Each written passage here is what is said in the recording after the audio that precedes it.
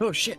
Yeah, I know, here. right? Hi, everybody. Welcome to Dice Soup, brought to you by Once Upon a D20 at patreon.com/Once Upon a D20, right here at twitch.tv/Once Upon a D20, or wherever you get your videos sold to you by advertisers, except apparently on TikTok. Oh no, it's back. It's actually back. 13 hours later, it's all back. Wait, it's all back? Is it? I heard. Yeah, I saw a little notice on it that said we're waiting for President Trump to executive order us back into existence. I think he's signing that order either tonight or first thing. Well, it has to be. Well, it has to be. Noon 05 tomorrow after he takes the oath. Yeah. But yeah, here's hoping that he doesn't try and hold that over us forever and ever and ever. Oh no, he won't because Elon wants it back, and so what Elon wants these days, Elon gets via the orange one. Well, tank tentacles and all that. I mean, it is President Musk and First Lady Trump, so. First husband. He's not a woman. First he's not that cool. First husband. You're right. That's fair. I say First Lady Melania does not need to be brought into this. She doesn't want to be. She doesn't want to be brought into it, literally. But anyways, so we're here not to talk about real life, but to escape it on our own terms. Yeah. So when last we left off, the late was celebrating a wedding, somewhat crashed, somewhat nervous. Somewhat. They're at the end of the ceremony, but in dismissing their crasher, no further aggravations were brought on them, so they set themselves to a reception and drinking and food and merriment and company, learning of some new friends, some foes of their party crasher, whom smashed their way into the party themselves. almost got themselves party rocked, as it were. But in the house of House Debattoir tonight. Yes.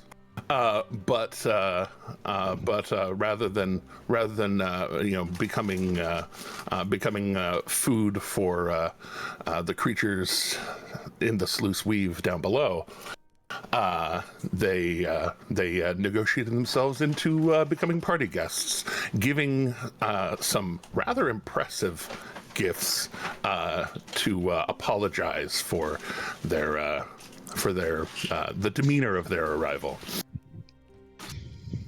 Because that was a pink diamond, correct? That was a pink heart-shaped diamond worth pink heart-shaped diamond worth 1,000 gold pieces. I have no idea what I'm going to do with that. Indeed. Jeweler brother. Talk to your jeweler brother about it. Indeed. Or there's all sorts of when we need a resurrection. There's all sorts of things that can be useful for. But as well, diamond brass knuckles. Sometimes you just need to leave them with a heart. But at the end of the party, departing off, some people doing an after party in the garden, some people doing an after party not in a garden. Let it be said that maybe my after party didn't last as long, so Kira made their way back since Luca is not present right now. I mean, tis what it is. Honestly, it would make sense that y'all had your pre after party, and then perhaps joined the rest down below, getting sloshed on House Debattoir wine that they keep out in the garden. Or sorry, rather out in a cellar area. We keep wine in the garden. That's Ostentatious. But Old maneuver cotton. but most people getting a night's rest, people being able to pass out where they wish, whether it be out in the garden or Eredrin's father made sure he at least went to sleep in a bed, as fathers are wont to do from time to time. Aww. How many nights has Akira just left Eredrin on the floor? So many. It's true. So It's many. true. You'll be fine. But As soon as we're in the wilds, I'm sleeping on Gloria's then. oh yes, here in the wee hours of the morning, where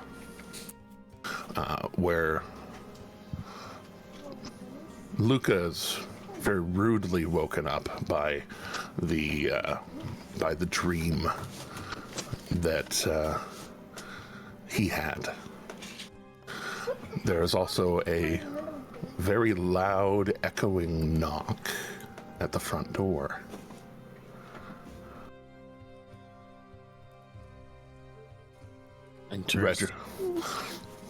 Reginald goes to address it. And then first going to the lady of the house, and then to Luca and Akira, the other masters of the house.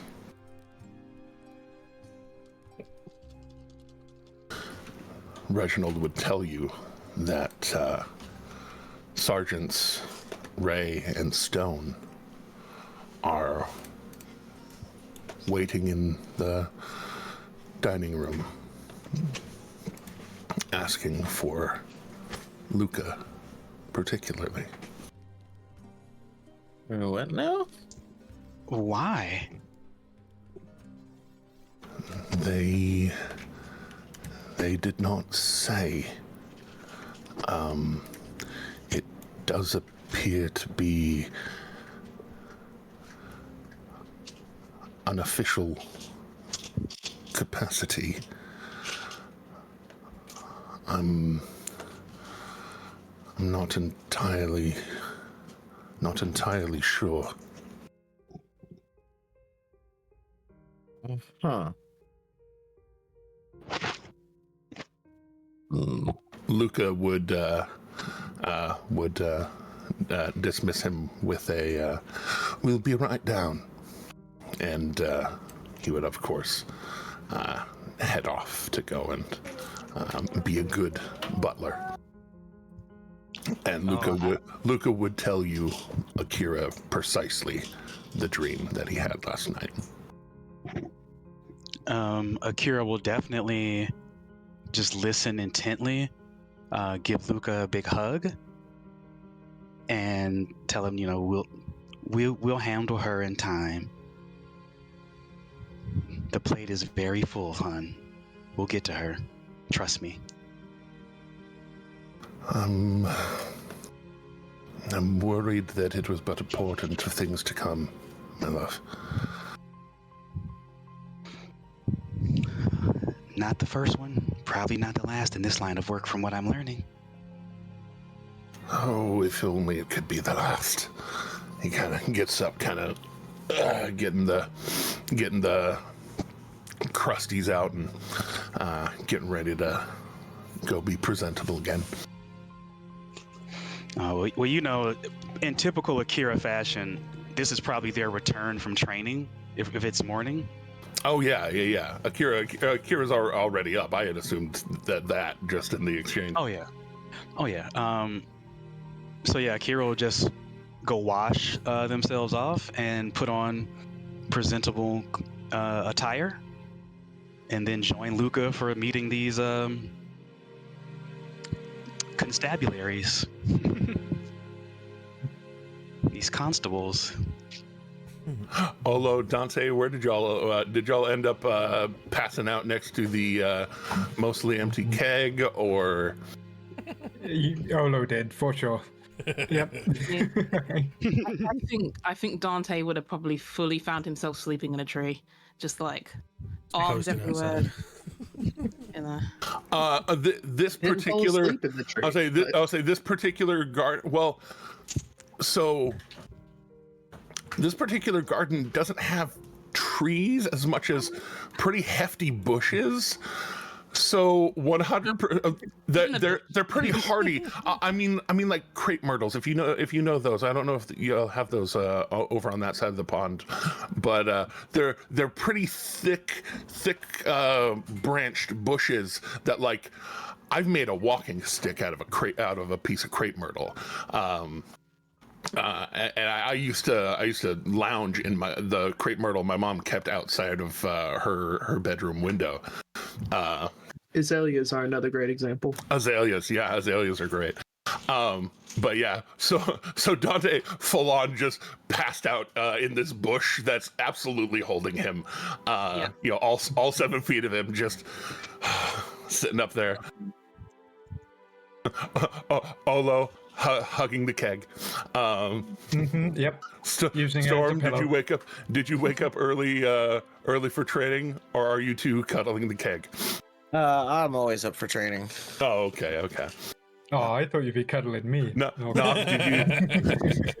Knock, did you go inside or elsewise? Well, because I've been here this entire time and I've been paying attention to everything, and I definitely wasn't away from the keyboard whatsoever. So this is the next day. Yes, the next morning after a night of heavily influenced heavy drinking. No, I would have probably, it would have been like early morning. I would have begun with meditation and get myself centered and everything, and I would have probably, I don't know how early or if Akira would have been out training. Akira would have been up crack of dawn per usual. Well, I just didn't know, considering the, just it's vacation time. I didn't know if it was if there's ever a break for Akira. But nah, Storm wakes everybody up for training regardless of previous day events. So if you would have come through waking everybody up, you would have found, you probably would have found Knock already up and alert, and just kind of very well, and just head on out to the yard to do some, start to getting things ready for to go to the go-go. So bright and early as always. In contrast, you did fully wake Airdrin up.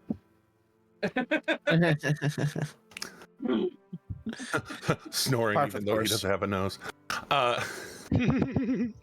Obviously, yeah. But yes, you all see. I figured Val and Shadow basically cooked their stuff and passed out on the couches. Yeah. Yeah, I mean that feels right. Basically, it's like, all right, well, we're done here, so yeah, you two are the first ones, especially Valineth, who probably would have zoned out for 4 hours and then gone right back to it. But y'all would have been the first ones to see the sergeants Stone and Ray be led into the kitchen. I guess just the public area, the lounge area, the common room. That's the word I was looking for. Gotcha. And Reginald go get Mary Elise and her come and sit and look like she's trying to excuse me and try and boil some water over there at the stove and then see the weird shit that y'all are cooking and that's not food, is it? Sorry. That's not food, is it? No. Quite far from it. I can smell it. All right. Well, and she starts getting a pot to boil and the rest of you can see that there are things going on in the common room. If you want to approach, you can. But Akira and Luca, in particular, have been summoned. Yeah, Val and the Shadow are just going to be continuing the processing. Being fly on the wall. As Akira makes their way past Eridren's room, they will shoot him a telepathic message that he's out in the yard. Oh, he's out in the yard. Hey, hoo. You're outside. So it's even easier to find a telepathic message. Oh yeah, I'll look out the window, and once I have eyesight, then I'll brain connect, and I'll let Eridren know that suddenly the authorities are here, and that I'm going with Luca into the living room to talk to them. In response, I'd say, do you want us to listen in? Does it sound like something's wrong? It seems pretty casual right now. Just maybe come hang around where I can see you, wink wink. Better yet, and then I will use Psychic Link. Even better. You can probably smell that Valineth and Shadow are still cooking things in that area, though, too. So you have a good feeling that there's probably a couple other friends in there as well. Sorry, Psychic Whispers. You know what I meant. Yes. And I would like to link Luca, Akira, myself, and Storm. All right. Yay. Each I'm of in the you. loop. I'll mark you green to Full 8 mark hours, baby. Who's in there? Nice. We love a good link. Strong link. There is no weakest link here. Indeed. Link, you say? As y'all get to the table, Mary Elise is actually bringing a hot tea kettle to the table, several plates and cups and things to set out, and as she does, you actually watch the visages of. Oh, did it only send the one? Ah, that's okay. I'm about to delete them anyways. But the visages of Sergeant Stone and Sergeant Ray dissolve a little to show a visage of 2 Yusa Araneses. Oh. Wait. Whoa! I'm sorry. What are we? What happened again? So as the two of you sit down, you and Luca, the images of Sergeant Stone and Sergeant Ray fade, dispel from the disguised self that these two Yusas were in fact. Just out of sheer curiosity, I'm assuming that's like an illusion that like affects perception on their true self images. I'm just wondering if a passive 30 perception does anything with those kind of things.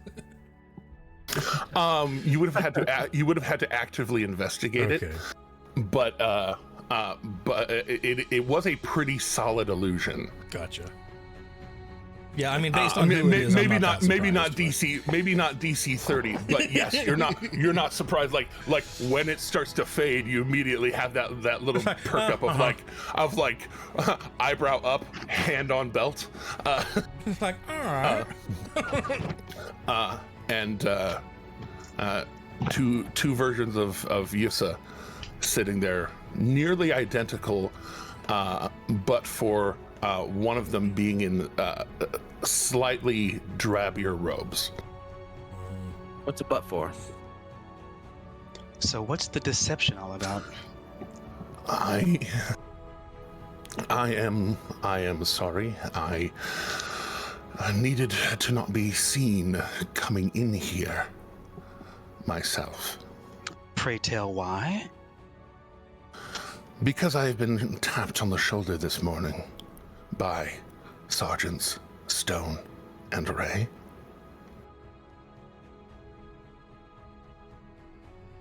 They brought a warrant to Tide Peak Tower, asking from the Starosta for my services in dispelling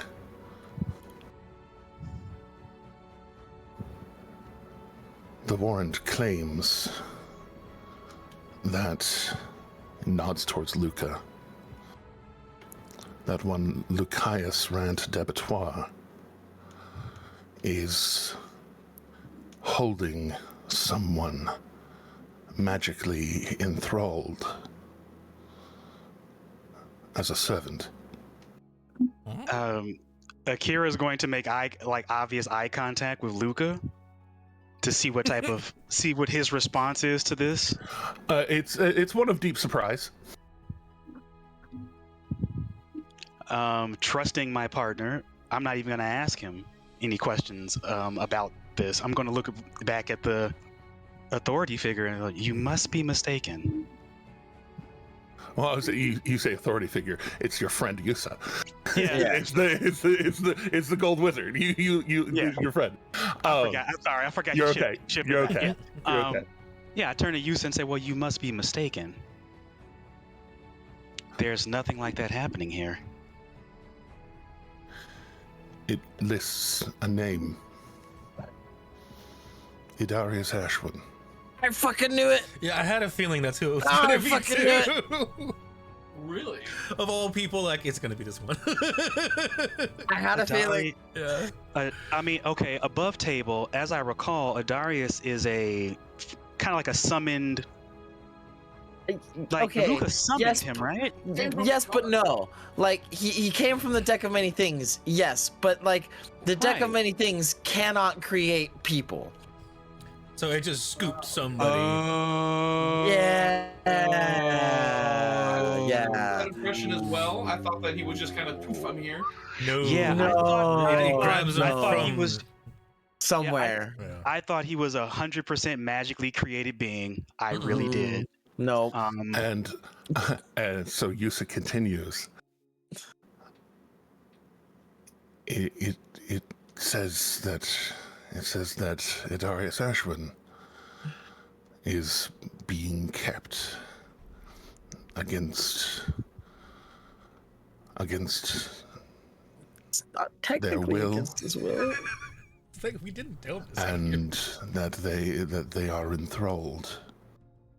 Now, knowing the late the way I do, that felt to me like an unjust accusation, but that's not exactly something, a relationship that I feel like disclosing to the authorities. I don't love the authorities.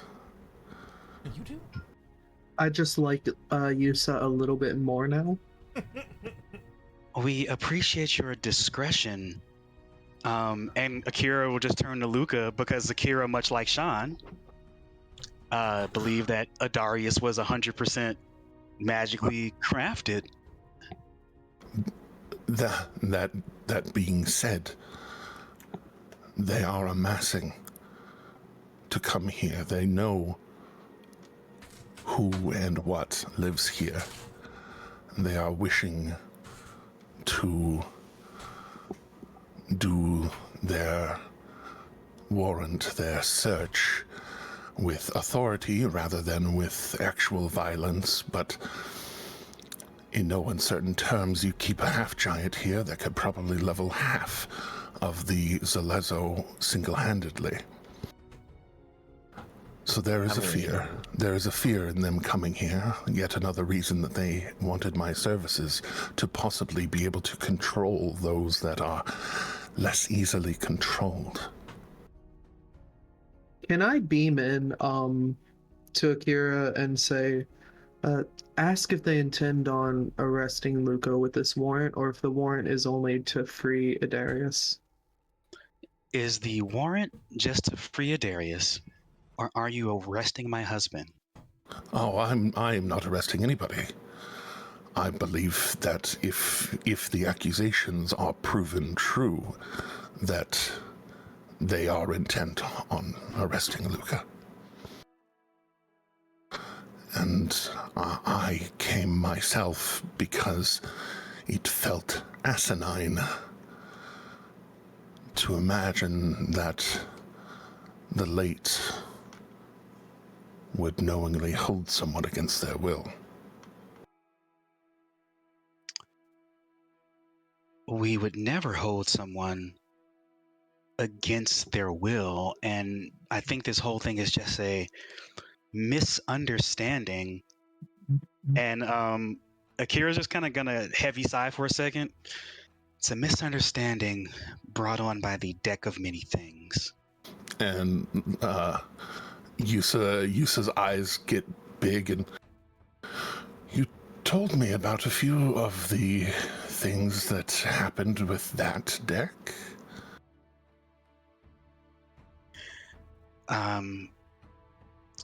Adarius was summoned via that deck to be my protector.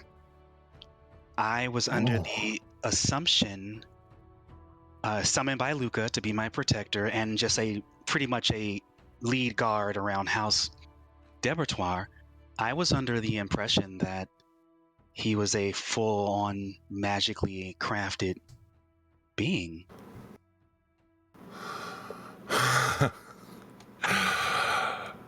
There are a very small number of those decks known. From the stories that you told, it sounded like that one was of a Fey origin.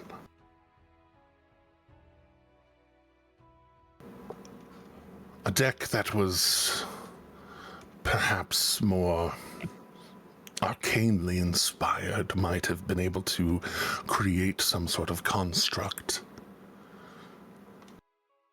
And he gestures over to the second hymn. And that one says, yes, I in fact am a construct of Master Aranius myself. Back to the original. That sort of magic is actually quite simple once you know how to do it. But for the Fae, their magic is enthralling, controlling, misleading. So wouldn't the simplest answer be to free Adarius, explain that this was all brought on by the deck of many things? Luca did not enslave him. The law does not care about the intent. I was just talking about how much I hate Jeremy Court fucking this morning. Yeah, that was before you got on here. We were actually talking about that. No, that 100% makes sense.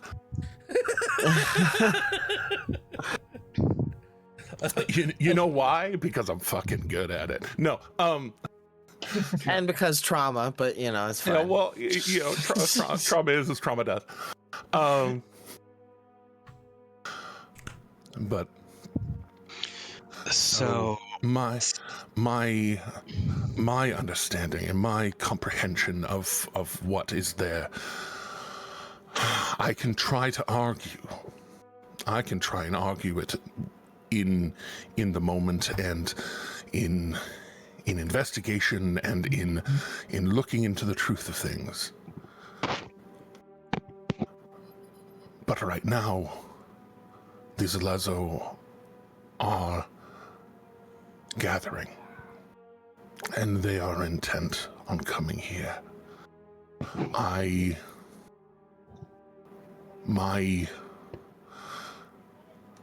My expertise can be used in the interim, in the aftermath. But I am worried that this...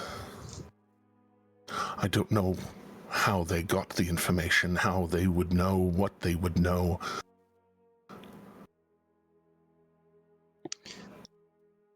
I have an idea how they would know. Luca No. Luca makes eye contact with you when you say that. I know exactly who supplied them this information. Beaming back in, can we go ahead and dispel the Darius before the Zalezo comes in? And If a put up Darius the is charade? free, if a Darius is free before the Solezo arrive, would that grant Luca any leniency, or do we need to go full charade here to try and prove Luca's innocence? That was part of why I showed up with my simulacrum. I can leave and go and maintain the charade of being an impartial party on my way here.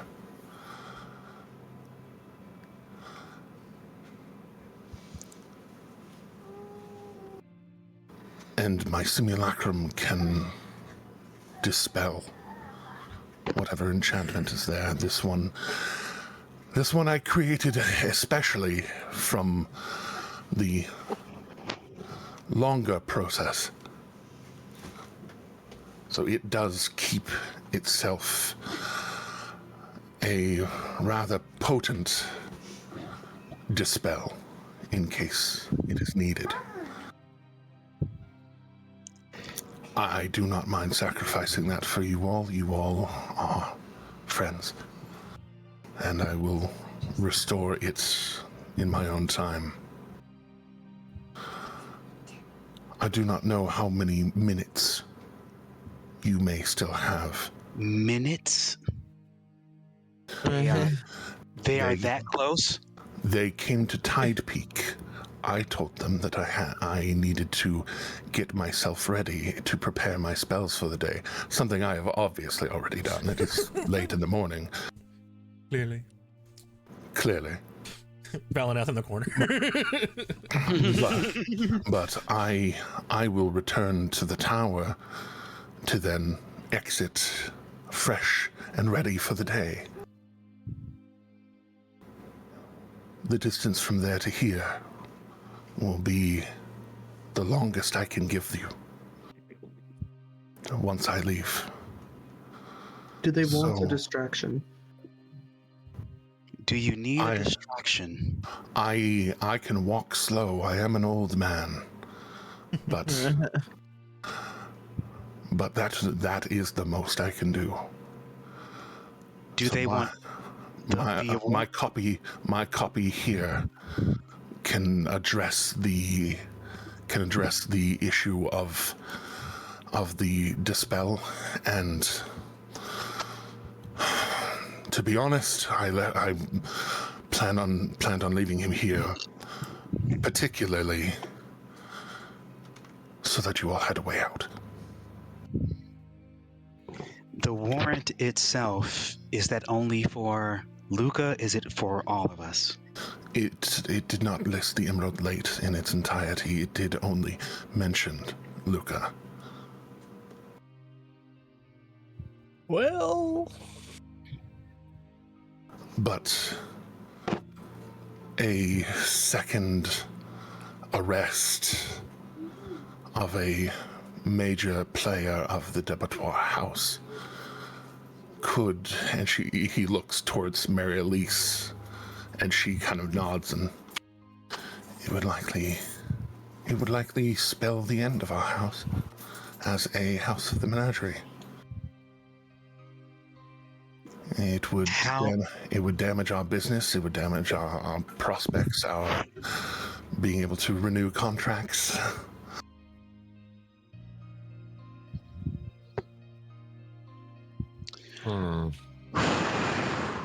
Okay. How long does the dispel take? How Not long but- does this no. spell take? Not but a moment. Once it shatters, it shatters. But then, with your friend,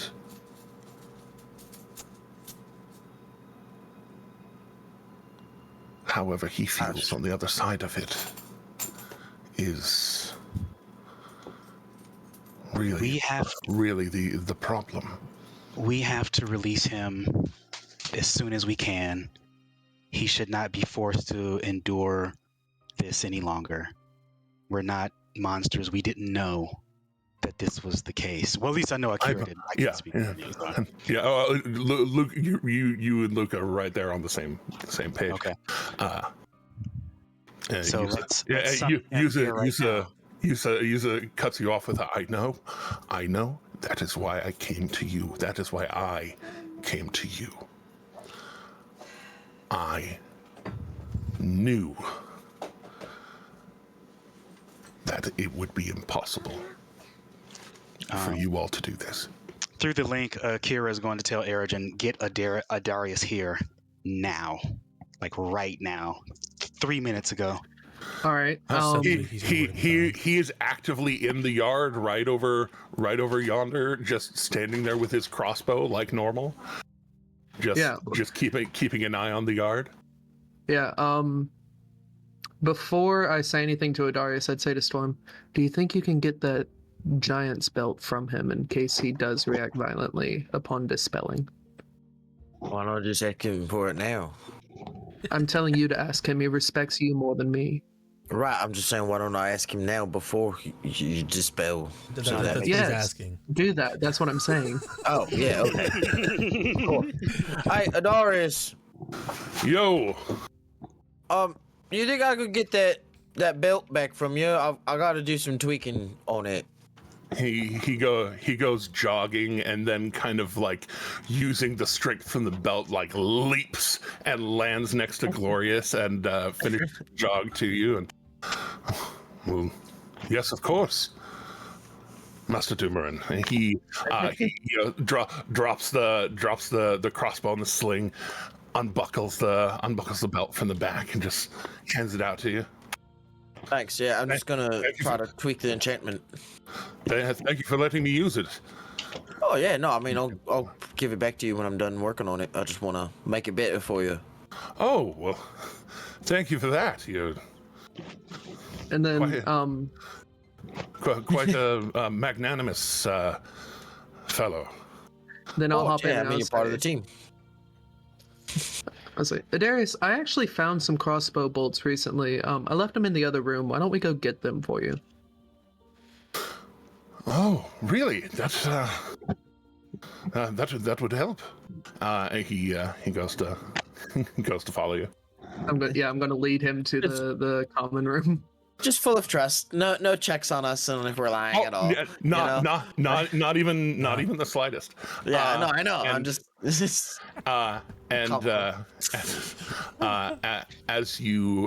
y'all are headed in there, Yusa finishes his thought. I have linked telepathically directly to my simulacrum here. I can see everything, and he shuts up and it starts talking, and I can tell it precisely what to say and do so that it requires no additional extra thought.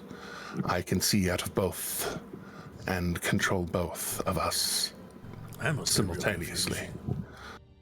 That's neat. Oh, and kind of going back and forth between them, they say, yes, actually, it is very difficult to control both, but you perfect it over time. I'll hop in. Yeah, you get used to it, and I'll summon my echo into the room as well in case he reacts violently. Right. I actually already have an Airgenish ready. Isn't that great? I love that. Thank you. I keep it on hand here at the manor. You never know when you need it. But Yusa says, I am now to return, and then to return. Be careful. I appreciate you. And just like he just pushes out the chair and disappears as he's standing up.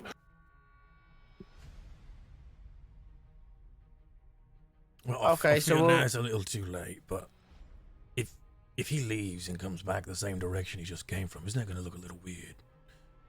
Well, he teleported. So- okay, that makes a little more sense. You know. Yeah. I just figured he was going outside. No, he No, just I- teleported and disappeared. I thought you would have seen that. You see everything. No, I mean, I watched him teleport away. I don't know where the fuck he goes. That's fair. Well, I assume it'd be far enough so it wouldn't attract suspicion. I would hope. I went back to my tower. The simulacrum just calls out from Yeah.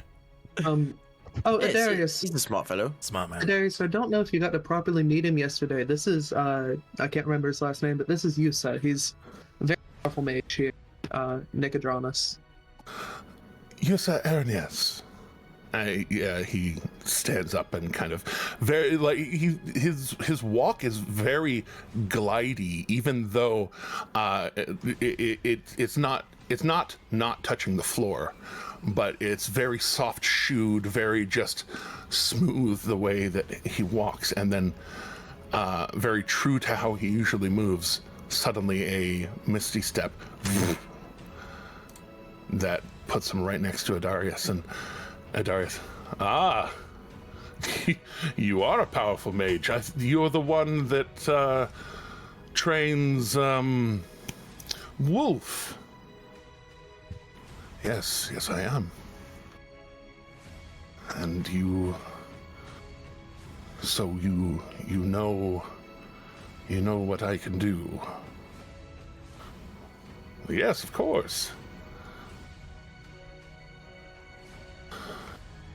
And Yusa just kind of looks towards the rest of you with a do it ? Eyes.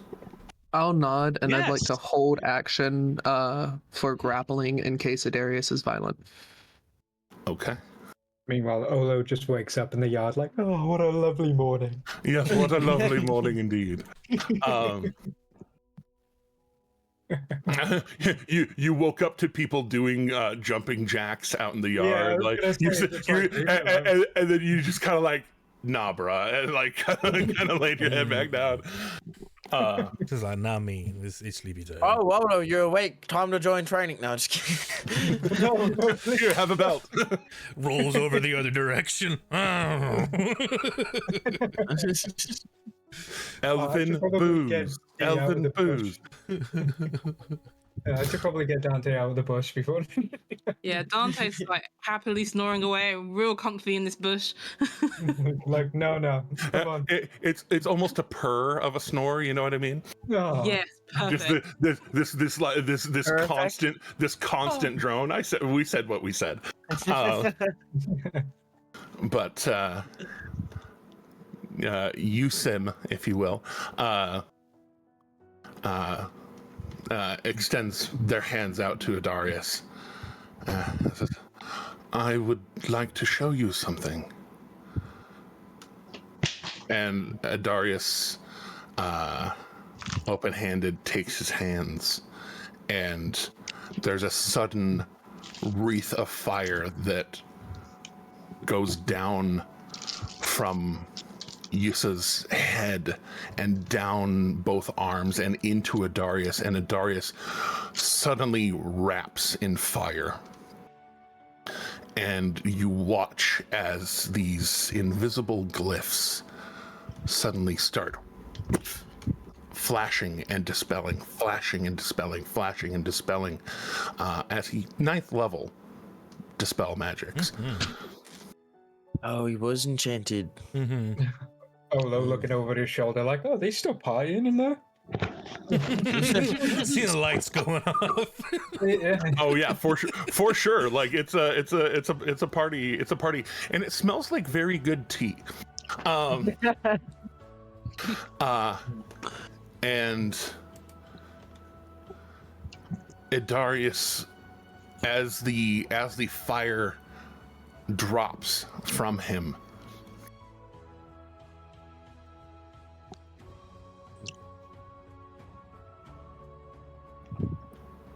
Somebody volunteer to roll a die. Sure. Beat me to it. What am I rolling? Okay. You're gonna roll a d20. And it's only a +1 because he only has a +1 charisma save. Got a 15 for Okay. 16. Okay.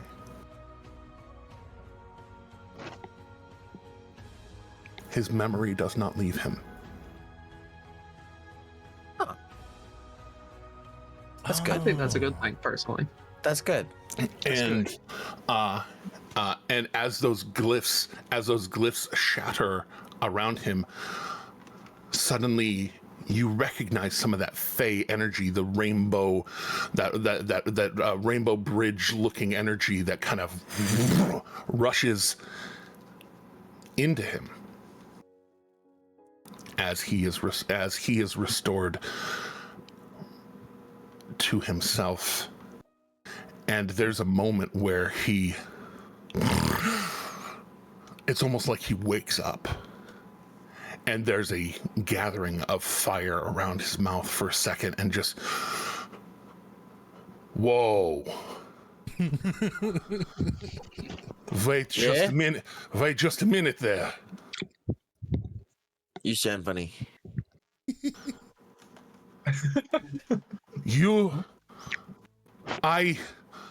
This, Yeah. Words. what? It's all right. Take a couple deep breaths. Just I take your know this time. is a bit much. It's drawing for us too. Yeah, he doesn't reach for weapons, but he like walks towards Akira and Luca, like hands out, like just forward, and just you.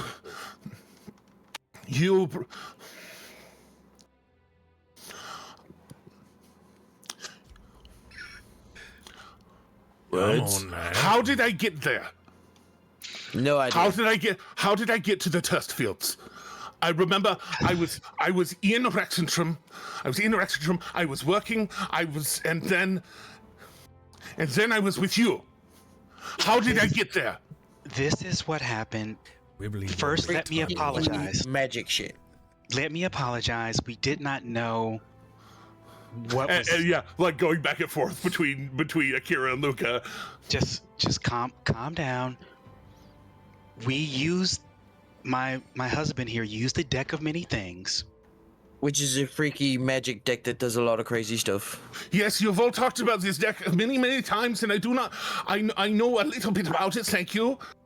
And he asked it to bring a guardian for me.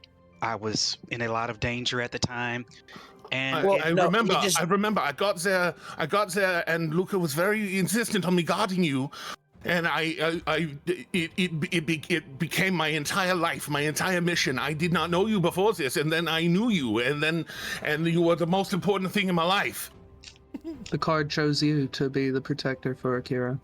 Yeah, Yeah. we didn't necessarily ask for a protector or anything like that. You just sort of drew a card and you were there. we So- thought the card magically created you. We did not know that it took you from your life. Yeah, magic does some crazy stuff. It's entirely not improbable that it would have just created a person If you want to go back to Rexentrum, we can arrange that. easily. Akira, go ahead and make a persuasion check with advantage. You have friends helping. Quite easily, actually. It's super easy to get you back here. You have at least 4 people who can get him there, Yeah. one way or another. I mean, one So member that's roll- actually a part of the party, and I actually can do the casting through trees now. So I could, you know, and I'm pretty sure I've been to Rexentrum at least once or twice. While Please. my charisma is better than it used to be, I rolled really low. I mean, surely I would be like guiding you through your words, perhaps. And surely I would give you my heroic inspiration for that. I love that for you And I'm on both counts. I'm sure Luca would say something inspiring. Luca would definitely be trying to inspire you, so a D10. We also get Another D20, a D10, and a D4. We're at 23. What was that, Beardy? Oh wait, And you'll also get an inspiration from Nock. What's my bardic inspiration? I think you can only do one. Oh, Can't yeah. you? Oh, there can only be one bardic inspiration at a time. 20 after We'll take it. after all the assisting, 25. So I'm assuming that 25, there D4 we is go. a guidance already. Yes. Okay, I was gonna say that I could give guidance with Valinor. That's what I'm saying. I was like, surely I'd be guiding you. Yeah. Yes, Gotcha. Yeah. And you already rolled the third D20? So, Yeah. You already rolled the third D20. there was a third D20. I'm sorry. Yes, there was a I gave heroic you my inspiration. heroic burnt. inspiration. A heroic inspiration burnt Heroic just for you. inspiration. I could enhance ability. No, So Dan- already advantage. No, Yeah, it's like I wouldn't do much I know. Okay, It's like 26. everything's Yeah. covered for the most part. Yeah, so Yeah. so now officially 26 instead. Okay. I mean, I could So- spend 5K and give it a +5 too, but Do I you, mean, do you want to? this is trying to make sure Darius likes us still, right? I'm just kidding. You don't need to do well, it. no. This is just the offering of we can get him back home if he wants to. So Well, right like now, that stuff. right now, you're throwing all of this at him while he is having a existential hyperventilating crisis. understandable. So- understandable. So, do you want to add on one last thing? Oh well, Shadow Walker said that he dropped an advantage if anybody needs it for something, but I know that doesn't help. well, in advantage. this. Yeah. So go ahead and the advantage already had. So hold on to that one. Yeah, that's Hold what I on was to saying. that So one. it's just sitting right now. I was just pointing Copy it that. out. Copy that. So I just read. You might need it again. Don't worry. Yeah. Yeah, no, I'll leave it as it is. But okay. So with the 26. Oh wait, I have a plus. Hey Jeremy, on Yeah. my character sheet it says +2 on saves. Oh, this wasn't a save. This was just Yeah, a no, check. Never mind, never yeah, mind. safe, not check. No, you're fine. And he goes from the finger to like the knife hand that's like half like wanting to reach out and try and slap you, and then like that kind of like you can tell there's the frustration, and then the like. Yeah, but Akira could probably dodge it, and then just kind of a. I wouldn't dodge it though. I would let him slap me if that's what he needed to get it out of his system. And the hand kind of shakes a bit and just. I'm going to look at Darius in his eye, and that shaking hand, I am going to grab. I'm not going to grab it forcefully, but like a friend would. Like, Yeah. it's okay. And I'm going to, and like Akira's going to look into his eyes. You have gotten to know me. You know that we would not have willingly enslaved you. If we knew earlier, we would have freed you so long ago.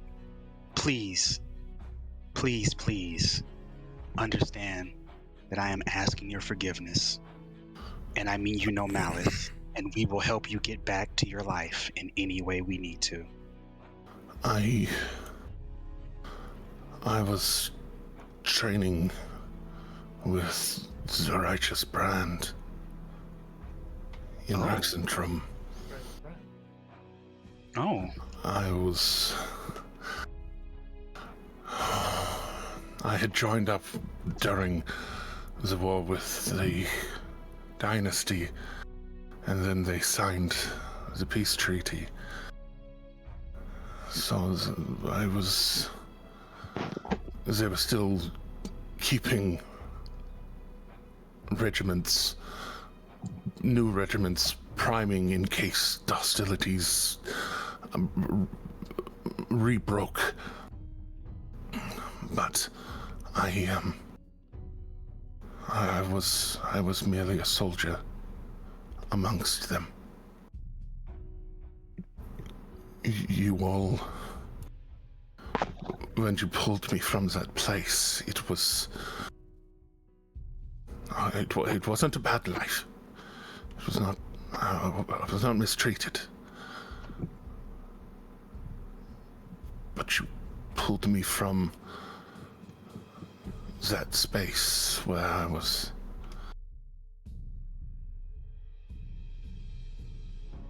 Fearful. They wanted us to be ready to take lives for the king.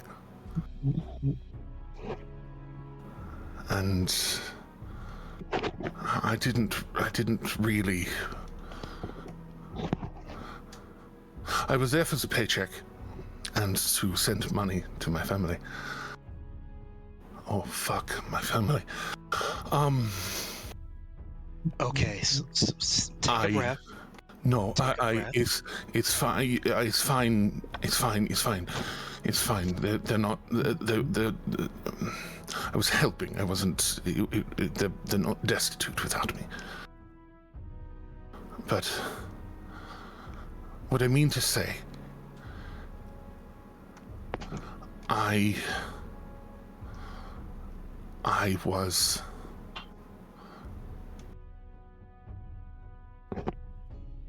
I was ordinary when I left. He tightens his grip on your hand, like a friend, and reaches out for Luca. And when I came to you, I was a good soldier. The best.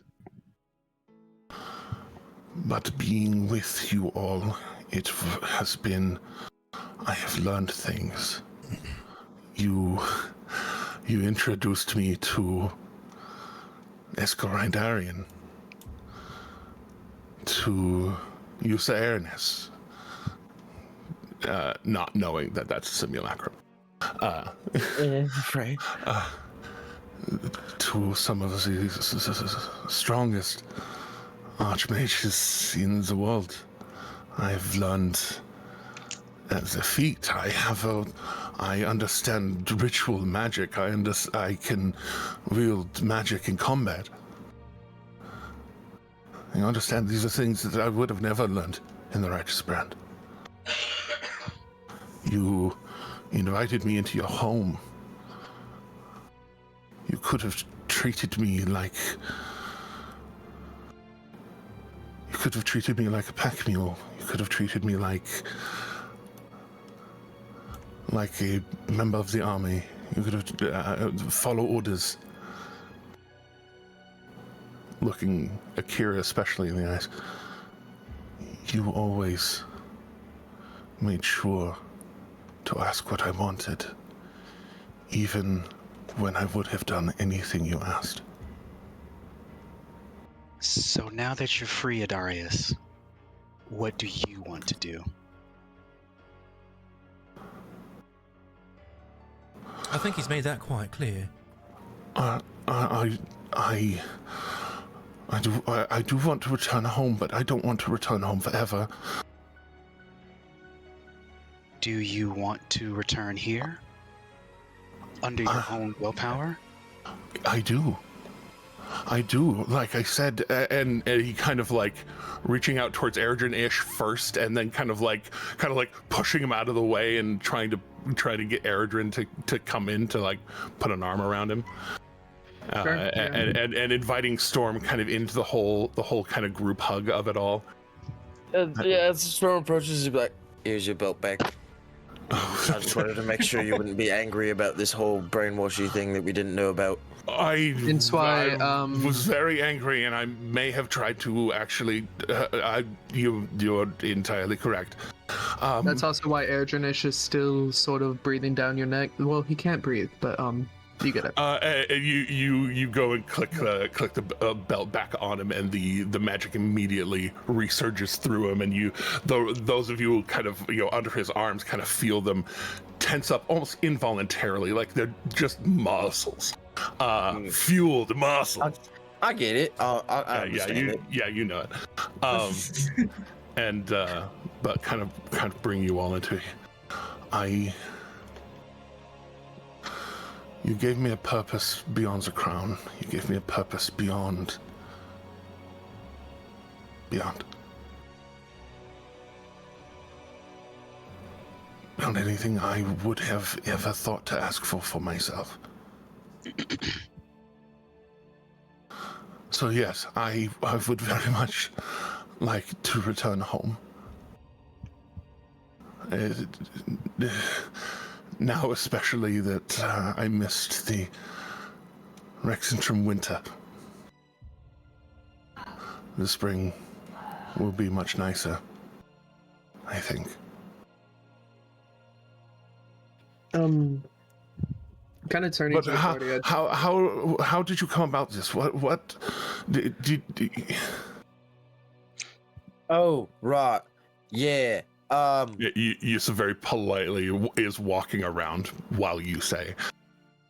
So, turns out, your absence was noticed.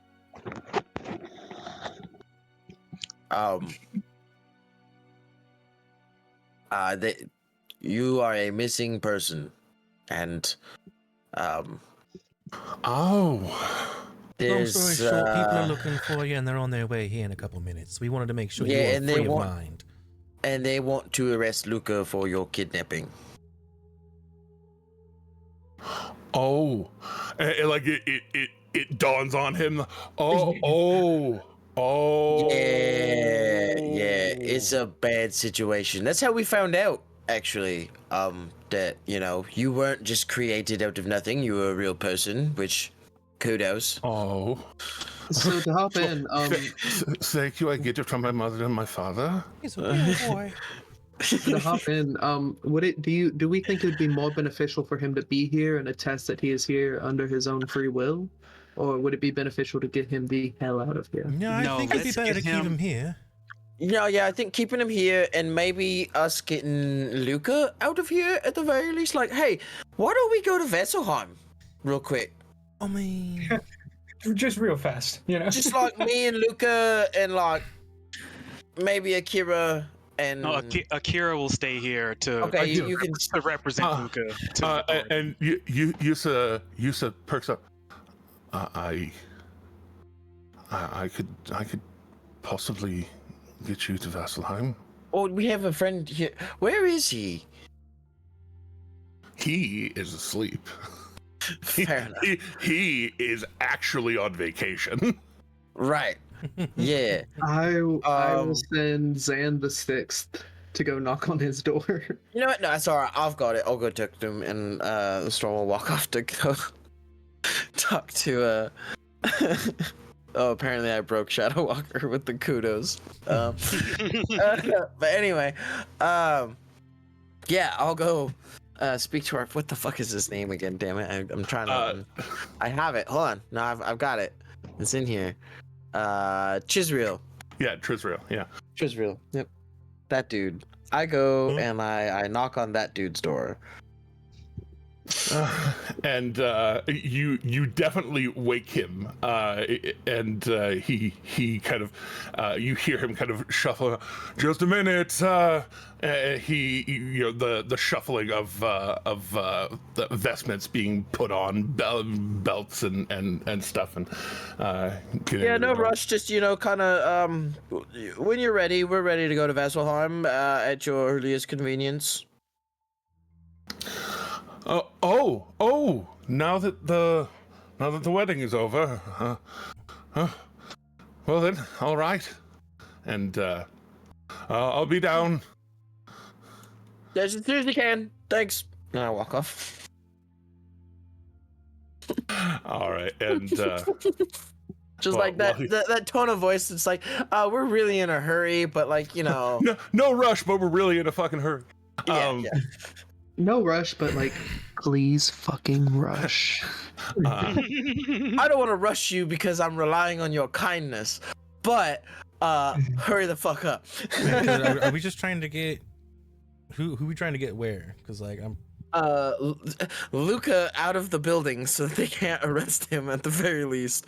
Well, Adarius clears this up for us, and then we'll totally get Adarius back to Rexentrum, probably.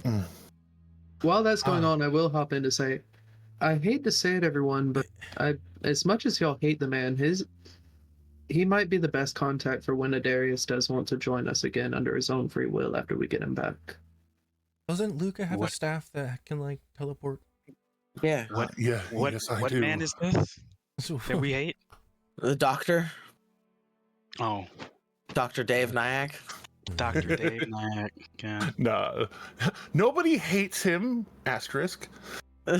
Pretty sure Storm severely dislikes the man. Shade really doesn't like you either. That's not hate. fair. And I mean, Akira's just disappointed in Dr. Nyack. Shadow hasn't As gotten far to as know y'all him know, well I've enough turned yet, a new but- leaf. But yes, if you wish, Akira, I will stay to clear this up.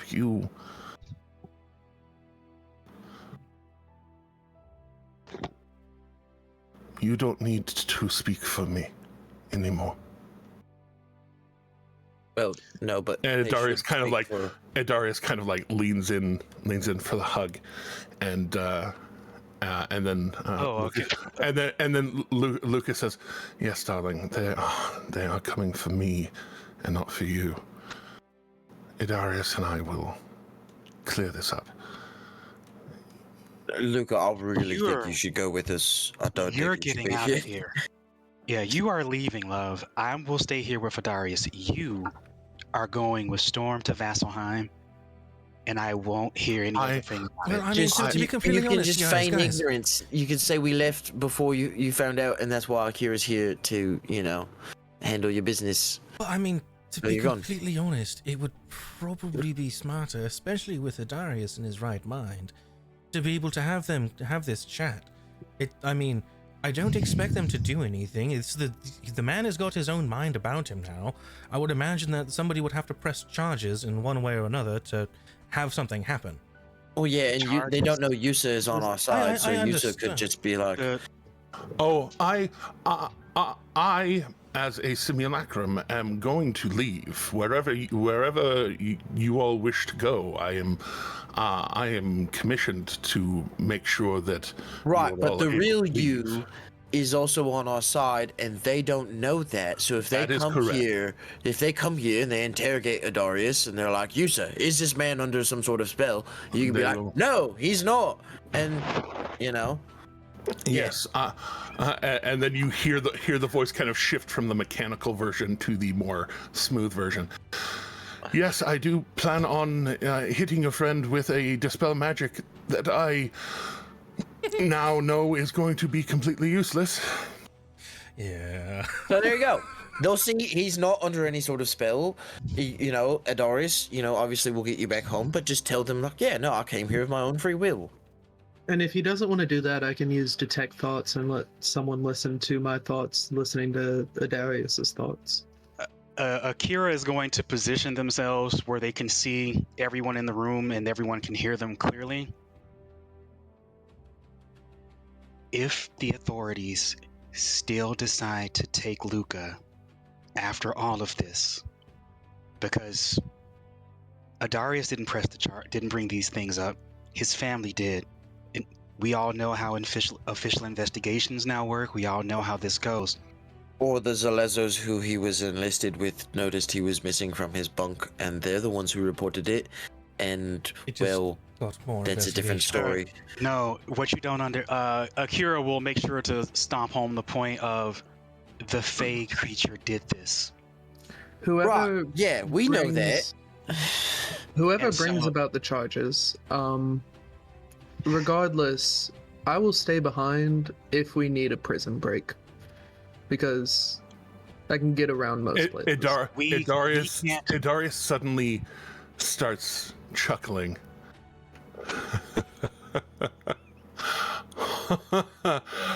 Oh no. And he turns around, and this bemused, almost bewildered kind of smile. I am away without leave. phone bitch. I am away without leave. Yeah, that's kind of what I was thinking. The issue, and who reported you missing. That's not going I to look am very going. good. Either I was kept here outside of my will, Oh, you just left. or I was away without leave, and I get to go to the brig. Either way, it looks like somebody's not going to have a good day. So either way, I get to do a prison break. Fun. We can't. No. No. We can't do any prison. We can't do anything at the. Well, at least I know Akira cannot do anything or be involved in anything that's going to tarnish the name. While you're talking about that, Adarius is literally just like starting to take off his gear. He already knows what he's like setting his crossbow on the table. He's unbuckling the belt. He's just starting to take himself down to his basic armor. Like how long is the punishment in the brig for that? Can we bail you out? Like I'm not entirely, and you can tell he's kind of switched back to his more neutral accent. I'm not entirely sure. Right. Sure, it can't be that much. Gosh, it feels weird to talk. I have been so used to having a menagerie coastal accent. It's weird to weird to hear myself in both ways. I'm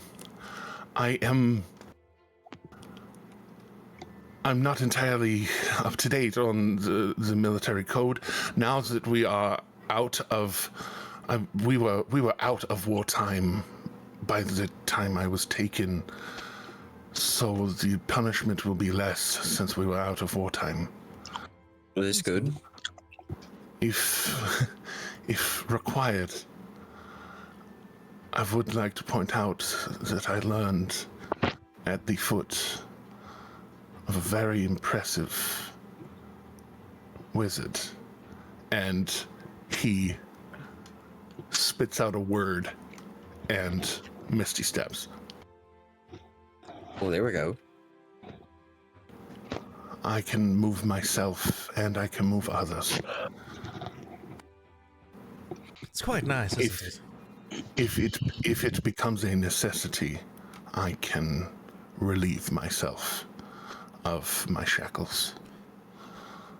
Glad you finished that sentence. I was going to say I'm pretty good at relieving myself too. I was about to make the same joke.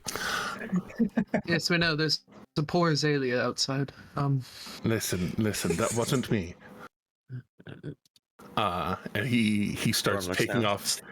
He starts taking off the the mithril plates. The one that has the cornucopia seal on it. And With each piece of armor removed, like Akira's heart just breaks.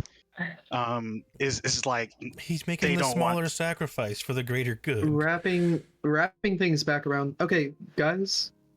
Important point. If we're getting Luca out of here, our time is rapidly dwindling. Well, based on what Darling, I'm understanding, we don't need to get him anywhere. Yes, if I am not here to explain myself and to explain this with Idarius and You didn't know they were coming. Both of us speaking for each other, supporting each other in this, it will look suspicious. No, I'm not for Nyack, Shadow Walker. We've been over this. No justice for Nyack. I'm not for Nyack. We've been over. Shadow Walker, I love you. Thank you. But But, love, you can remain in contact. I'll have the staff if I desperately need to leave.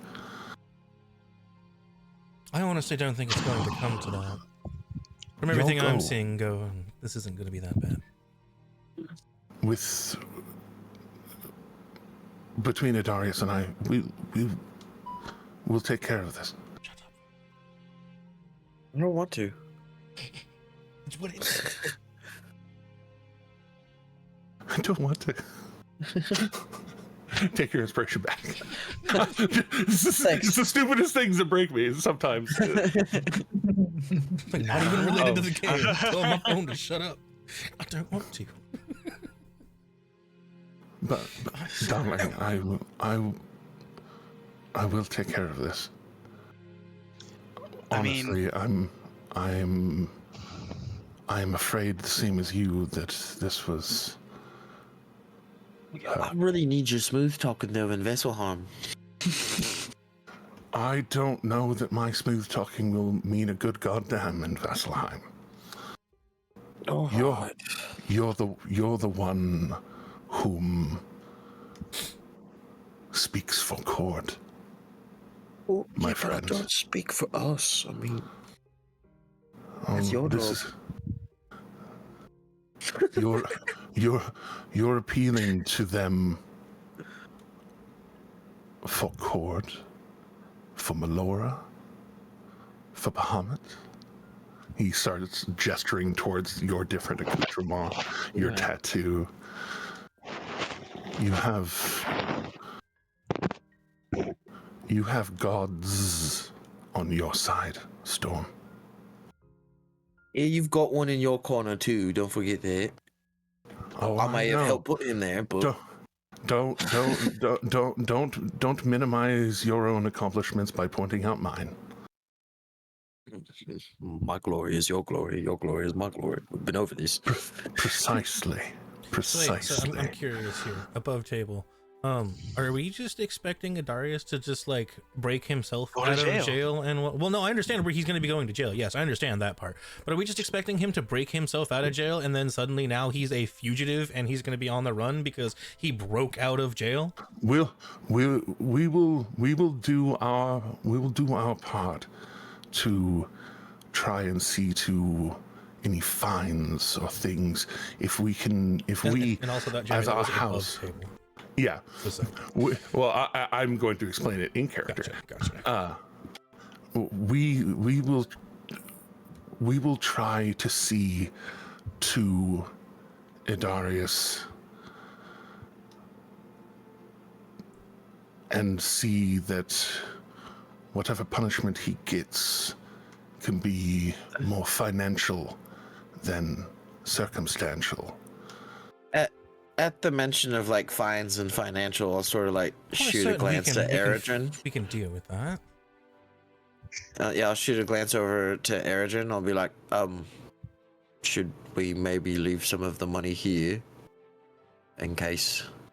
Oh, you don't understand.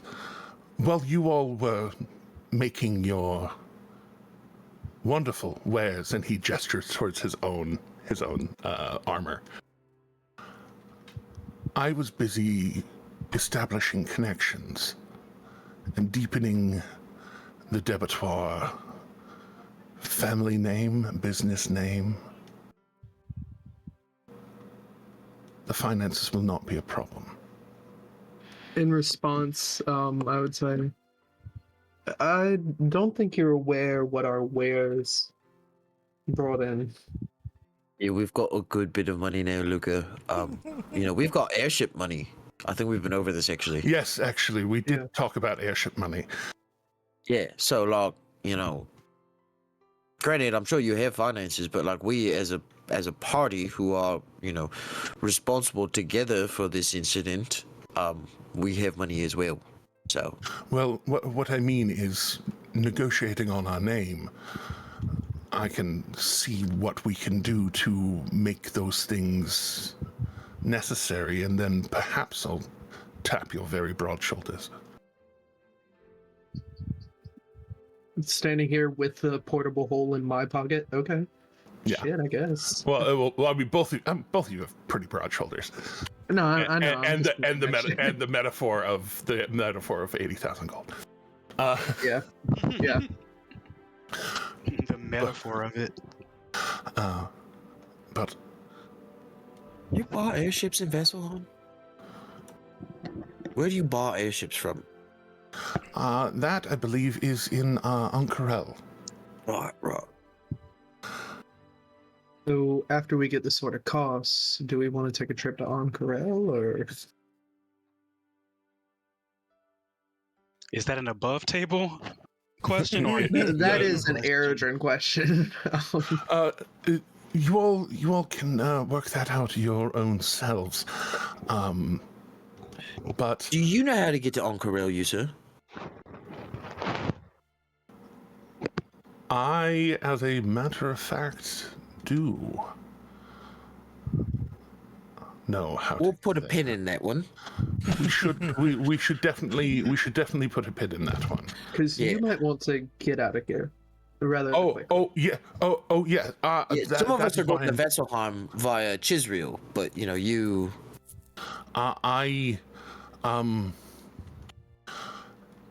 Pantomime's a person running away. I could, in fact, follow you to Vasselheim. This me could follow you to Vasselheim, and then pick up a rock, and then teleport back here, and pick up anybody else that wishes to go, and then use my very last ability to teleport to get you back there. My functions, once my functions are completed, Yusa would like very much for you to destroy me, so that any knowledge that I possess cannot be taken by anybody else. Fair enough. You are asking the right group for that, unfortunately. In fact, I mean, it makes me a little uncomfy, but I'll do it. Yeah. no, I agree. It is uncomfortable. Don't do it in public, but In fact, we actually have a very good, and I'll point to the door. We have a very good simulacrum killer right out there. Or you can dispel me, The whatever. glorious. If you feel a bit. You don't have to murder him. You just dispel him. He's magic. You don't have to murder him. What exactly? I was saying throw him at Glorious. Oh, I suppose Still, technically I mean- I could try to dispel myself if you feel uncomfortable with it. It would That's be an very- attempt, but That's very Ouroborosian of you. well, I don't know if I have the capacity of a dispel enough high enough to be able to dispel a simulacrum. it would be a stressor. So about that. About that going, and just kind of you hear footsteps that were just walking now suddenly, and Reginald hesitates to leave the room for a moment, and Tris comes in. All right, who am I taking? Yeah, it's gonna be me, that simulacrum, and Eredrin, and I guess Knock. Akira. Knock? Where's Knock? Knock! Somewhere, probably down here, maybe. Gosh, that's why you guys haven't been responding to me. I was muted. Yeah, you've been muted the whole time, bud. For a hot minute, my dude. I mean, it's understandable based on what you had said in chat, but otherwise. Sorry.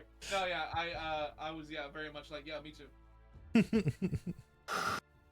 All right, yeah. So that's me, Akira, Knock, Eredrin, Olo or Dante. You want to come with the Vesselheim? Like I said, I can come back and get anybody else that wants to go. But we should probably hurry. Yeah. Luca and Adaris are staying here. We got one more. Well, Shadow, Olo, Dante. Any takers? Akira, Eredrin, Storm, Knock, the simulacrum. That's five. That's five? the five. All right, where we're going? Take us away. As you say, take us away. He says, Bahamut back to Vasselheim, and the five of you suddenly disappear. When you Does would ask Akira get to Shadow say if he was goodbye going to to go Luca? or Val, he's just gonna like they're both just gonna be pointing at like what they're working on in front of them, like we're busy. Luca embrace kisses you very quickly. And then you Mr. Stark, I don't feel so good. Yeah, and then suddenly the five of you disappear into the steps of a ancient building. It is old, beautiful stone, but we'll talk about that in a second. No, wait, not add turn, change layer. Stop it. We're not battling here. We're not battling here. Not now, not this time. This didn't expect. Beard, are you far away from your mic? Because I can't. You know what? You're very far from your yeah. mic. That's the other reason we can't hear you. Yeah. Yeah, you're that's very the other quiet, thing. my dude. Yeah, after ASMR bearded time. Hear you. It's a beard time. No, I'm sorry. I was like sitting there going like, again, I'm still being talked over. What's going on? No.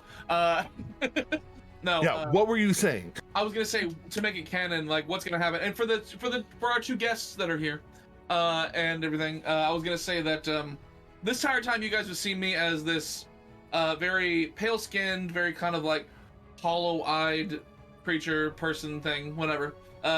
Really not very distinct in any kind of form. And then before we actually teleport, since we're going to the go-go, we're gonna go out and work-related stuff. I'm like, all right, it's time. And then you just watch as I shift into a really gruff-looking human with a stubbly beard and kind of a long, gruff hair and everything like that, and very unkempt looking. Alec is back. So. Yay. By the way, guess they're here to stay. Well, we'll see. We're keeping you yes, now. they disappear and appear in Vasselheim, and y'all immediately see Yusa just kind of like look down, just kind of like, apologies, and he just fire bolts the ground real fast to break off a piece of stone. And says, I'll mend that, and just picks up a piece and reappears in the living room. And as Reginald is walking ever so slowly to go answer the front door, and he, in a while. yeah, and he says, I think Erdrin always seems to want to go places with your winged friend over there. Shadow, Valineth, are either of you coming along? No, we've got things that we're working on here, so we're probably just gonna hang along. All right. And he goes out into the yard, and are you two part of the group or just wedding guests? Are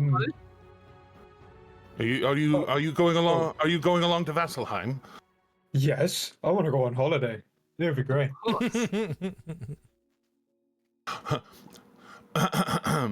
Shadow, are you sure you want to stay here? Your DM is asking you. I guess I'll tag along. now that you ask me like that, like, okay, I'll go. You can't keep working on your meth lab forever. Jeremy is asking. Can keep working on it, but Shadow will take along. Jeremy is asking Teddy. Teddy, do you want to play today? Understandable. I get you. Okay. Yeah. No. I'll leave Valineth here to continue. So when you'd asked, Shadow will take and step away and leave Valineth here, since he is the one that is actually a little bit better at it, but Shadow knows a little more about poison stuff and whatnot. But overnight and whatnot, he'll have probably more focused on the poison stuff, so that Val can work on his potions and things like that instead. Yeah, whatever you were exchanging from Valineth's downtime, feel free. Yeah, I'm gonna have to go through to that Shadow. list and do those things one by one. I was gonna say that. Yeah, that's why I tried to get that done for you.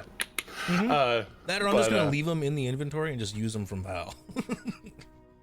And I mean, yeah, no, I mean, because it's good for what it's good for. Like, he would have given basically all of this stuff in preparation, knowing that he's not going to this because he's going to be busy doing his own things. So. Right before, just before while y'all are gathering to leave, Yissa breaks off a little chip of the rock that he picked up and hands it to Luca, and just says, "Use this. Focus on Vasselheim. You'll appear in front of the Temple of Bahamut." And Luca takes it, puts it in his pocket, knowing exactly why.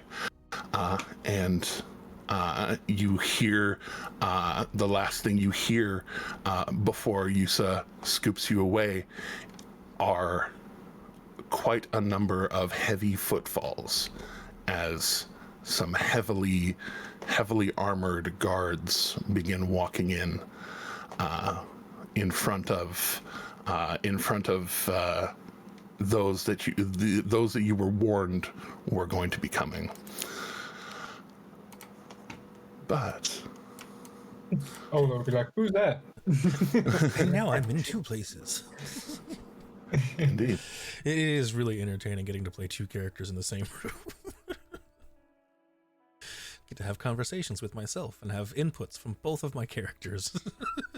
I'm playing with my set. Wait a minute. This isn't that kind of an episode. Time out. I bet you're wondering how I got here. But it all started with record scratch.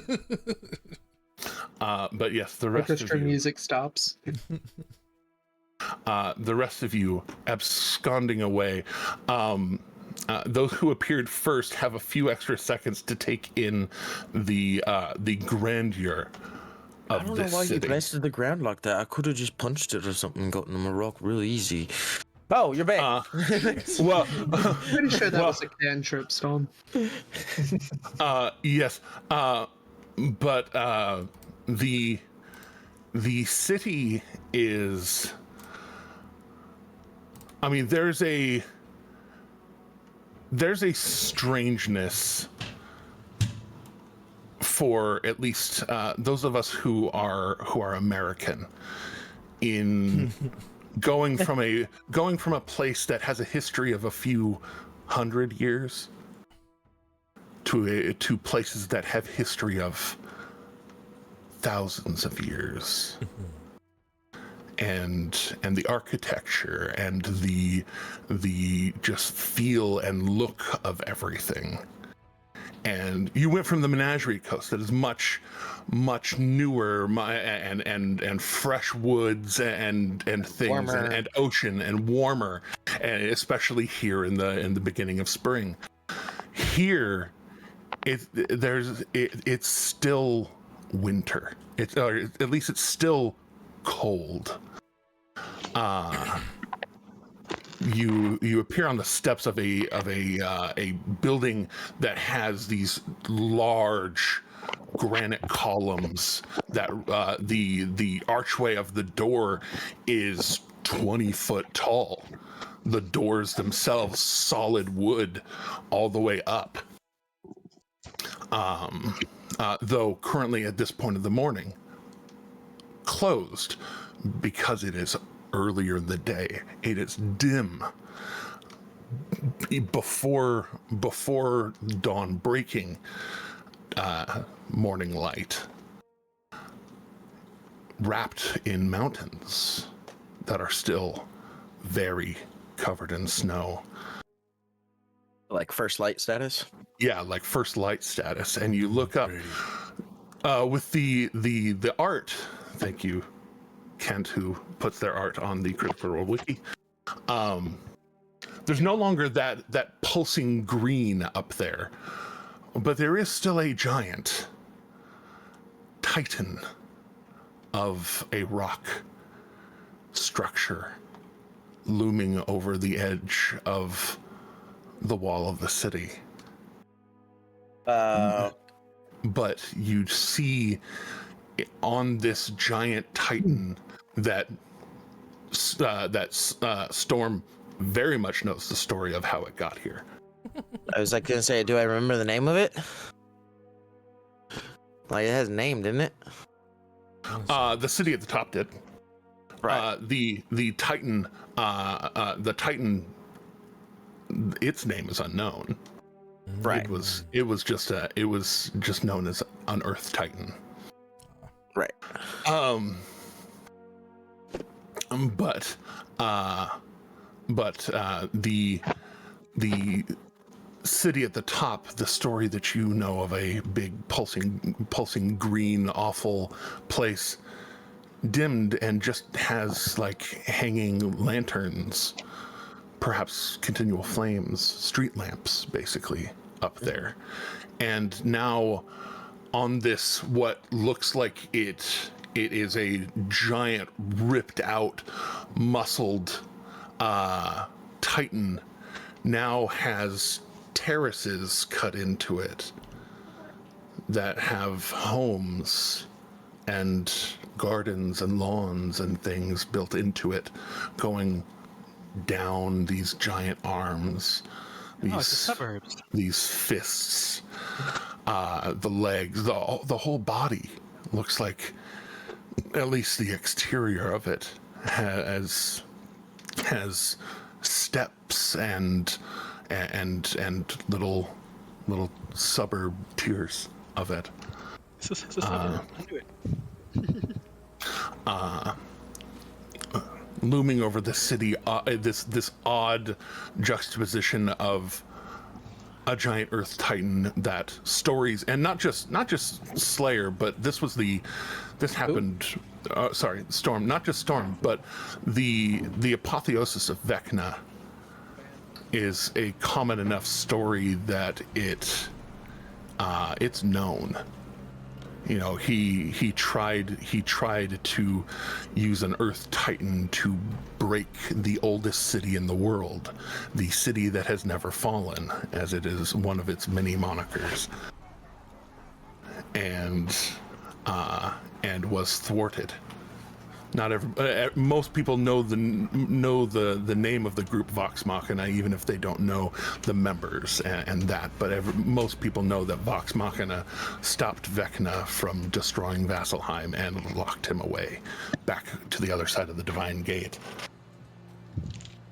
That being said, you have just enough time to take in and think of all of that before the other half of the party shows up. They're right next to you, and all but Luca gathered in.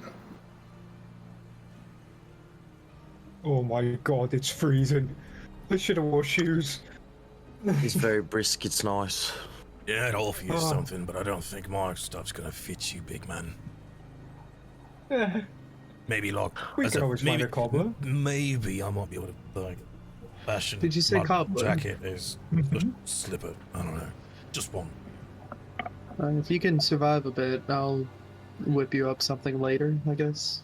I mean, I've got this half plate that's resistant to death magic. If you want it, it comes with shoes. Comes with shoes. Free armor comes with shoes. I mean, Half plate of necrotic resistance. I got a ring It's for the that. lower half. Fair enough. I It's think still pretty though. Oh, I He's don't just- think that the necrotic resistance played much of a part. And I think he was just trying to offer you some shoes. And you do notice that first off, the firebolt that went off, drawing the attention of some of the other Bahamans, Bahamites. What's the I like Bahamans. I don't know. It's The Bahama Mamas. I like Bahamans. The Bahamachans. Yes. So the followers of Bahamut that are standing guard at this temple, and Trizriel kind of has like, guys, don't worry. Like I brought them. It's a thing. I know. I'm sorry. And then like Yussa reappears with the rest of you, and there's that again. Somebody doing more arcane magic, and. We're showing up so unannounced with lots of magic.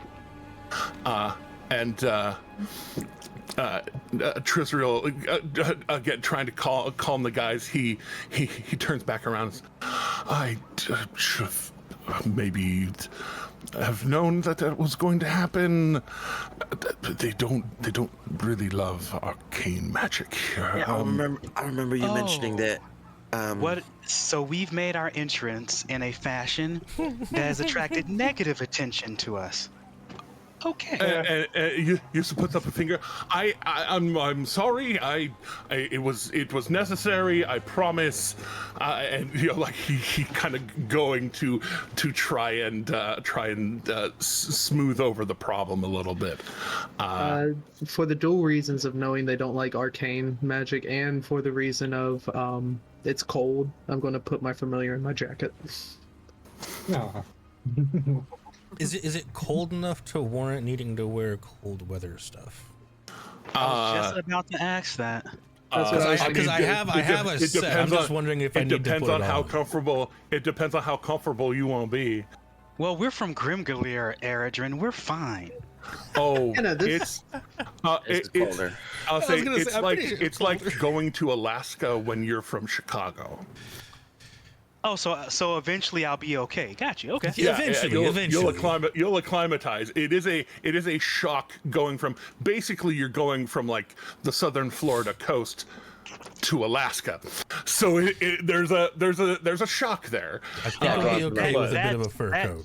Yeah, that's fine. But it like having gone Grimgalier to here, we wouldn't have been like, oh my god. Yeah, it wouldn't have been quite so violent. So it's a temperature shift, but all those right about being barefoot and standing on snowed over street.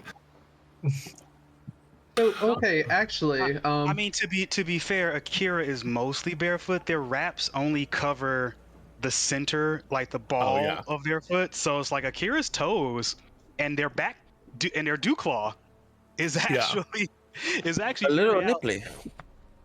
Is actually very out. But I mean, I have my shift weave, so I'll just put on my long-legged outfit. Yeah, I'm also realizing as well that for the most part, shoes aren't really like shoes for Tabaxi either. Yeah, exactly. Your paws. Your toe beans is cold. Yeah, I was just looking into that. I'm like, wait a minute. I've never really looked into that on like a Tabaxi for their feet situation. Are they like just really animal-like, or do I actually have feet? And I looked took a few images. Yeah, it's like I got paws. It's like, all right, yeah, no, them toe beans cold. Yeah.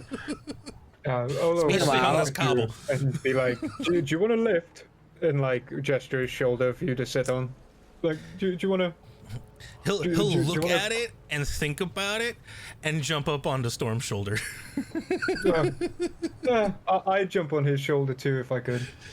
Yeah, I don't think you like that very much. You probably could, but. I mean, to be fair, I think almost all of us. I mean, Akira used to just grab ones at the back of the Storm's shoulders when he would jump places, and that was that. Just easy enough. Mm-hmm. Yeah, so. I've just always been the right size to hang it on his shoulder. Storm, I do have to say that it was an absolute pleasure to have a month just to unwind. I'm glad I could help with that. Me too.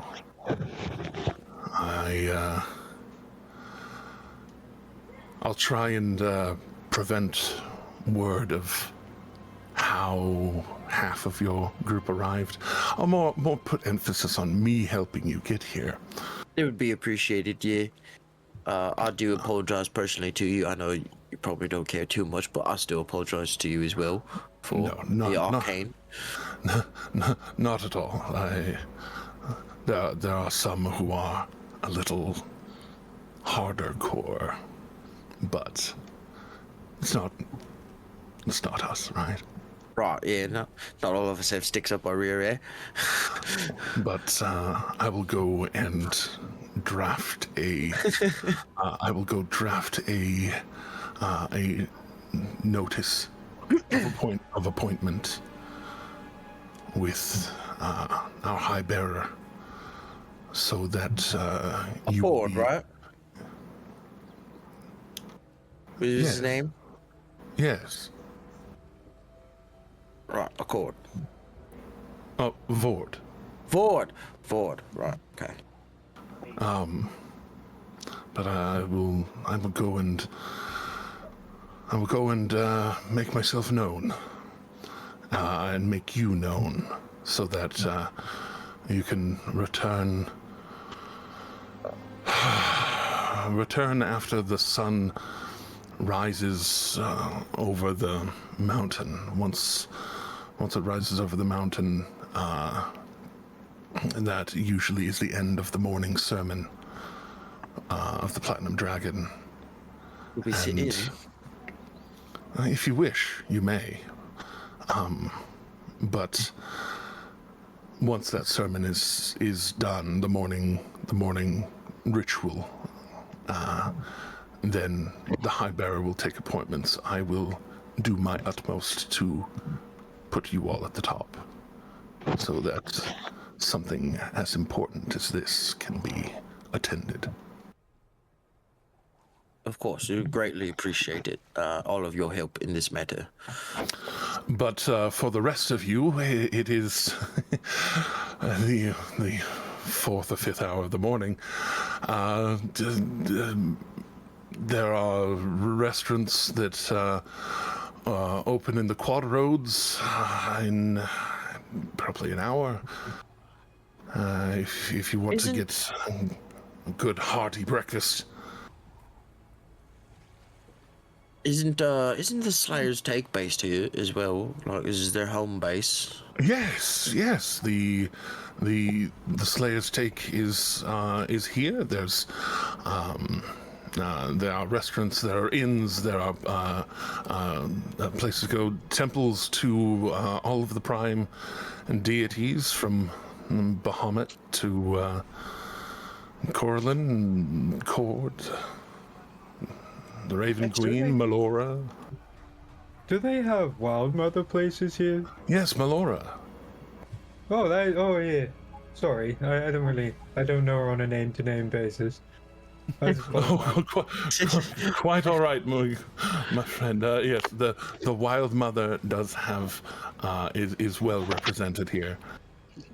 I'm not on a that's first cool. name basis with my god, but I love him. I just call her Mum. Yeah, she's just my mum. Mum. Mum? Mum. Yeah, one of them. Yeah. Mother. That one. Yes. Mother. That's the one. The That's what I Wild was looking Mother. for. Yes, Yeah. you are quite all right.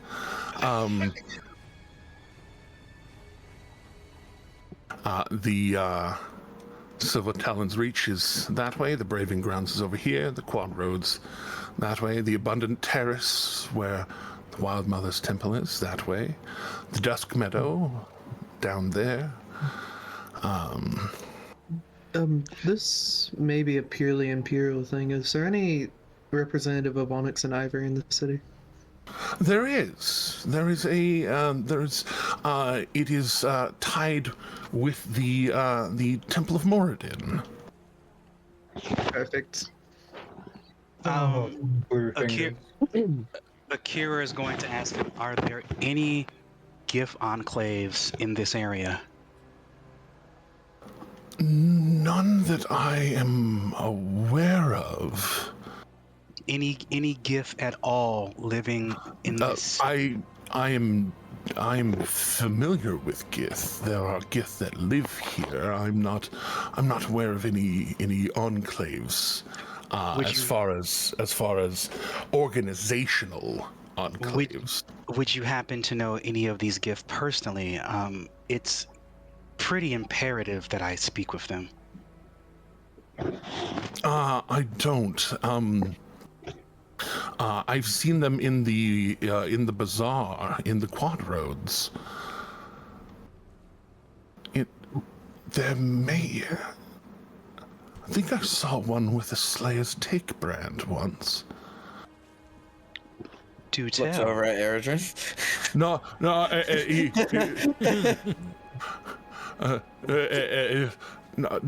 Not you, obviously, but well on you. But Thank you. there are there was one that I did see with a Slayer's Take brand on their arm. They were very proud of it. So I would either check the bazaar or go straight on to the Slayer's Take if you are looking for Gith. I'll start with the Slayer's Take and work my way out from there. Thank you. No problem. That is also in the Quadroads. For just above table, Akira is super worried about Adarius and Luca, so they are just throwing themselves into what they can control, which is warning the GIF about the mind flares. I think Dante might pipe up at this point and go, are there any guilds in this city? Quite a number of them. The Slayer's Take is a monster hunting guild that is based out of Vasselheim, though they've begun franchising. Is that a proper term for it? Yes, New enclaves, to borrow a term, in other cities around the world, but we joined up in Grimgully. there's a if you are into fighting, the Trial Forge is adjacent to the Crucible. The Crucible is the fighting pit. The Trial Forge is the temple to Cord. Sounds like where storms go. I was more looking for the Argent Guild, if you've ever heard of it. The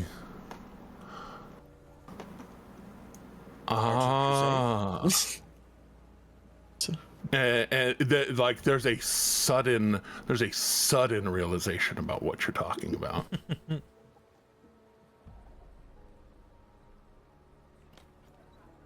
But if it's not in the city, it's no bother. I No, sorry. I just he kind of looking you over.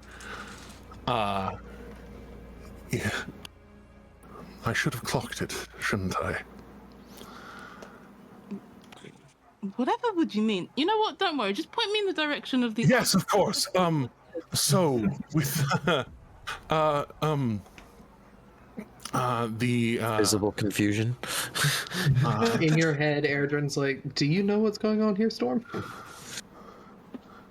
Visible confusion.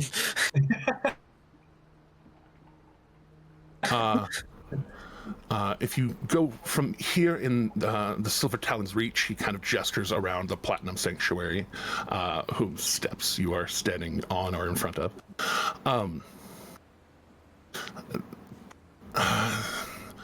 If you go from here and into the Braving Grounds and down to the Quadroads, head towards the Abundant Terrace, but not quite to the Abundant Terrace. In the Quadroads, they have a building set up there that you can go. You can go and talk to people like you. Perfect. Thank you so much. You've been very helpful. Of course.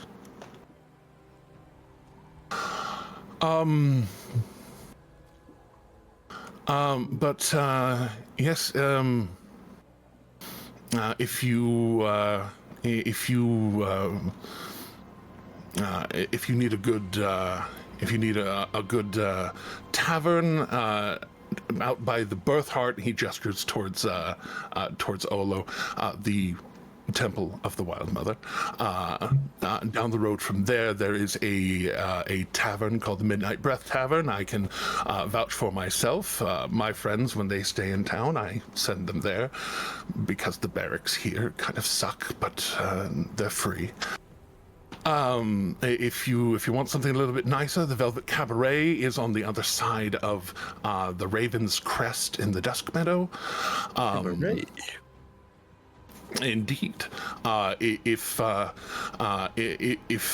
you if you want to get thrown in prison, you'll also find yourself in the Dusk Meadow in the Amaranthine Oubliette. It wasn't in my schedule, but since you mention it, if you have research you need to do, the Cobalt Vault is here.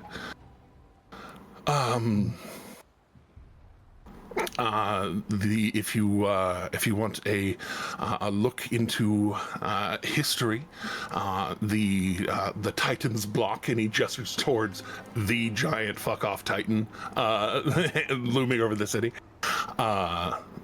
There's stairs there. There's a lovely little place to get drunk right around the taint. Is that a proper term? Of the Titan. It's called Shank's. It's called Shank's Cantina. It's not pleasant. It will get you drunk. So one of the best types of places then. I get Precisely. A goblin runs it. A goblin brews it. I mean, their marketing team is superb, though. To name it the Shanks, whatever, and it's in the tank. Shank's Cantina. Yes. Yeah.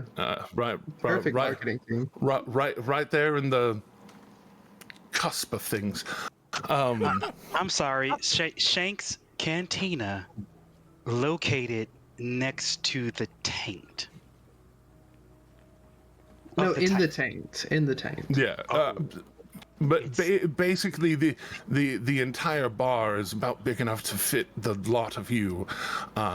So it's not very big, but like I said, it's a goblin bar. Yeah, well, it's a goblin's bar. He Shank, the proprietor, runs it and brews and makes a good penny selling it. He'll sell you kegs of it to take. Basically, it's more of being there is more of a taster thing or a just get drunk and continue on thing. But it does have a magnificent view of the city. That's part of its charm. Am I gonna have trouble getting into the building due to my height? And he gestures at himself. Well, you say building. It's more of an overhang. You might have to duck for the overhang, and. I mean, he said I'd fit, so I'd assume anybody here. Oh well, fit. I was saying fit in the structure. In a very, and he hunches, him being only like 6'8", 6'9", in a fit sort of way. So me and the storm gotta crawl. Got it. Yes. Yeah. You might want to stand outside and have the drinks passed to you, if you want to go. If you probably reach the bar from the doorway. There's a taste of Taldore down yonder way. If you want a lovely buffet with a very, it's gaudy and hokey and wonderful. I also truly enjoy it. Speaking of gaudy, I feel like I'm missing the sermon at this point. I'm gonna head inside. It's not for a couple hours. Two quick I thought you said the morning. Wait, what? I'm confused. Hold on. Above table. I thought you said the morning sermon happened until after the sun rose. Yeah, until the sun rises. But these are mountains. It's cradled in mountains that go up pretty high. So that's when the sermon starts, or that's ends. It ends then. But, okay, right. So. But that's also it just hasn't that's also like yet, so. in a time frame, like the light pouring into the valley doesn't really start until like 10 o'clock. Oh, okay, I get it. And this is earlier in the day than y'all just were. Y'all went way the fuck east. Right. Or west rather. We crossed there. I was gonna say if we went the east, we'd be later. Yeah. Y'all went way the fuck west. So it's several hours earlier in the day. So. It's like flying from Chicago to Vegas. It feels weird. Oh yeah, for real. Probably more like Chicago to Hawaii, I feel. Yeah, Chicago to Hawaii, like real. Yeah. Oh, real weird. Yeah, real weird. Two very important questions. Yes. Are there is there anywhere in the city that will get you big no major in trouble if you accidental yourself into that area? Generally, no. Not as long as you're within the walls of the city. Are you looking for trouble? No, I'm There not are- looking for trouble. I just want to make sure I don't accidental myself into trouble. The main the main no-nos here are crime generally. If you need crime to be explained to you, you're probably in the wrong place. But the main big no-no is terribly overt, larger scale. Looks towards Yusa. Large scale magics. So that All my magics are divine. So we'll be able to explain away the teleportation, but if he let off, say, a chain lightning, or he disintegrated somebody, he would be interred into the Amaranthian oubliette pretty quickly. Good to I don't know. think Second question. Anybody here will be doing that. Of course. Second question. No, there aren't any like restricted airspace things, right? In case I'm flying Glorious. Oh no! It's he like you could tell there's this like sudden like vibrant like happiness. No. In fact, the guard here that keep watch over the city, manticores are not a stranger to our airspace. Being ridden, they breed them and raise them and wyverns both as mounts to combat things. I am translating this to Glorious as he's speaking. She picking up part of it, but she's more simple common. So I was just thinking on that same note of flying things, what about this? And Shadow will be like pulling his flying broom out of his bag, just kind of show like this kind of thing frowned around. I mean, you might get looks, but that's not illegal. It's just people who are more divinely inspired might look down on you, but they look down at you anyways, so fuck them anyways. Indeed. Fair Good to enough. know. Puts it back. I never looked down at you. I always just turned my head and you're there. He's talking about when I'm You on know, the I have the ground, same not on problem. your shoulder. I know, I've got my brain on. I'm just joshing you. It's hard to tell sometimes. Right, because he's always wearing the necklace. It's just a matter of whether he's a two. Yeah. But yes, otherwise, if you can see to what you need to see to, get your morning get your morning routine on again, or what have you. But I have Second paperwork. training? Yeah. Second training and second breakfast, I hope. Or would it be 11s due to when the rituals are? Well, What we're eating before then. Eat first. When these doors officially open for the day, that is when people gather for the morning sermon. So should be in a couple of hours. You're welcome to sit in. You're welcome to sit in if you wish. If you don't, just be here by first light.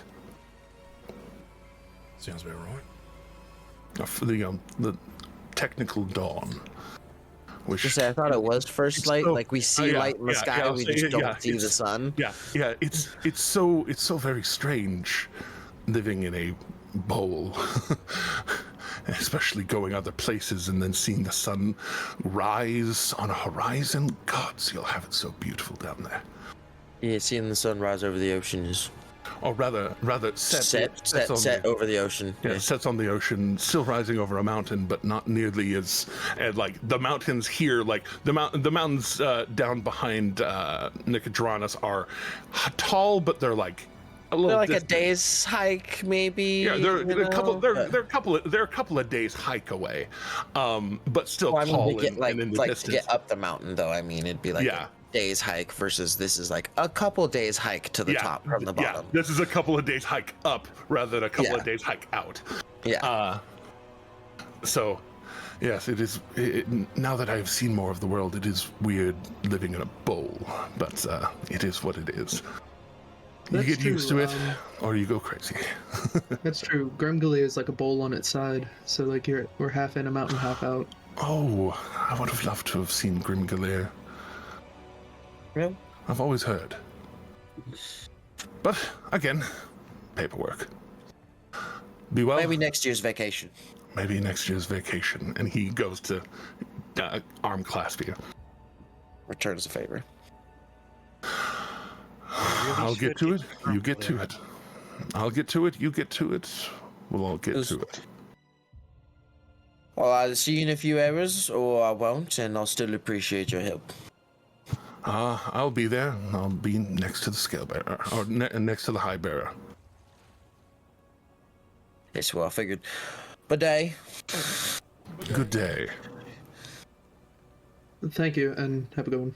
When he's got his brain on and he says bidet, I like to think it's like a satirical smirk, like bidet, you know, like. Is there a way to? I mean, I think he's just gotten used to it. That too, but is there a way to decide purely telepathically? Yes, there is. that does feel like a single word. And he like snaps and points his finger as he says it when he's got his brain on. He's like bidet, and then walks off. And the petty way to telepathically send that message is just to say to someone's brain ... Yeah. No, I'm still. The three of us are still linked. But yes, good luck and welcome to Orthansia. And he goes in and opens the door. The heavy creak as he opens it to let himself in and shuts it behind. All right, so where are we going first, folks? Are we going to this Argent place? We're gonna go see the Wild Mother, or we're gonna go to the Slaver's Take and find some gith and just say hello to our fellow guildmates, or what do we want to do first? We've got a few hours to kill. I mean, to be honest, I'm not part of the guild yet, so. Well, yeah, neither is actually, I think just those two. And he points to Olo and Dante. No, Luca's not either, remember? Well, but he's not here, so I can't point to him, can I? That's true. You could point in the distance to the relative location of where do you feel that you he could is. point at Akira and say Akira's husband's not. I think Dante's just going to speak up and just be like, "Well, the Argent Guild can wait. It doesn't. We don't have to go to it right now. I'm actually potentially looking at enchantments. I want to see if I can improve my some of my weapons." Well, then we can probably take care of that for you. Yeah, we can take care of that, but you also might want to follow me. I was going to go see Onyx and Ivory. We are a crafting guild of sorts, crafting and enchanting. Or do we want to establish that we just meet back here after dawn then and all go do our own things? Or I thought we'd paddle around and visit the city together. Akira's going to stay with Storm. So wherever the Storm is going, that's where Akira's going to head. I gotta go to the Wild Mother's house, and I gotta give him a melon. And he just gives you all a big smile, like just a melon. No explaining further, just big smile. Like the Storm just sort of like nods, like that makes sense. Yeah, I'll show you it if you want. And like goes in his bag and like pulls out like a rainbow-colored, multicolored melon that's like quite big. I got it from Rumblecusp. And I Well, think you mentioned that place. It's going to dawn on Dante what kind of melon this is. And he's just going to be like, "Oh, yes, the Wild Mother will love that melon. I see where you're going with this." Yeah. Well, I thought they'd like it here. Yeah, you know, it's this the holy city, right? That's what I've heard. It's sounding more and more like we'll just meet back up here at the temple at dawn. Well, this is sort of disappointing. All right then. Well, big guy, come with me, and I'll come with you. You know, it'll be great. We'll I mean, Akira's still with you, Storm. So there's that. Akira's still by your side. Oh yeah, but Eredrin's going off on his own with Dante. Do you want me to go to the wherever afterwards? We can go afterwards. I mean, we could hit all the stops probably. We've got a few areas. It's not going to take us that long to walk around town. I mean, okay. Maybe if Shadow was walking on his own, it might take us longer. But he's riding on my shoulder. Yeah, that's why I'm staying right here. So how about this? Why don't we just go to whatever's closest first and just work our way out from there? Makes sense to me. Yeah. Sounds good. All right. Jeremy, while everyone's discussing like where we're going first, can Dante just like have like a mental chat with Steel and be like, hey, I just want to enchant you. How are you feeling about this? I don't know that I can be further enchanted. No one's ever tried to do that to me before. What are you wanting to do? Talking hammer. Well, talking sword. Well, oh my, talking sword. I was thinking it might be really cool and beneficial if, let's say, you were trapped in one of my enemies and I could just magically pull you back to me. But I mean, if it's not possible, that's fine. We'll find other ways. What do you mean trapped in one of your enemies? I'm thinking, let's say I stab someone and you get pulled loose from my grip by chance, and I have to defend myself using, my fists. That if I was to travel some distance away, that I could pull you towards me. Like a boomerang. Like the return spell. I get you. Interesting. Anyway, that's the thoughts. How would you feel if it was possible? You okay with this? I mean, we're here to slay evil and keep good people alive. Yes, but you have a mind of your own. I'm not going to change you without your permission. That's not fair. I am here to serve. Does that mean you're A-okay with it? Yes. Cool. All right. So where are we going to first, guys? All right. So heading down the Silver Taloned Reach, it is a little bit higher, and you can kind of see over the city as you kind of. It's almost a San Francisco. Those of you who know kind of the San Francisco hills that drop, or Seattle for those of us who are closer to some of that. And a kind of downhill. I'm sure there are places in the UK that I am not aware of. But heading down, the first main thing you notice coming down as you look back, the columns and that of the front of this building, as you get a little bit of perspective on it, look like the front snout of a dragon. As you kind of get a little more distance on it.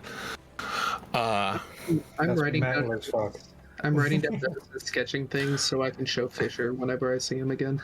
And then as you move forward, the kind of profile of a statue that you can see, looking more at the front of it, you see the shield that it bears has crossed lightning bolts on it. An enormous spear in his other hand, flexing, realizing pretty quickly for this party especially, it's a statue of Cord on top of the trial forge. one knee raised, kind of foot on an anvil, and this statue kind of standing atop of another building that you can tell very much is the Trial Forge, the Temple of Cord. Coming down from this angle, right next to that building, you can see what was called to you the Crucible. It's basically a small arena that several rows of seats boiling down to a much smaller arena than the one that the storm went to. It is a small bowl instead of a giant bowl. I wonder if they get to use the whole bowl.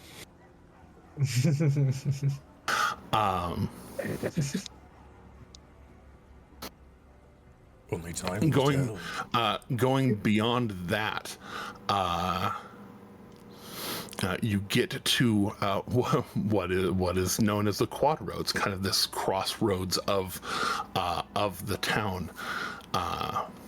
The bazaar is still currently closed at this point of the morning, though you can tell that the restaurants that serve in the morning have begun lighting up. There are people inside doing morning prep kind of stuff. The fires starting, the smells starting to get into the air of morning prep, and bread beginning to be cooked and things. A primary motif here is that of the scales of Arathis, and you pass by a building at the north and western side of the Quad Roads, kind of overlooking this bazaar, is a building with the scales of the lawbearer overlooking it. And on the opposite corner, the southeastern corner, facing off with the Lawbearer's Temple, is a building that Hydration check. Hydration check. Hydration check. A building that for most of you needs no introduction, because it has a very specific set of hash marks as its seal, the seal of the Slayer's Take. Well, I guess this is the first place we came to. Looks like it. Oh, I hope it's warm inside. My toes are gonna fall off. Oh, Olo, you'll be fine. Oh, it's that pre-dawn chill too. It's not just like normal chill. It's that It's pre-dawn that chill. crispy Oh, fucking cold. I'll jump back in and I'll say, Walking on cold stone, thoroughly cold, no heat whatsoever in this Mountain stone. yeah. Mountain Old Stone stone. Creamery. I'll jump back in and I'll say, Olo, I'll let you borrow my boots, but I'll need them back at some point. Oh, it's okay. Every now and again, I've just been holding a firebolt and putting it on my toes. No, no. And I'll pull my sleeve up a bit and I'll say, this armor here, my feet won't get cold, okay? Are you sure? I don't want you to get cold on my behalf. I got fur too, you know. I'm Literally, not going to I've get cold. This armor can't make me cold. Have these boots for now, and I'll get them back at some point. I've got a whole set of armor you could put on too. It's got boots with it, and it's you know. Will it fit? Saying. Well, you guys are spoiling me. I can't. It fits me. One of them is a touch smaller than you, and one of them is a touch bigger than you. Well, thanks for the little boot. I'll go for the big boots, and maybe I could wear your shoes later. I don't want to hurt anyone's feelings. Not hurting my feelings. We want to make sure you're comfortable here. Oh, I'll be fine. I'll take the fake boots instead. Slipping your feet into these armored boots. It is a different experience. Putting your feet inside of big metal boots. You're not allergic. You're not going to explode or anything. But I'm sure they're leather lined. Yeah. It's just kind of that different stiffness, weight, that different weight to it, that stiffness, and so yeah, it's definitely warmer after a minute or two of walking, but it's just that kind of like rigidness to your step now. That's Oh yeah, he's definitely walking like a robot in the snow. Yeah. It's like, oh. It definitely clanks a bit too, it's not quiet. He says like under his breath, "I'm so sorry if they smell when I take them off." Oh my god. He keeps tripping a little bit Just be every glad. once in a while. Beardy, I think you have been trying to talk once or twice, but it was like kind of whispery still. Oh no, it's probably my children screaming their brains out. Like my mom. Okay. Yeah. So if anything got picked up, it was my children. My son he screeches like a pterodactyl. So well, that's the fair. thing is that it seemed like it was like something was starting and then was like dissipating, and so I was like, wait, is he trying to talk or no? It actually didn't shriek on the mic, so good on you. Because I haven't had to be away from the keyboard whatsoever. I've been here the whole time, very attentive. We are now trudging through the snow, is what I hear. Trudging down mountain into the Quad Roads district of Vasselheim, and towards the Slayer's Take Guild Hall. Of which you are a member of. Yeah, Knock was with us when we did that. Yeah, that's how the storm learned your true name. Go away now. Even no matter how much I'm changing, I do. Which, speaking of changing and everything like that, what I'm gonna do is, since we're in the colder environment, you're just gonna watch as Alec gets fatter, and just like he's just gonna put on body fat, just like, I'm not cold anymore. A button pops somewhere. Goes from goes from the new Fluffy to old Fluffy. Yeah, exactly. Yeah. I think Dante probably fully sees this, raises an eyebrow, and then shakes his head and is like, I don't want to know. But walking up to the Slayer's Take, the doors are shut at this point of the night or this point of the morning. But walking up, they aren't barred or bolted from the other side. So walking up, pushing them open, there we go. Make sure I have the Slayer's Take up. There's just so many things to keep track of. Yeah, we've thrown so many maps at you in this short time span. We're like, hey, where's this, and that? Yeah, you're okay. I offer you places to go on purpose. I just have to make sure I keep everything. I just make sure I have to make sure I keep it all together. Yeah, we are first-time 100%ers. We are exploring every inch of this map. I don't know what you're talking about. The storm was totally fine to just hit the wait button and wait for X amount of hours, and That's true. That's very true. Just stand blank face and just stoic as shit out in front of fucking Bahamut's temple until the bird lands on your shoulder. Yeah, I was gonna say I'll be a gargoyle. Don't worry. Just like you get the odd person walking past you, like, what the fuck? And I'm stone gray as well, so it's like, is that a fucking statue? Or... Don't forget the parry button is Q. Walking into the Slayer's Take here. Oh man, sorry, but like also decked out in full dragon gear, statue mode, out in front of the dragon temple. Be hilarious. Sorry. Yeah, no, you're not wrong. Continue. But sorry. Walking into this place, it very much seems it seems that the vibe of the one in Grimgalier is very similar to the vibe here. Opening the doors, it's kind of I guess the one there was more of just a gathering hall. This one's almost more of a meadery, like a bar. Like a hunting lodge. Like a hunting, meadery. yeah, like a hunting lodge whose common room is a meadery, and has tables and shit set up. And as you walk in, Olo and Dante. Olo trips over the carpet. On your last visit to the Feywild, you met somebody very particular. Don't like what it and rescued somebody very particular from a very particular person, if you recall. Are we talking giants here?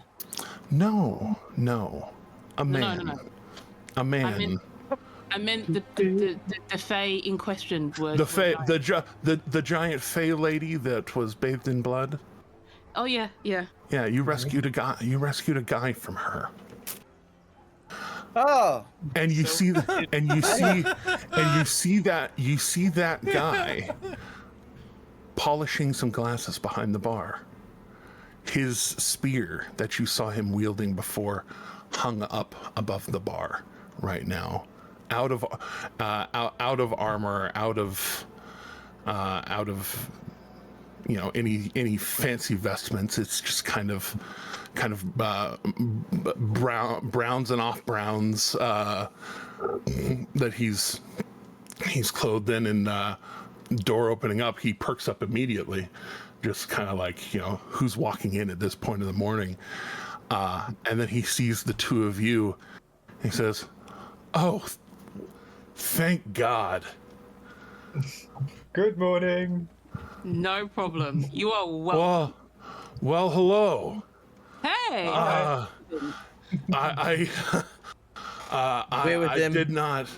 did not expect to see you in all the bars in all the world. You walk into mine.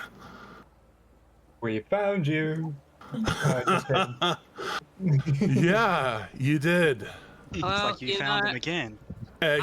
He kind of like hops over the bar, doesn't even walk all the way around, and he's lithe for a 40 some odd year old human. Human, I said. 40 some odd year old. I'm old for a Goliath too. No, All well, right? I mean you're old for a Goliath, but Goliaths usually maintain their forms a little better. That's fair. Usually, they just stay ripped. They yeah. Helps when you're enchanted. I am both old and young for a Gith, so Indeed, but he hops the counter and comes walking over, and then sees others of you, some of you having your slayers take arms out or chest out, some of you not. And he comes walking over, still a little it's that customer service voice that is somebody who isn't really good at the customer service voice. Like he's trying to be pleasant, but it is still kind of direct at very least. But hey, and he kind of goes for the handshake and the one arm hug on Olo and Dante.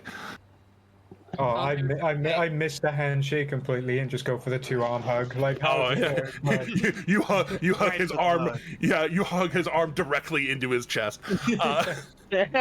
And he comes around after hugging the both of y'all, and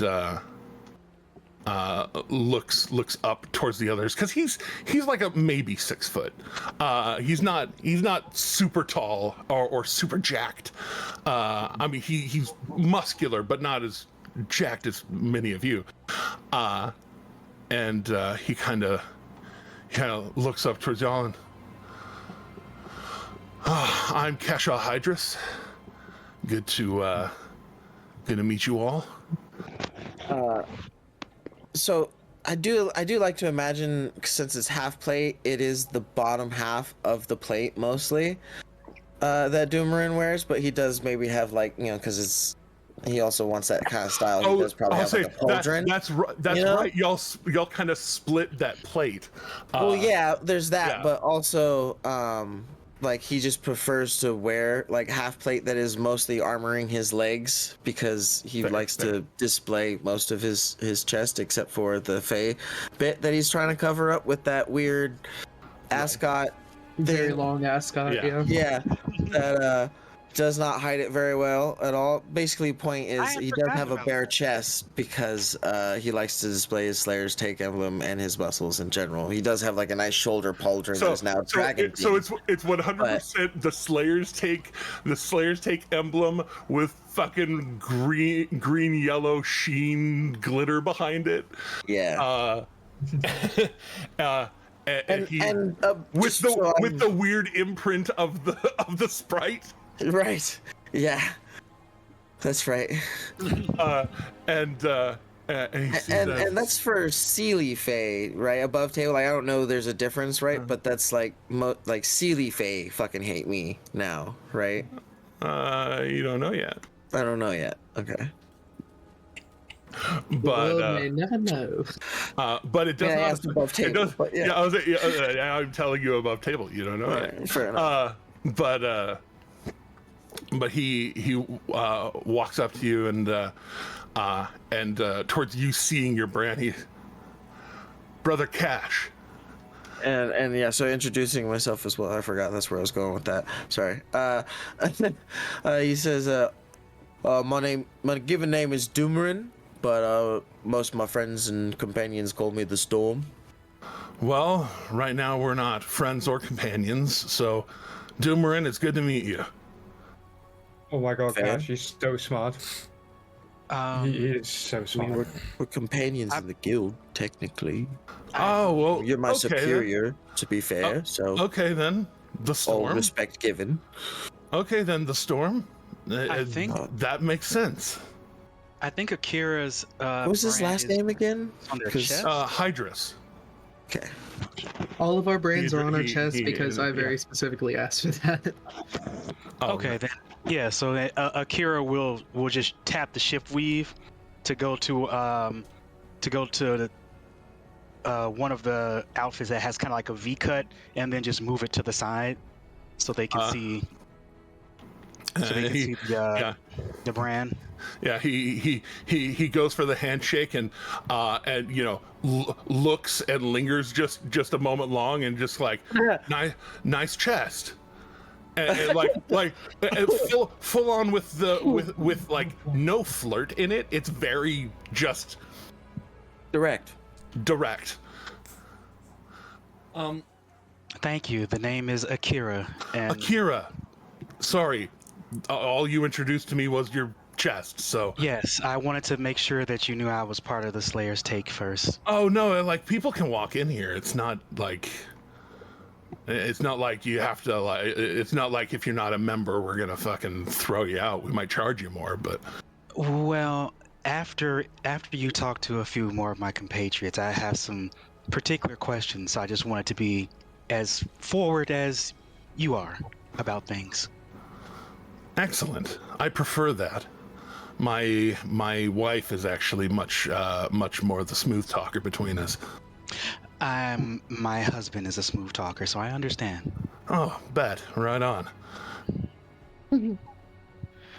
I guess jumping in, Adrian, also a member, and I'd unbutton my lavender shirt a little bit, and then you'd see my armor kind of move out the way on its own, like ripple out the way for the. Yeah, your liquid symbol, armor yeah. underneath. Erdrin, nice to meet you. I've met Gith before. Yeah, not too common in my parts, but I'm glad to hear that there are some here. Oh, it's not terribly common here either. That's why I mention it. Like, I meet humans and dragon people like all the time. Yeah, I get that. Goliaths are super common too. Oh, here Goliaths are super common. And he kind of thumps your chest. What about me? Oh, they are. Okay. And Well, my parries. I'll say you're giant folk too, but like in a different way, like a whole different vibe. Yeah, fluffy. Actually, I met a fluffy Furbolg man, not like it was I guess like last year, somewhere before the winter. I don't Was remember. he a salesman, exactly. perchance? No. Oh, never mind. Was he a salesman, perchance? Was he traveling with the salesman?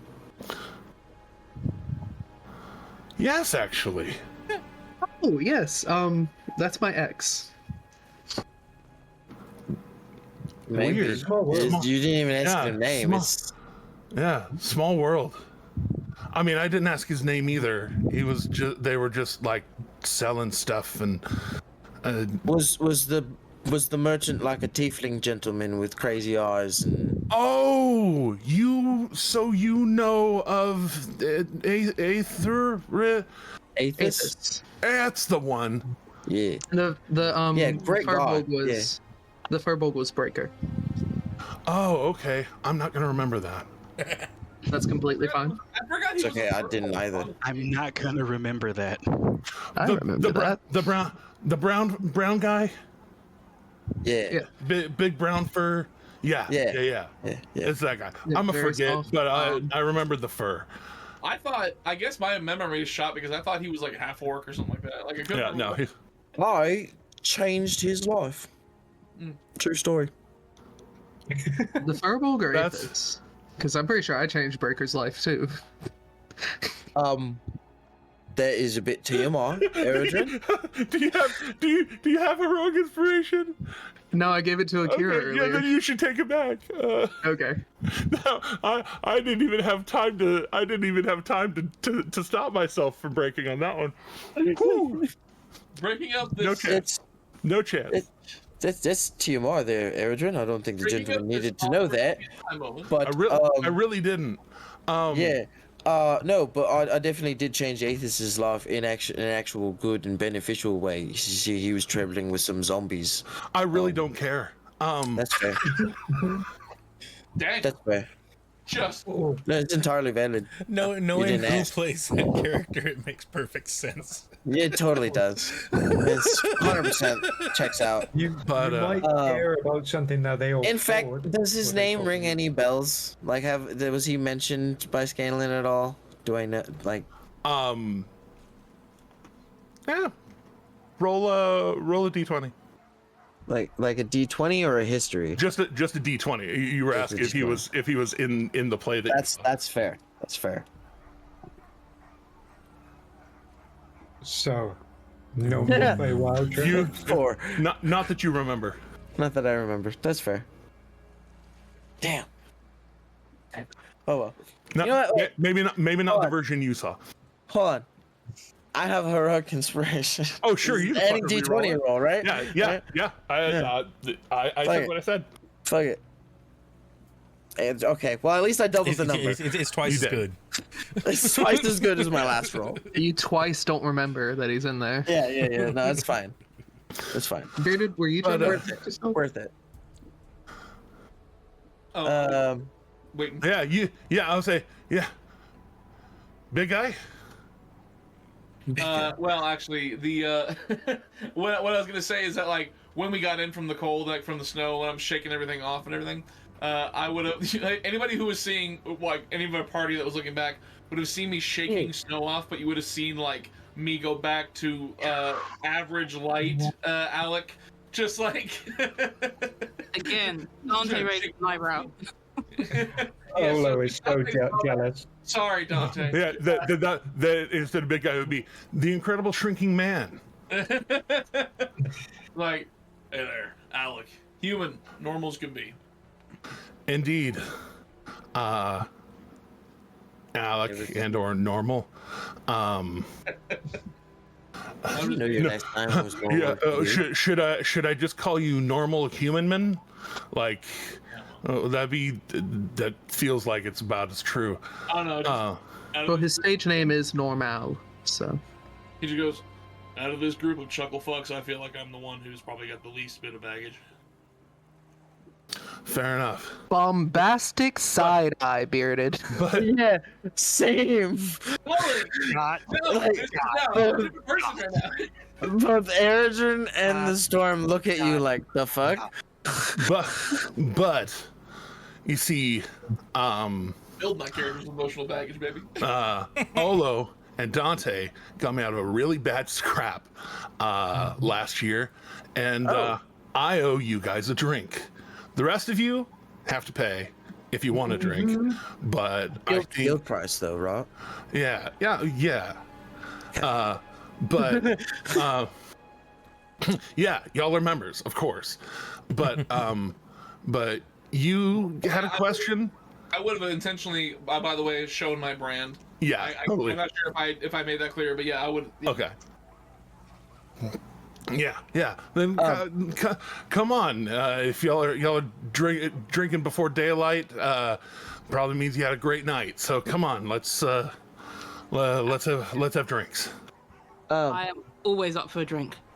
Point of fact though, Shadowwalker did mention the advantage that they have floating around at the point of my roll. Should I make use of that? Then yes. All right, you can. one more. Burn it. One more for good measure. Fucking 8 again. God damn it. You know? The universe says no. You don't get to know. Do not remember. Yeah. That's fine. We tried. Thanks, Shadowwalker. You did. We tried. Yeah. And at least Honest now I effort. don't have to try and keep a remembrance of its existence because apparently that one doesn't stay in the reward queue. It's one of those that just gets redeemed when it gets redeemed, so we got to make sure of those. Aha! We see this now. We need to have a shadow. Wait a minute. Wait a minute. Shadowwalker, do you want to use your D12 inspiration for my languages from last week? There's a few second delay, so let's wait and find out. I'm gonna assume he's gonna say yes. Go ahead and roll a D12. Don't roll a 1. I'll type it out.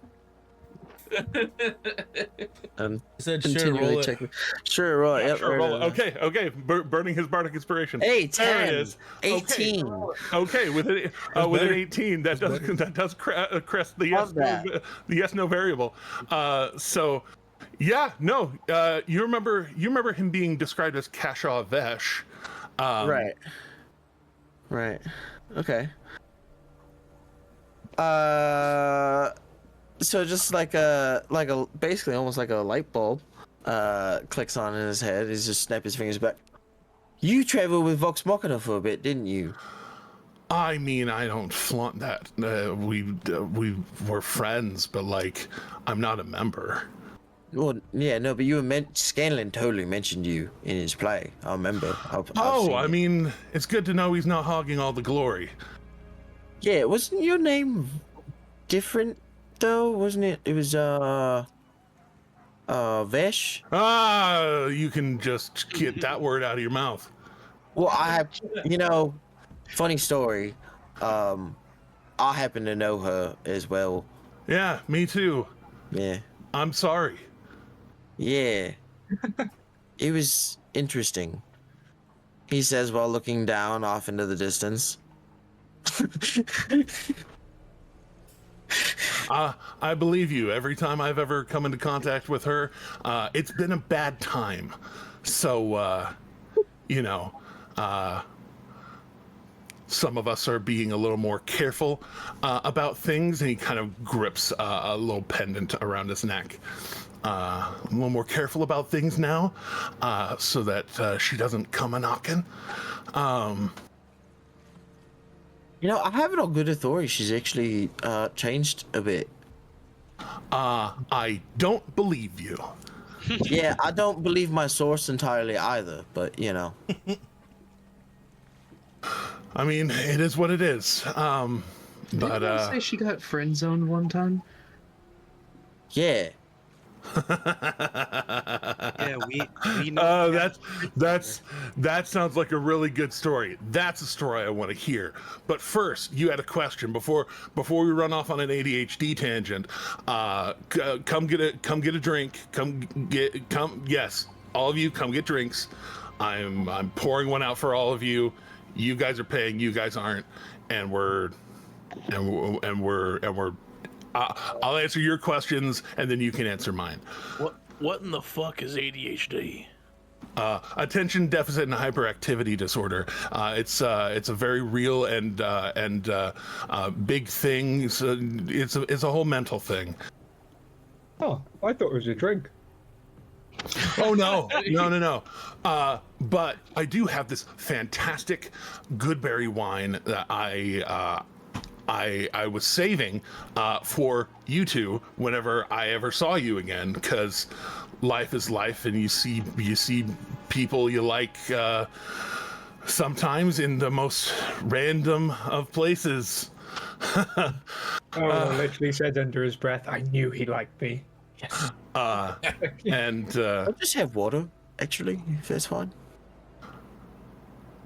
You what? You what? Side eye. They'd be like, what? Side eye. Yeah, now All of us I would know. look at you like, excuse me?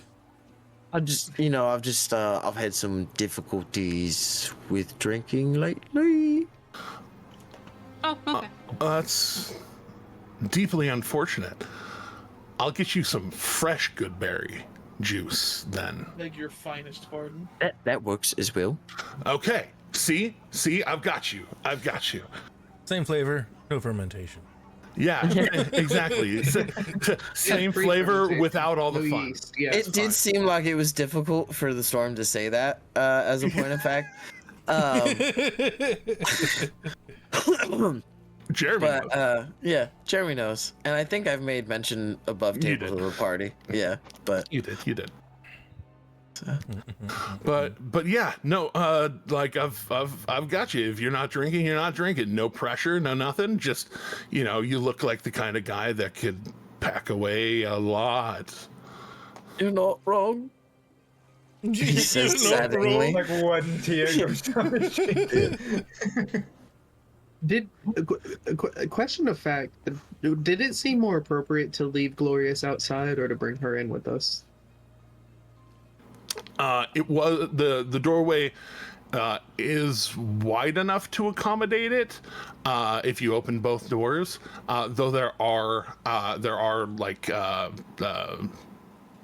what's the bars that you tie horses to? Okay, yeah.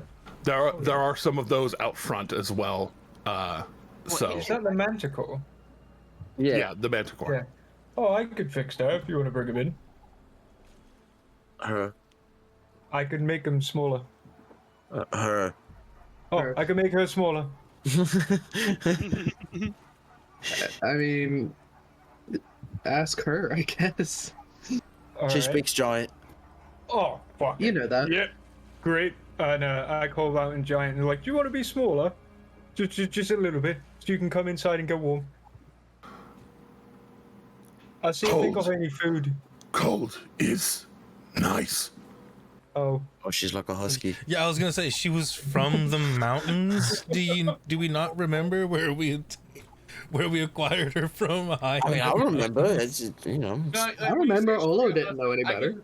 I Yeah, can that's see true. Aaron like hanging out of a window, or hanging out of a door, going like, "Glorious, get inside! The neighbors are calling the cops. They think that you're being like shifting abuse." I think you're being malicious out here. No, back in Grimgaleer, yelling from the second store balcony down to the road below. Get back inside. I'll just say back at giant. Well, if you ever want to warm up your toesies, just let me know and I'll make you smaller and you come in, and Okay. I'll give you scritches. For me, before I walk in, I am tossing her some Scratches. Yes, I will come in for scratches. Oh, sweet. Come to me. Yeah, come to me. I'll go. She 100% just starts following you in, not without thinking about being transformed into anything. Yeah, no, that's fine. I'll just be like, whoa, Just whoa, whoa. like any animal would. Just like any animal would. I'll just Right. rub my hands together in like a little green glow, and I'll cast reduce on her. That does only last for a minute. Oh, really? Yeah, I know. It's fine. Olaf's a bit of a jerk when it comes to using magic, so he's just like, okay, it's fine. You just for a little bit. All right, you shrink her down, and she's basically goes from a lion to a Labrador size. So cute. And she just comes in and scritches and kind of lays on her head on your leg while you scratch her, and then about a minute goes by and she gets big again and she does not move. For the record, Eridrin seeing this. Yeah, go ahead, Eridrin first. Now having the anime heart eyes, seeing a Labrador-sized Gloria, abandons the conversation at the bar, brings his wine with him, and sits down to scratch Glorious as well. For the 1 minute. Yeah. Yes. Well, and then she gets big, and well, she still has well-oiled fur from the last couple of days, and her saddle and everything shrunk, and then she's big. It's big again, and she's just there, and Cash just like notices that she's small when she walks in, and then she gets bigger suddenly, and he just kind of watches. That's what it is. Another day at the Slayer's Take. It's like, all right, that makes sense. That tracks. It's just another day tracks. at the Slayer's This Take. is the day. I don't think much. That guy surprise shrunk when he this guy. walked in, so I mean, I guess it makes sense that. Exactly. But yeah. So you're asking about Gith. As y'all are sipping this wine, it is like it's fruity. Those of you who are sipping the wine part, it's fruity and floral, and it has a bit of like honey to it. Sounds and it feels like drinking liquid bread. Just that warming. Well, like that warming, and it is in fact good berry wine. Yes. Okay. And so it feels very, very warm on the inside. You drinking the juice. It has a little less of the floral, but it does still have some of the honey to it, and it is still very filling because it's good berry. So you can still eat. It's not gonna fiber you to death to eat after drinking it, but you don't feel like you need to. At very least, you don't have hunger pangs after sipping on the wine for a good minute. But yeah, you were asking about Gith. Yes. Are there any that you? Well, I heard that there may be one here, a member of the Slayer's Take. Is he in the building at all? Or are they in the building at all? She. She's not here right now. I think she's out on a hunt. Why are you asking? We think she may be my long-lost sister. What? I'm kidding. I'm kidding. I'm kidding. I'm kidding. Like Akira pauses for a second, like, what? You don't even look the same. Thank you. I think. Yeah, no, I mean you're handsome and all, but like no, like y'all don't even look related. Oh, that's my brother. Y'all don't even look related. I was waiting for that one. That's a very long story. Yeah. Okay. Then we can skip over that, and y'all are brother and siblings. So that's fine. There are so many notes in that story. Just in case we're not here when she returns from the hunt, tell her that the collector is dead and the flares are hunting again. Cool. None of that makes sense to me, and I don't know if it'll make sense to her, but she'll know what we mean.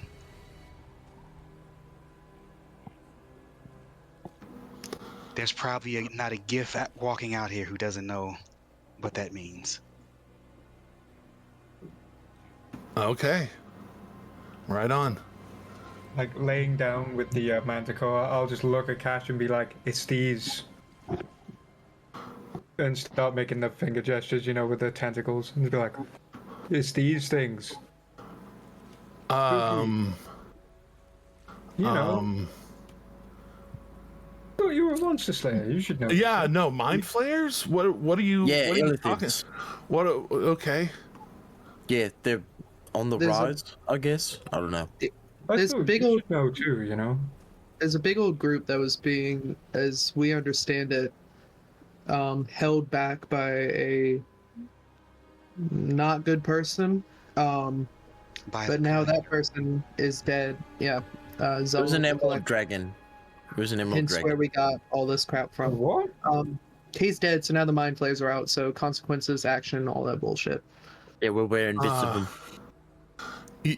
Okay, that makes sense why the green. Yeah. Hey, you guys didn't tell me it was an emerald dragon. That's cool as hell. No, that's like fair. Okay. I'll take off my hat to you if I had a hat. Is this I offer my hat to Olo. Oh, he'll put it on and then take it off and then give it do back. you is this a thing that the take needs to get brought in on? Drugs. Akira's I going mean, to... y'all might have to lay down like a contract, like a big old contract. Those cost money, but How good is the take at hunting mind flayers? well, it depends on who takes up the contract. Most of us don't try and take up contracts that we can't fill, because that usually means that you're going to die. So anybody who would take up the contract would be pretty confident in their abilities. Akira is going to look at Eredrin and say, what if we did hire someone to also just hunt the mind flayers? I think it's a bit unnecessary, to be perfectly honest. But I mean, just warn people of the danger. Really, I don't think we need to pay somebody to go hunt them for us. Like we could handle that ourselves if we wanted to dedicate time to actually hunting them. Well, what I'm Didn't you thinking... spend a whole month like killing mind flayers with that one crash in the Underdark? Like, I mean, I think they've got a good handle on it. The issue isn't the mind Perhaps. flayers. It's what, if I understand what Akira is saying, more would be spawned, or what Akira said, more would be spawned by the elder brain that is in the Underdark underneath Wildmount. What I was thinking was a little bit more tactical in nature, is that if there's gift hunting and then others hunting, we thin out the herd for ourselves in a bit of a way. That way, when we go tackle this problem, maybe there's a few less in a clearer path for us to take. Just an idea. Multiple front. For sure. I just don't know that I'm willing to pay for that additional front. Is all I'm saying. Oh, understood. Now, I wasn't going to. This would be something I would take care of, not the party. This would be me. Well, I mean, if Is the party there- votes for using the party funds, we can use the party funds. That's fine. I just don't want to personally spend any money. I don't think it's necessary. Kind of jumping back over, looking at, what's his name? Cash, right? Yeah. Is there a way to start a contract here that's issued to the Grimgalier franchise location? Oh yeah, no, everything goes through Vanessa and Merton here. Even for contracts out there, they like people that give contracts to the take, like they have to go through the official channels. I mean, Thorbeer takes like requests from out there, but like everything has to go through Vanessa and Merton. thought it was Kassir who ran things out there. Well, not Kassir. Was it Kassir? Yeah, I think it was actually. Caspian, not Kassir. Caspian. I was about to say, like, Kassir. What about Kassir? Yeah, I know. Caspian. It was a C name. It was a specifically cast name. ran from the Underdark. Caspian runs the front because Thorbeer's kind of a dick. But Thorbeer is kind of like the high. I mean, priest. He was the one who initiated us. For lack of a better term. Okay, so like you really did like go through the whole initiation. Cool. Yeah, the book, real name. Written on Osissa's ledger. Cool. But yeah, so like everything goes through Vanessa and Merton. They'll be up in a couple hours if you really want to like lay down like a real contract and then and all the proper channels. But if y'all were initiated in Grimgaleer, then like y'all there's hunters in Grimgaleer too. You'd be able to like have it issued through there to help. Yeah. That's what we were kind of looking at, maybe. Okay, cool. All right. Sorry, Justice. It's fine. but yeah. So yeah. If you need that that done, you're in the right place to have it not go from Thorbeer or from Caspian to Thorbeer to the Cinderals. But right here, right now, you just be able to get it to the Cinderals. If you want help with your thing, if you don't want help with your thing, that's fine. It was just an idea I was rolling out. Of course, this is not an immediate. We don't need to make any decisions immediately. It was just I was sharing thoughts with my patrons. Yeah, totally. I mean, that'd be like my thought would be to gather forces if you've got like a lot of mind flayers to deal with. They one or two is one thing, but like once you start getting to a bunch of them, that shit gets crazy fast. I am aware, very aware. So yeah, just opening up that door if you wanna walk through it or not. Thank you. I appreciate the information. But do y'all need anything else? And then he actually grabs a pad of paper and starts writing down collector dead. Well, what do we want to give them time over there, Nicodranus? Do we want to like maybe go on a hunt after we run all our errands, or that could be fairly fun. What I'll do now, if we're gonna plan on doing a hunt, I gotta actually probably be a member, or can I just do them? Well, you can hunt with them, but they won't be contractually obligated to share the spoils with you. Got it. But we will. No, I totally. Yeah, I'm not gonna.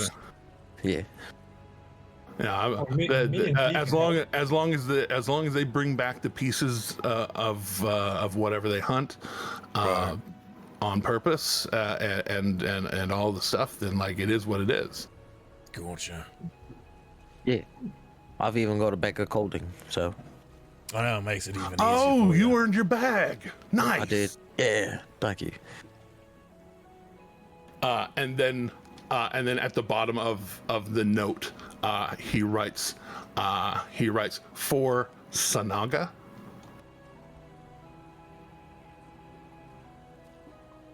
I didn't hear a word you just said. Oh, Son. can you type that name in the chat? Sanaga? what you said? Sanaga. Yes, Sanaga. Sinatra? Precisely.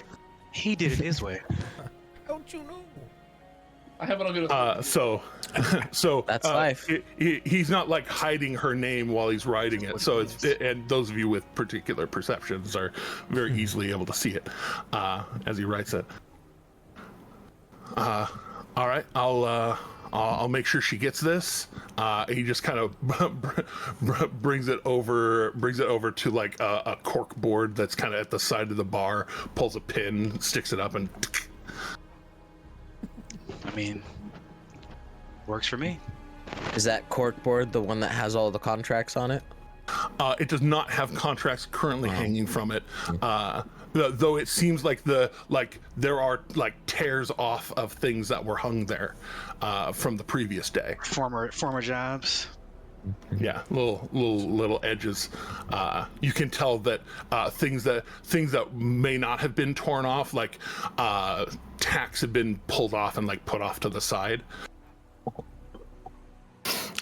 So you kind of know that that is where they would hang were they out for the day. But it's good to have a. We're here before the jobs post. Yeah. It's So super good early to have right now. good to have a good morning drink with old friends and new. Do y'all have anything else here at the take before business about gets contracts? I don't know. I think Fair enough. Merton's gonna bring them out in the morning, or after they get up and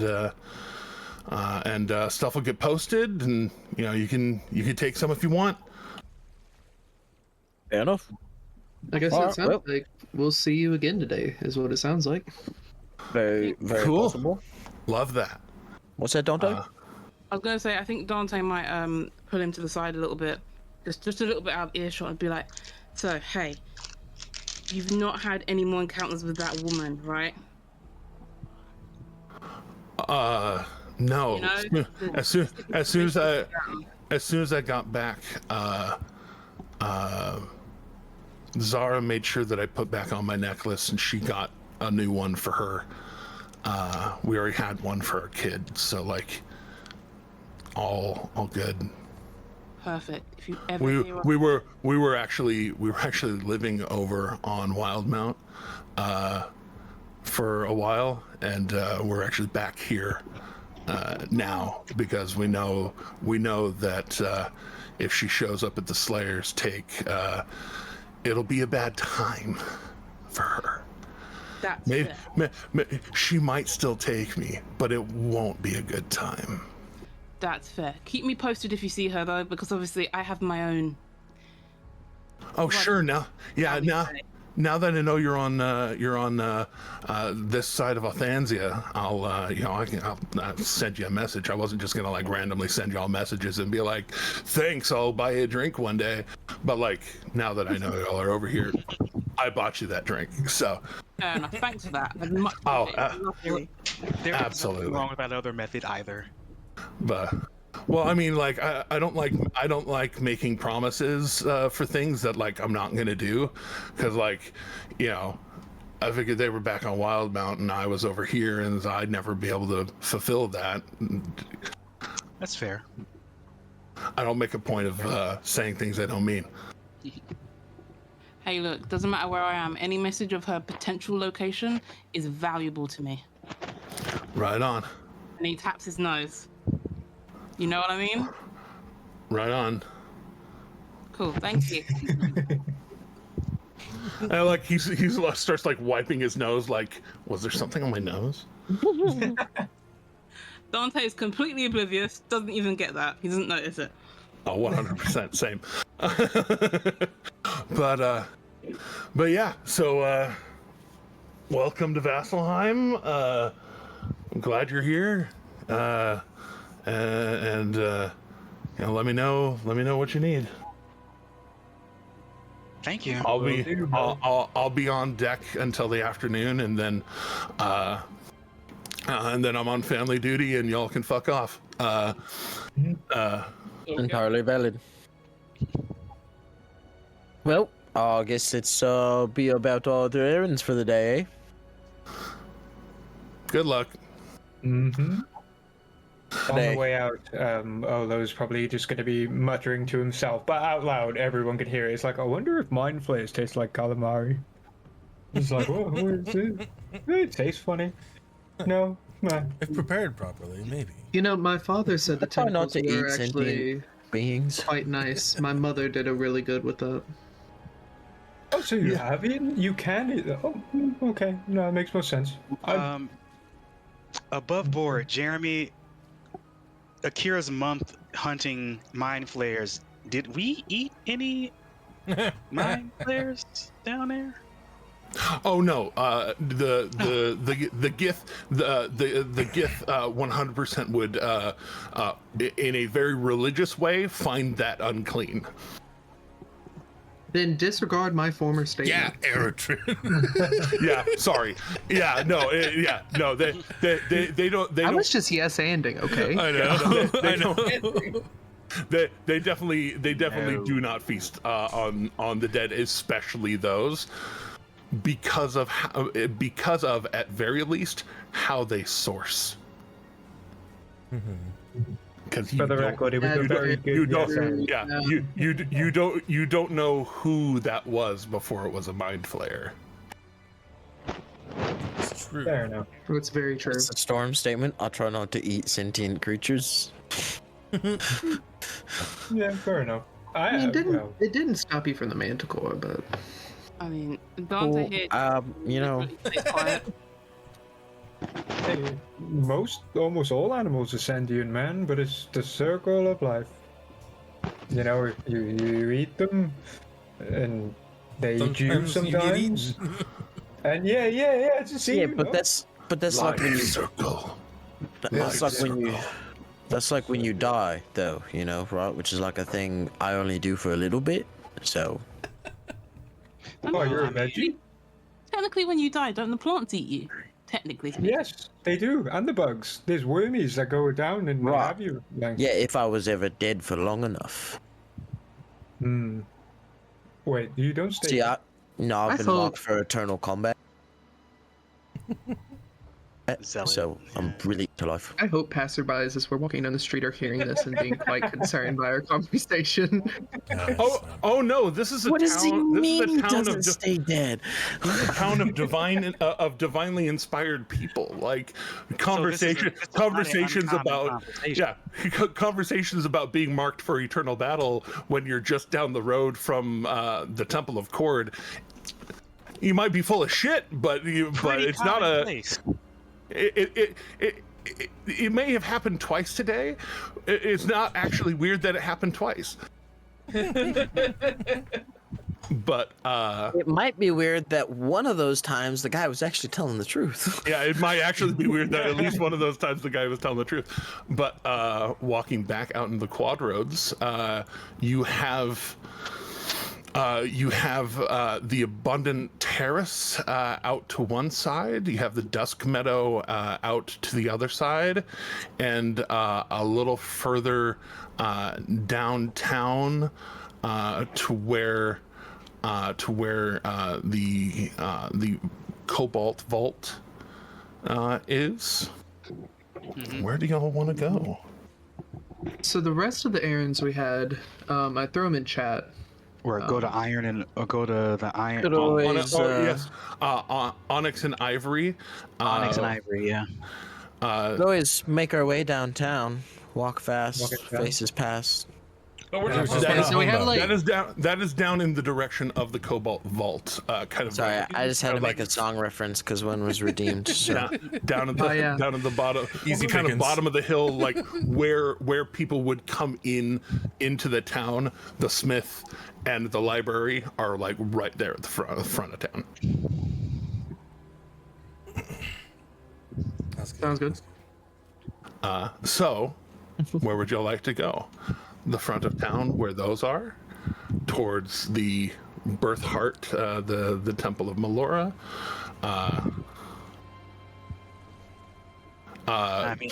Towards the Dusk Meadow, where the Argent Guild is. At this point, Akira's just along for the ride.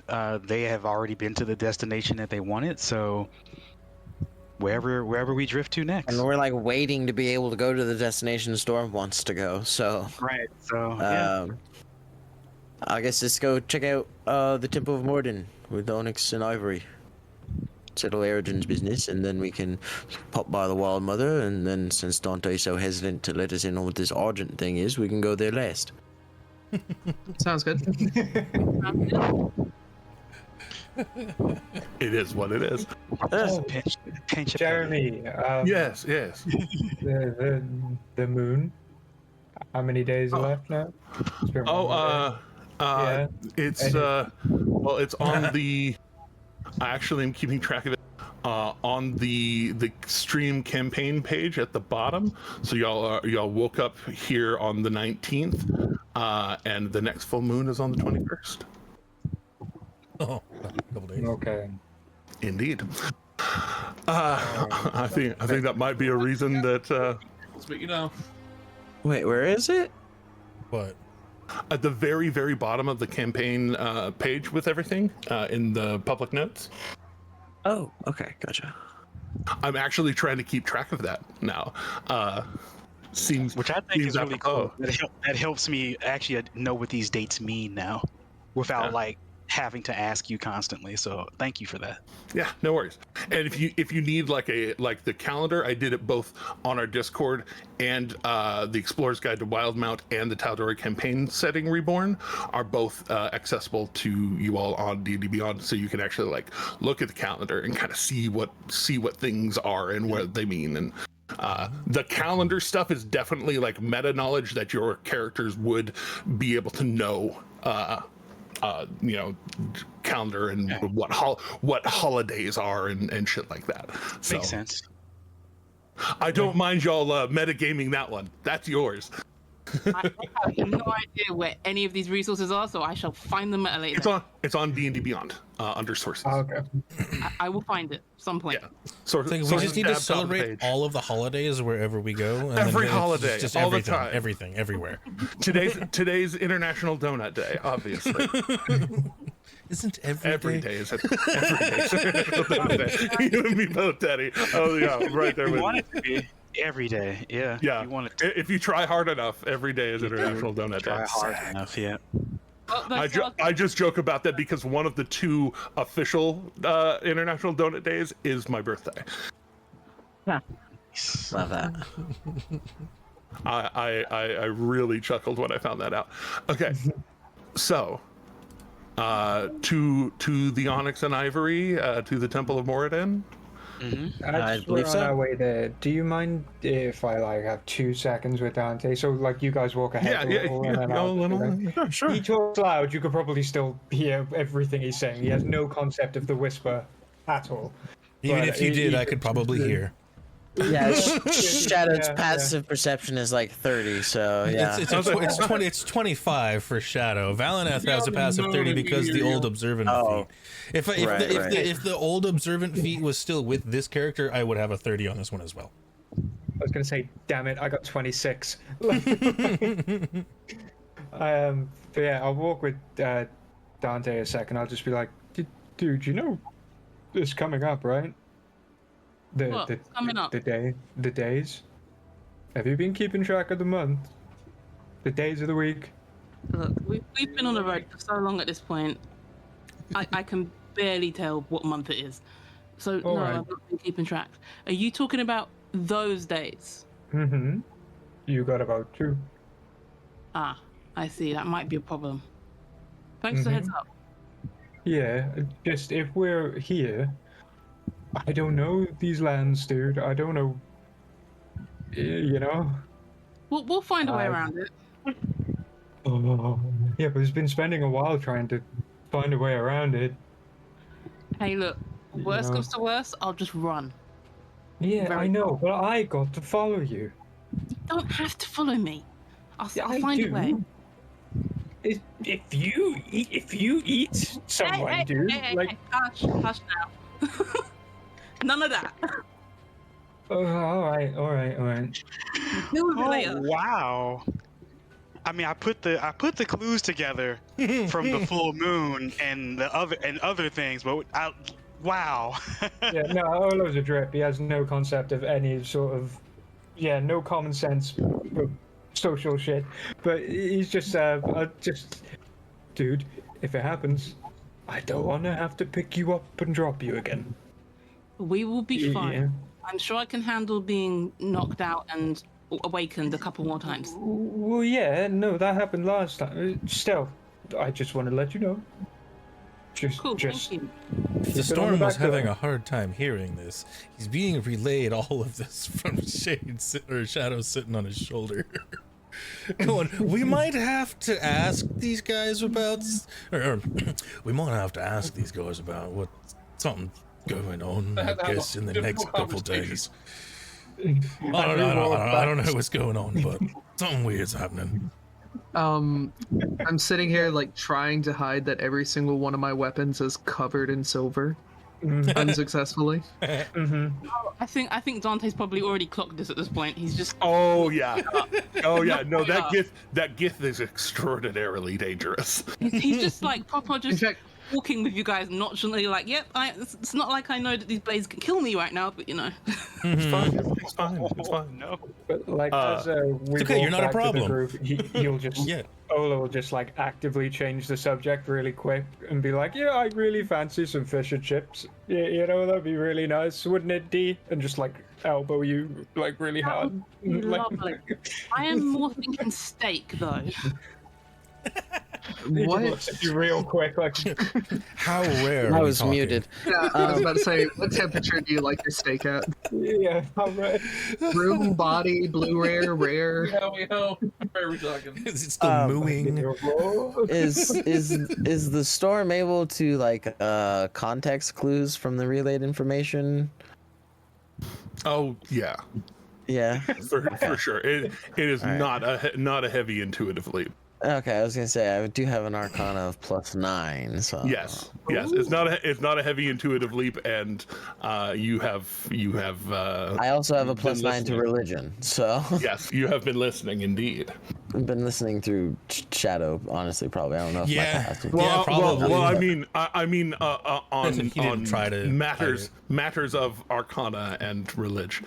Right. Yeah, you've got me definitely beat there. I've only got a +2 in both of those. So, like, the information I feed to you, it's like, it's making a minute amount of sense to me, but you're starting to go, oh. And you're like, are they fucking cannibals or what? And I'm like, oh, shit. You traveled the Savalier Wood, and there are packs there. Well, you know, areas that you would know if you heard a howl in the night that you go not that way. Yeah, and I think the main takeaway that you all know is never tell Olo your secrets ever. Like, don't. Yep. Never tell him anything because he will fucking just. Blah, blah, blah. But heading down. That's good to know. Heading down.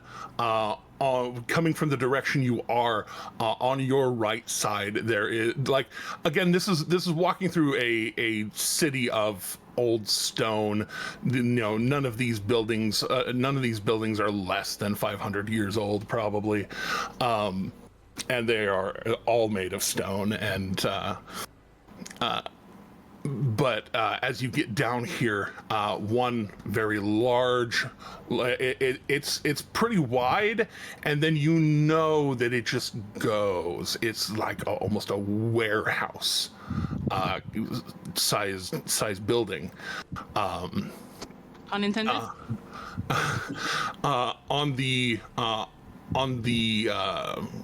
at the archways of it, above, you see a stained glass of a blue circle with silver inlay in the blue crystally glass, which is the international sign of the Cobalt Soul.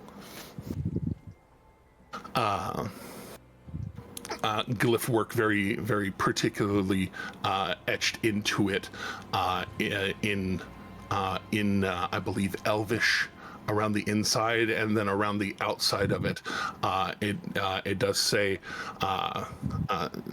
the Cobalt Vault of the Order of the Cobalt Soul around the outer edge of it. And across the street, the fires of the Great Forge are already lit here in the morning, and there are already hammers being struck on the inside, though at this time of the morning the doors are shut. For some of you, the ting of an anvil is comfortable and familiar. Yes, Airdrin is salivating. No pun intended, Dante. But the seal on this building equally finely crafted. A stonework rather than glasswork, and an anvil sticking out from a relief of a full-bodied dwarf that's like the profile, the right profile view of a dwarf with just a thick fucking hammer that looks like they are amidst forging a shield on an anvil. And almost an Ouroboros of the shield having an anvil etched into it while it's being hammered on.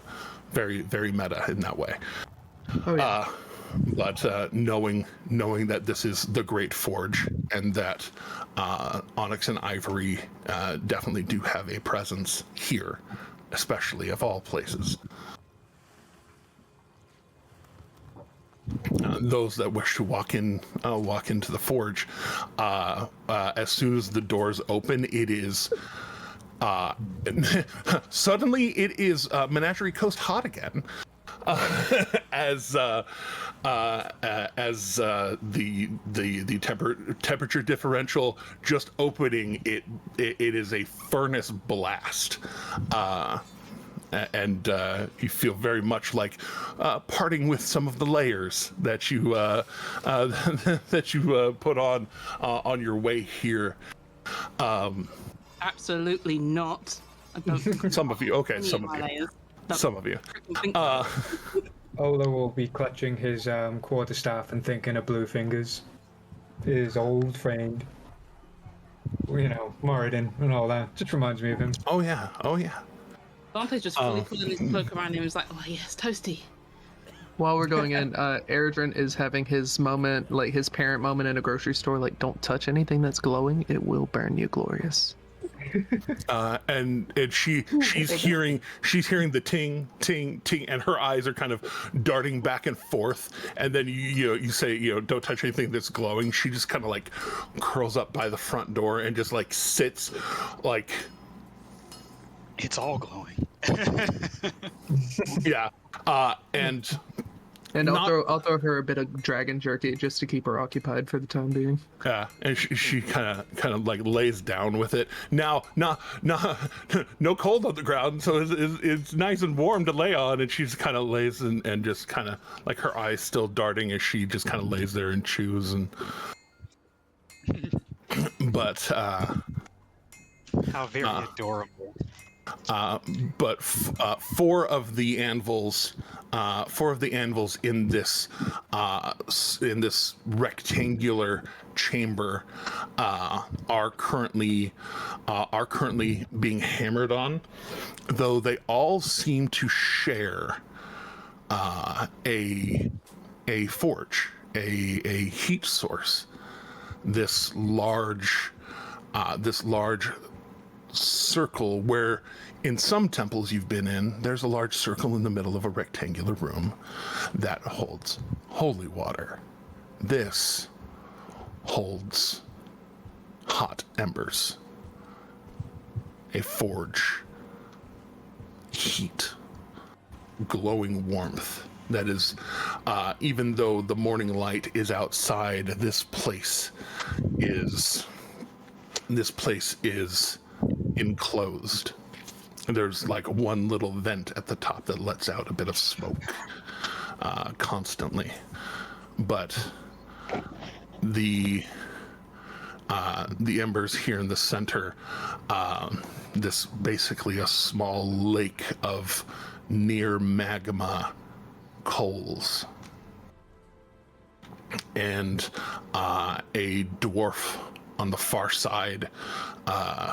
You see more than occasionally, but not constantly, going to a set of bellows and kind of putting his whole body into it, kind of like hooking his boots into these little stirrups on the ground, and just putting his whole body into blowing these billows, keeping those embers burning. Yeah. Going in, absolutely enjoying the scene that is before him, like falling in love with it. Then kind of looking around, trying to see if anyone is not busy enough to be disturbed for a second. Okay.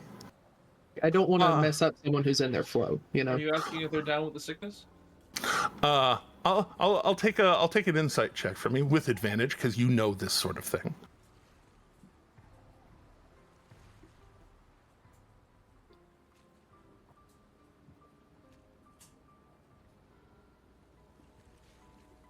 $27? Hell yeah. So that. here, okay. With that, you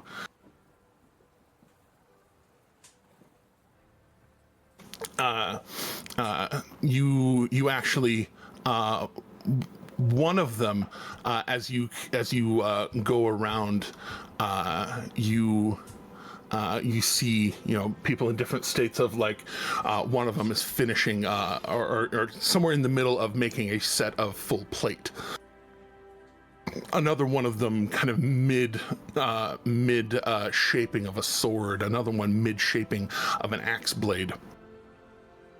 But you get to the fourth one, whom looks like they have already quenched a shield that they've worked on, this kind of broad, flat top, curved around, kind of classical shield look, and they are merely chiseling in some detail work, some maker's mark sort of detailing. And you come walking up, and they kind of look up from their safety glasses, safety first, safety third, and kind of look up, and then just kind of blow off some of the metal shards off of it, and goggles up, and she looks at you. This dwarven woman, clean shaven, but for a very solid goatee braid straight off the chin that goes down about to her breastplate. Because though she is working, she is wearing a breastplate of Moradin. Because she is working in the temple, and she looks up, pulls up the goggles, and what's good, Stretch? What was that last bit? What's good, Stretch? I don't know how to feel about that. Morning. Hi. And I'd hold my hand up. And like you see now that you can actually like see her eyes, the bags on her eyes aren't just, or the circles in her eyes aren't just from the goggles. She's probably been up all night. Oh yeah, no, I completely get that. Morning. God, that's a lovely shield. I'm Eridrin, and I'd hold out my hand to shake hers. Why, thank you. Thank you, Eridrin.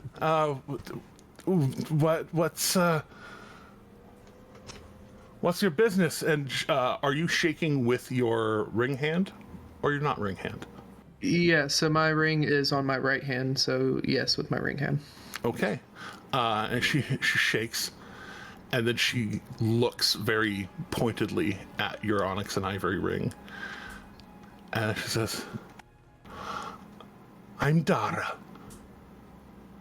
Pleasure to meet you. Good to meet you. And she shakes your hand with her right, and then very pointedly makes a point of taking off her left glove and just kind of puts her hand to her chest and has an onyx and ivory ring of her own.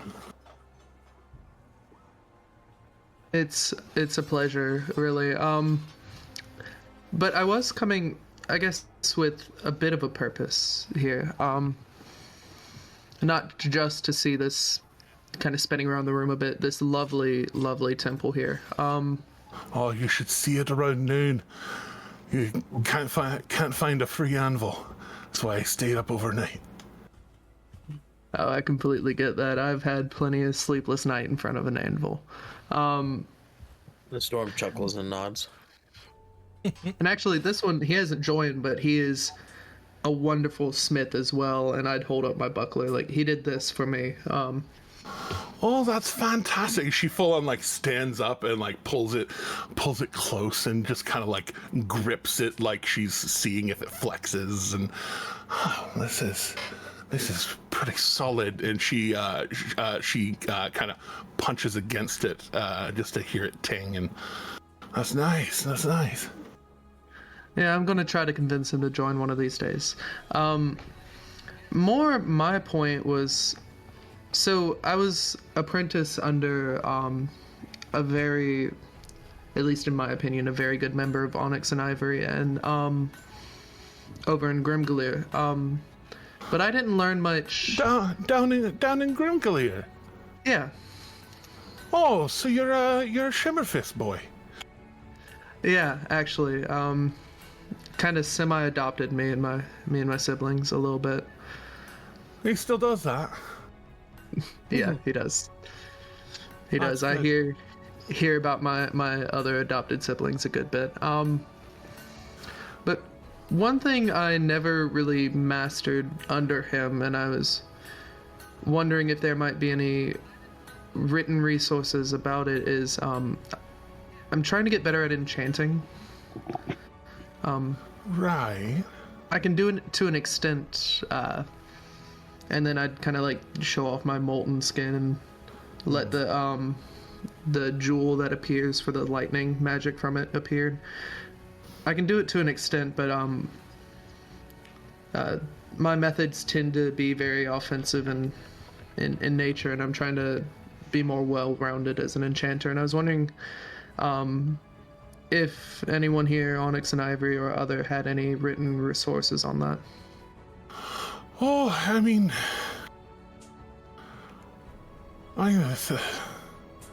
there are resources. There's all sorts of stuff. Here is more the hands-on-y kind of place. If you're looking to read, we got a library across the road.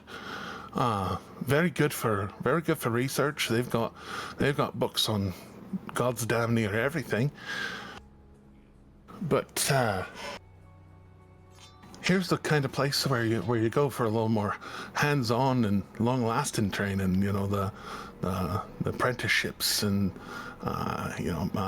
masterwork apprenticeships and things. Here, especially. Of course, yeah. I recognize that this may not have been the absolute best place, but best I could think of, and I don't want to hold up too much of yours or their time back there. Well, yeah, I mean, just for books and reading and stuff. I don't know how much the vault will actually let you take things out of the vault to go traveling about with, but you know, you might be able to. I've heard they check things out to people, given adequate exchange. Of course, yeah, collateral. I get that. Yeah, that's the word, collateral. Collateral. Not always best with words. More if she kind of takes the shield she was working on. No, I completely get that as well. Not the best speaker here either, but and I also just kind of wanted to come and see it, introduce myself, and I was wondering, there's a project I was about to start actually. Do you know if there's anyone selling sapphire, perchance? Whole sapphires or dusted sapphires? Whole sapphires. Whole sapphires. See, I started as a jeweler, actually. Oh, beautiful! Right on. So if you take it down at the Quadroads, there's a whole bazaar of folk there, and my only key there is don't trust someone who gives you discounts. Anyone who's trying to give you a discount there is selling you fake shit. Well noted. I'll definitely keep that in mind. Yeah, especially I don't have to explain to you how to spot jewels, but you know, I've seen some pretty solid fakes try and go through there, and they'll sell it to you for a tenth the price it looks. Adrian would chuckle at that. And they'll try and talk around the reality of it to bugger with you, to get around, you know, I did not claim that it was actually a blah blah blah, it was blah blah blah. You know, they try and explain it to the guards, and usually they're able to, you know, talk themselves into a fine rather than getting thrown in the fucking oubliette. Very, very well noted, actually. Very good to know. Yeah. Weird ways you can get away with shystering about. But yeah. But yeah, no, if they're selling it at you full price, they're either real sure and they're fakes. I ain't seen one actually sell a real one or sell a fake one for a real price, and I ain't ever seen a real price go down on a fake one. Ooh. Of course, yeah, I get that. And like I said, partially this was just to kind of come see it and introduce myself as well, but I do thank you for pointing me in the right directions on this. I really do thank you on that. No worries. Same kind of warning though. Yeah, but in the other direction. You know, don't try and take a real jeweler for a ride. Not that I really need to warn you. You're a jeweler, and she kind of like waves her ring hand, and you know things. But they know how to handle themselves. So you know, don't try and write any checks that your ass can't cash. Oh, of course. Look, coming from a mining town, being a jeweler in a mining town, being an onyx and ivory jeweler in a mining town. Oh yeah, you're from Grimgullier. You already said that, didn't you? Yeah, you get it. I get it. I won't give anyone anyone for a loop there.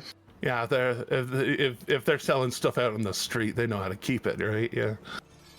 Oh yeah, and if I have some time, I may be back by here working on some stuff. We'll see. We'll see what the day gives us. Well, God's willing, if I'm done with this, I'll probably be off and asleep. But you can ask for Jeremy Singh Jeremy's seeing if there's a priest that I need to very much make note of. I am not seeing it. So,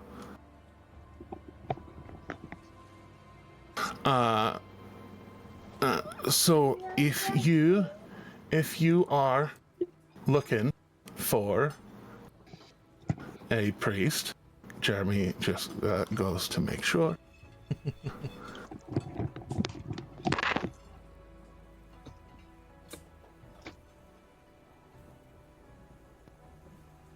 Priest of Moradin, right? Yes, Priest of Moradin. If you come back and you're looking for help from a priest, just look for Everstrol Wraith Mantle.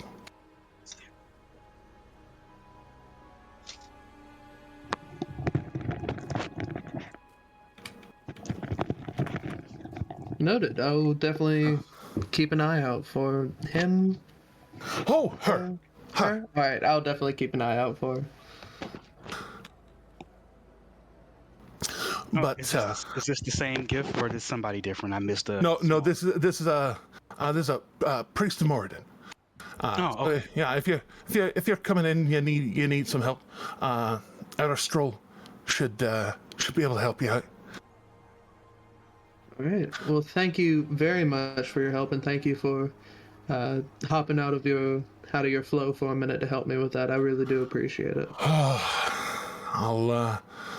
I'll be just finishing up my crest on this one and hanging her up as a full-fledged ready to fuck shield. And I'm gonna go the fuck to sleep for 12 hours. That I completely understand. Actually, it's something you might want to think about, and you can just take my advice and throw it away if you absolutely want to, because what's it? Just get to it. What's it? I was gonna say shields in the future. And I'll draw out like essentially the Gith word for guard on it on a piece of paper, and I'll say, incorporating this into your glyph. That's a good one. Glyph work. On your it works really well, Yeah, especially when you're using on your gift work. especially when you're using circular shields. It works with, I don't know, the weave's weird, but I have found that this tends to work. Oh. And she looks at the kind of curvy glyph of it, and interesting. She sees it and then kind of looks back at her shield, looks at it. This one ain't for anyone in particular. It's just more of me making sure I can pay my bills.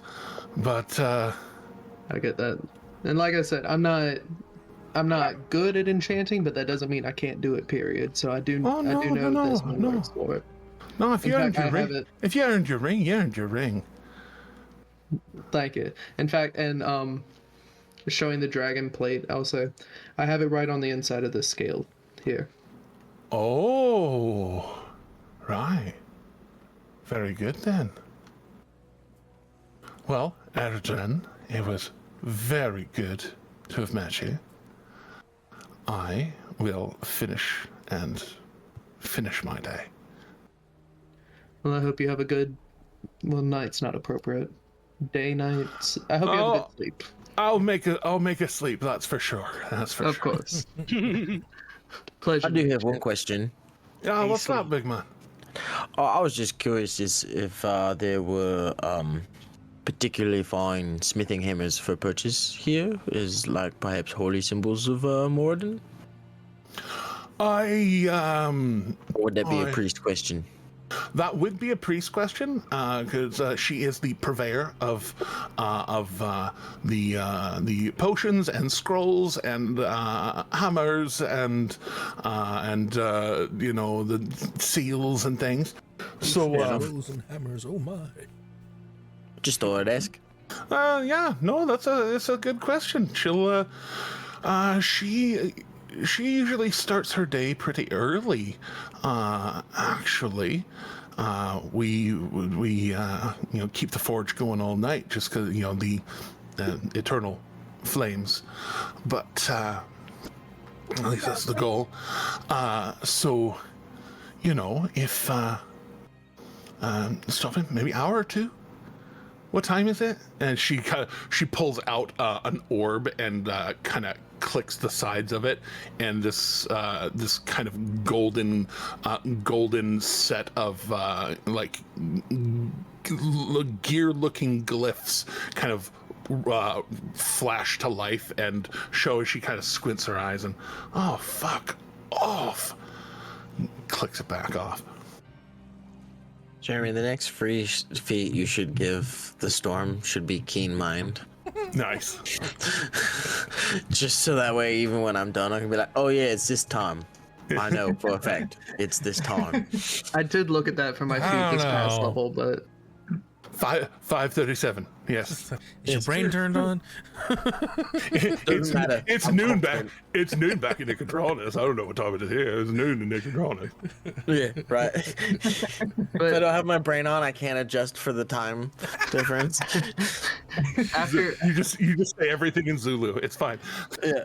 After he asked that, I would pop him and I would say, I didn't even think of updating any of my tools. We will have to be back here later. Pointing to him, then back at Darla, and then just mostly under my breath as we're walking away. I'm like, I just mostly wanted a fancy hammer more than for worship purposes. Well, I'm pretty sure from what I'm hearing, you can get one. That's fine. I made it to Vasselheim, and all I got was this. Stupid hammer. Kind of, since we're in Vasselheim, he might try to actually procure a holy symbol from each god. That's pretty funny. Why not? Not a bad idea, though. He's proclaiming to be of the primes and not just court anymore. This is the place to do exactly that. This is the way. He's got a tattoo from Melora. He's got, the shield that he's going to trade out to for Bahamut, probably. But Bahamut. All right. Heading back out, unless anybody else has anything to do in the forge, the Great Forge. No, it's a little warm in here. It is a little warm in here. At least you can feel your toe beans again. Yeah. Well, I mean, I've probably been able to feel them for quite some time being on your shoulder. Yeah. I mean, it's better than the cold stone.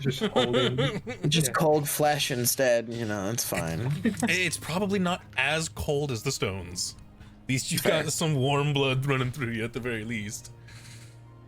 Warm? I didn't say hot. I said warm. Through stone-like skin. Yeah, but it's fine. Hey, it's fine. Heated stone flooring.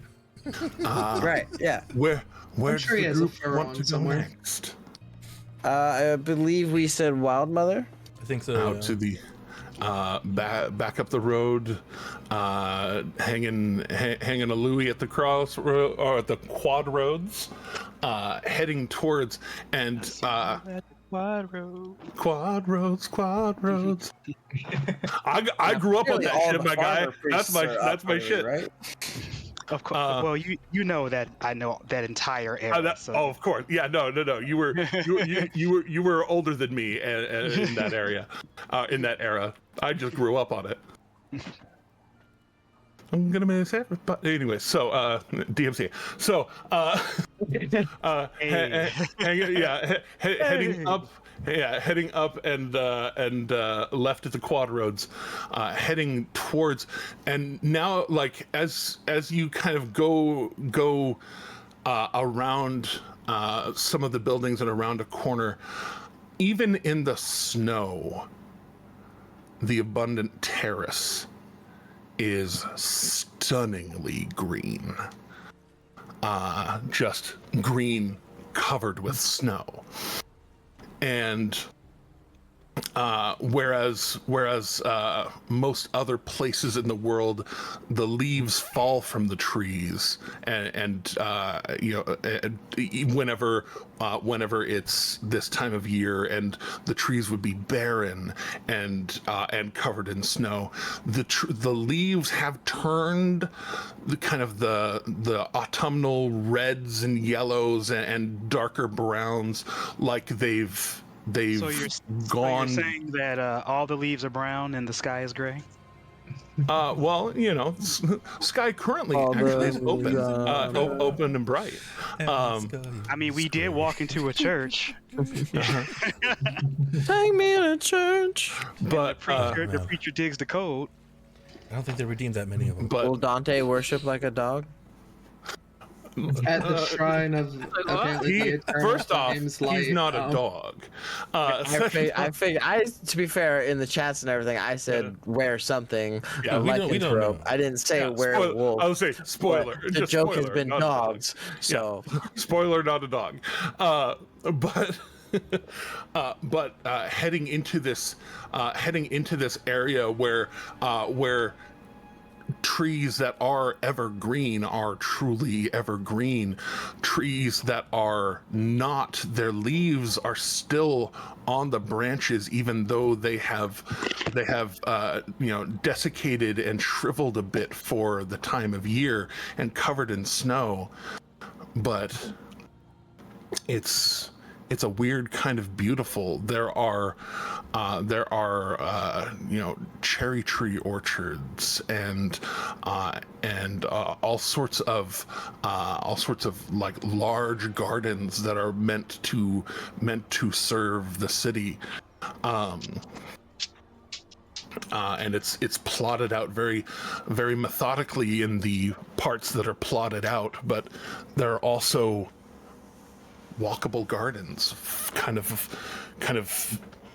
forest, but contained within the city. And there in the forested area, you do find yourself. There we go. Sorry, I had an alarm going off.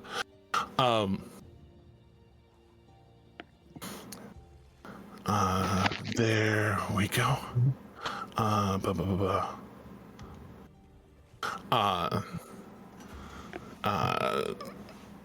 Olo, you're kind of looking. What are you looking for precisely here? Maybe a like a priest, a priestess, someone who kind of like, or someone who tends to the garden.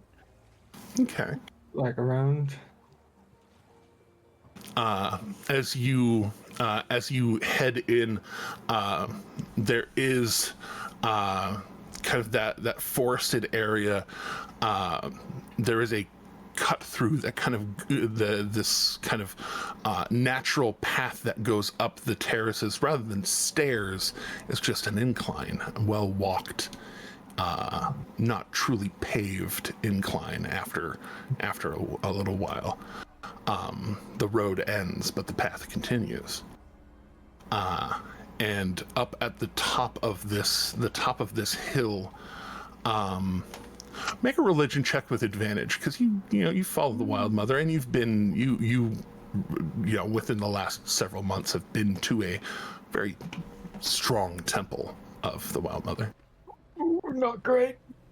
Not great. But it didn't have to be great to at least know the name of what you're looking at, because Charis is named after the tree, the Charis tree that it surrounds, or that the town and everything surrounds that tree, and. In talking about Vasselheim and the Abundant Terrace and the Birth Heart, you know the name. Where did it go? I had it right fucking here. There it is. You recognize they call it the seed of rebirth. Here, it is a tree that legend says was planted directly by the Wild Mother, and it at the top of this, the top of these terraces has around it, similar to that tree in Charis. Though there it's a lot less elaborate. There it's kind of roughshod and roughly made. This looks like elves made it and took great care in making it. These stairs that go around and look like they're partially absorbed by the tree, like they've been there for a long time and the tree has just grown out, and the stairs have then been extended further and further out, winding up this tree several hundred feet, and the trunk going up, and not nearly as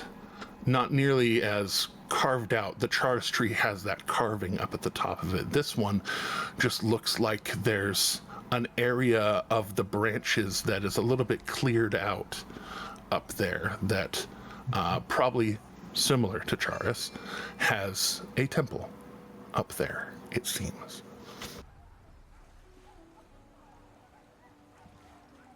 All right. Ready, everyone? I'm going to speak to my mom. Yeah, Big Blue, let's go. Ready takes you on this is your second training, going up a slope up to this tree, and then going up the tree, up steps. You need Stairmasters when you live in Vasselholm. Oh, for real, for real. And leading the group up this path, up there at the top of this tree,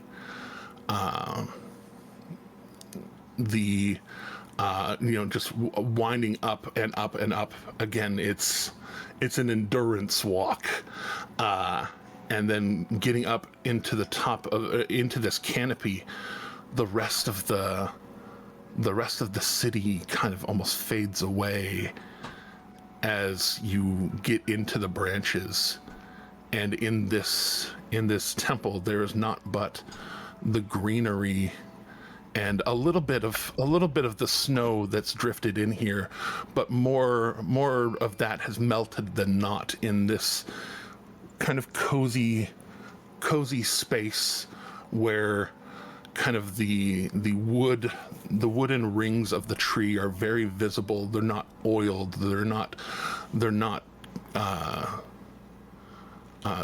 merely just carved down into a platform that occasionally parts have grown up and out and further into it. But this kind of tangle of branches that have sprouted from this upper platform.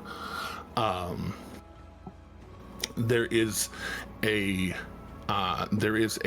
marble, again smaller than that other tree that like the whole ass top of it is Melora. This marble statue of a woman with a just effervescent fro of curly hair, just pouring from her head.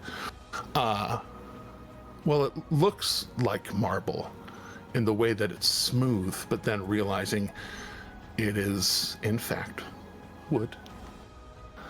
And coming around towards the front of it, seeing it is polished and stuff. Around the base of her feet, it looks like different flowers and things have been placed here and then taken root. And so just like single or double or triple flowers from places that are definitely not up in the mountains of Othanzia, roses and daisies and things have taken root into the base of this altar. And coming around the front, you see the strong, sharp-jawed face of the Wild Mother, the eyes carved in, but nothing, kind of blank looking, just kind of off to the side. And she looks like she is cradling a snake with one arm that kind of goes around her arm and around the side of her shoulder, the other arm holding what looks like corn and wheat stalks held in front of her, showing both abundance and food and predators and things. But right there at the base by her feet, these random flowers all growing their single stalk. And as there is a gathering there, a lithe elf walks around this kind of she has sculpted her hair in a way that she just has a very, very short buzz over the top, and the sides of her head are completely skin shorn. Ears very far out, very, very full elf, this one. Pale, almost alabaster white, maybe albino white skin. Like porcelain? Like porcelain nearly. But these like deep chocolate brown eyes. Like tiger eye almost, as she comes walking in very gracefully. This dress, long flowing dress, looks like it's made of vines, but closer inspection, it just looks like vines. It's well embroidered,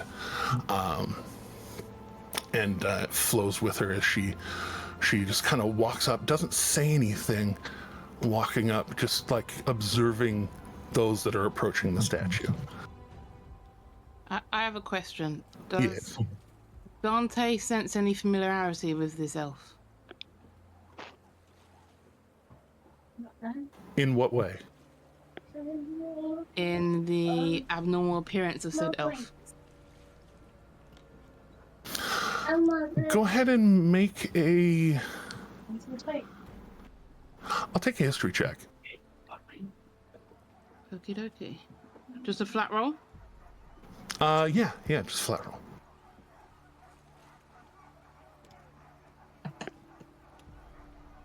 How's an 18? 18? That's pretty good.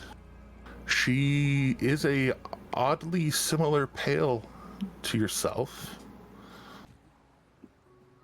She doesn't look like she's directly related to you in the face or anything, but that paleness is not terribly dissimilar to your own. Interesting. If she's not saying anything, I'll just walk over and just seeing a head bow.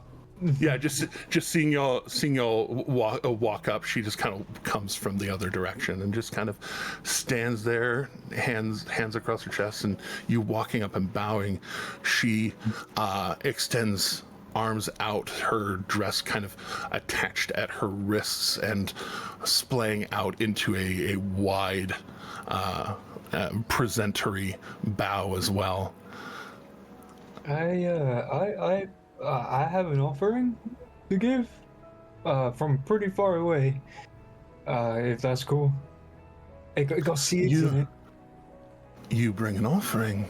Mm-hmm.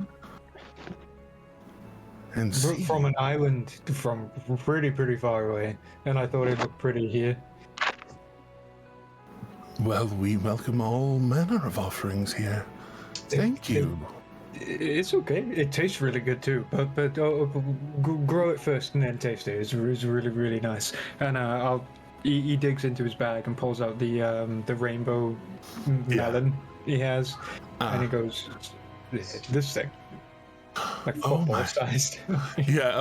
We'll say, yeah, football. You're football. Everyone else but America's football. Oh, right, and yeah. I do forget about that. No, you're all right. You're all right. I had to adjust my thing. And I was like, that melon's weirdly egg shaped. No. And she two hands, and you are much taller than she is. She's like 5'9", and 5'9" and lithe. And I say something about 5'9" people. They're shorter than 8 foot people. But she reaches up and takes the melon and looks like she's fascinated by it. It's from a place called Rumblecusp. That place has dinosaurs, it has volcanoes, it has a lot of cool stuff.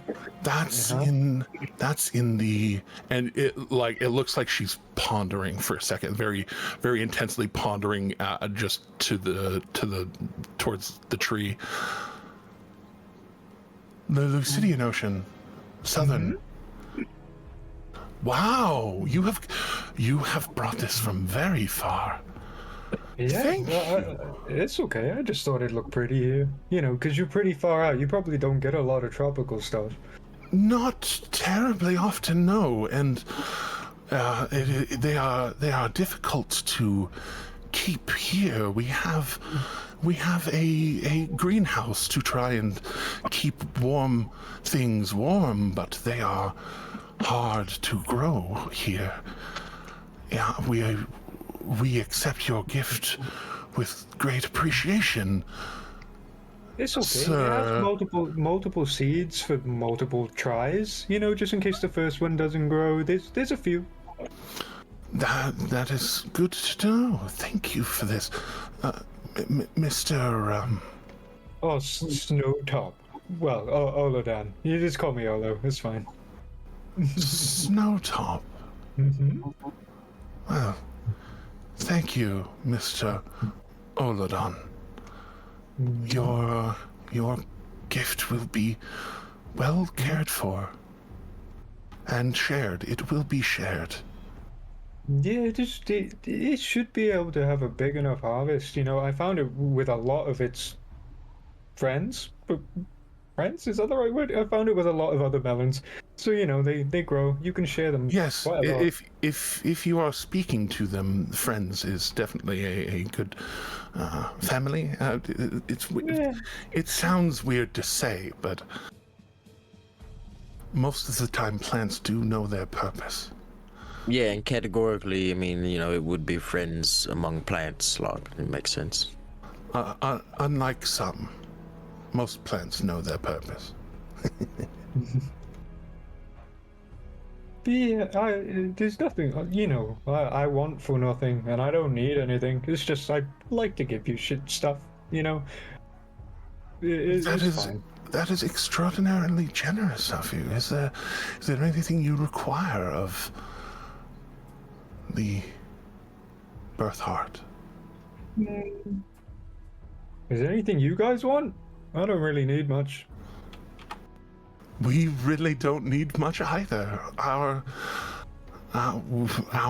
purpose is to feed our people, to protect Vasselheim by way of sustenance. Mm-hmm. This seems more like it will, because of I say limitations with a certain grain of salt, but our limitations in being able to keep a larger greenhouse, it will be more of a dessert sort of thing, a occasional, an occasional sort of thing. Each color, different flavor. Oh my, that will be adventurous. Oh yeah, it is pretty good. I had one all to myself, and it's very sickly, but it's good. Kind of like ice cream when I'm in there. So don't eat all of them at once. Is that what I'm hearing? Yeah, you can. Nothing can't stop you. But for me personally, it made me a bit like, ooh, bit sicky. It's like, when you have too many sweets. Right on. I will keep that in mind. That is a good warning. Usually we find out after we figure it out. So I know the feeling. But yeah, if you need help growing stuff, point me to the greenhouse. I can help. Are you going to be in town for long? I don't know. I look over my shoulder to the party. Like, how long?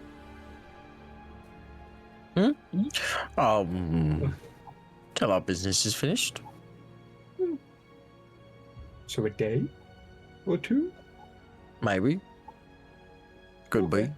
That is a fantastic question. One we are leaving up in the air, I believe.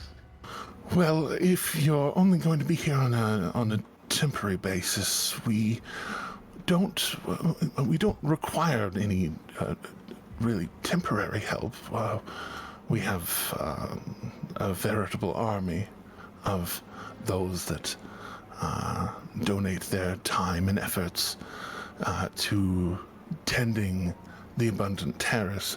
If you are looking for a more permanent position, this is definitely a fantastic way to try and ingratiate yourselves. Maybe one day. I live long enough. If, shit happens. Part of my language, things happen, and it'll be fine. Maybe one day when I come back. Can I see a tree that could fit me? By the way. Oh, this one. I can come back. This one. Oh, she gestures down. The one y'all are standing on. All right. Yeah, my bad. Sorry. We are all standing on. Yes, you're. As her groves tender, Verona. She gestures to herself. Verona Cathyra. Okay.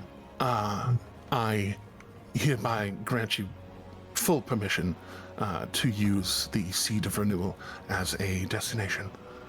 Oh, thank you. If that is all I have to exchange for this, and she kind of like puts her nose to it, and it's pretty good, right? It smells fantastically ripe.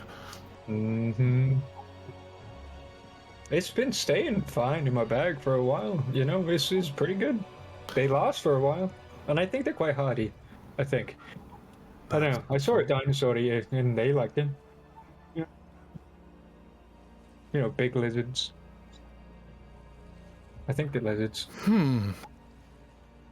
Interesting. Big birds. I don't know. Well, this is this is the way, I suppose. This is the way. This is the way. Do you have any fancy wood chips for smoking, or that are smoked, perhaps? Wood chips for smoking. Oh yes. Or just other purposes, Just wood chips? Yeah, Funny weed. like fancy ones. Are you I make alcohol. Okay, if you are looking for are you looking for more of a hickory taste, a pecan taste, Anything unique to this area in particular? Perhaps only found in this grove? Only found in this grove. That's gonna cost you. Airship money. I've got airship money.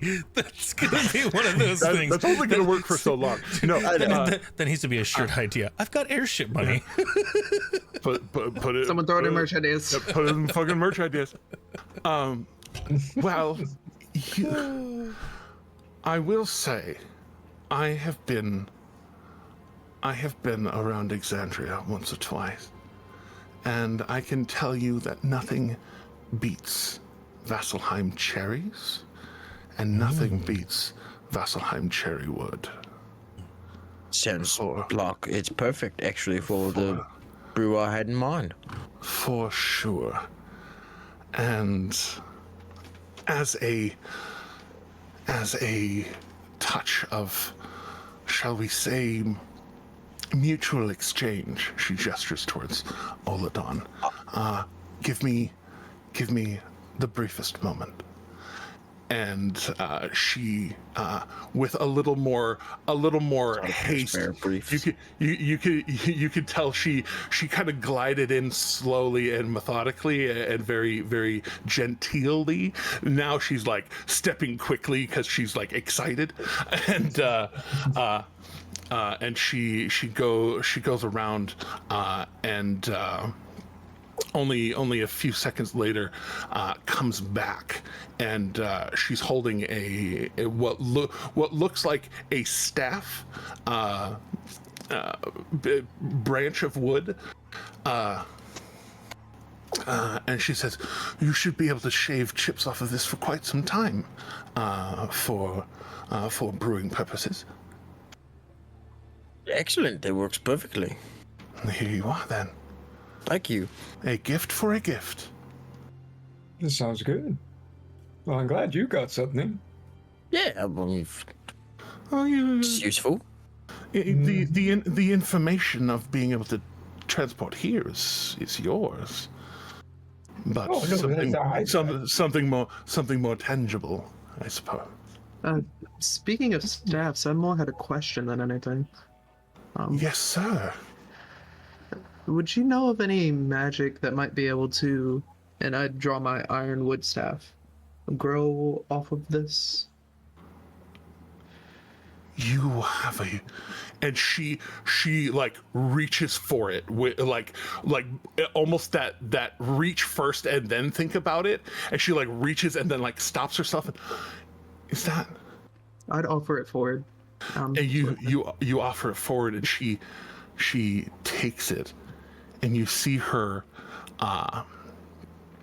pop a pearl out of a small pouch, kind of nestled in her dress, and she holds it to it for only a minute. She's actually burning a spell slot on this, and she holds it to it.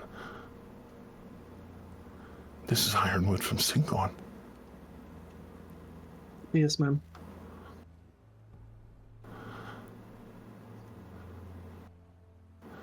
They don't habitually give samples of this out.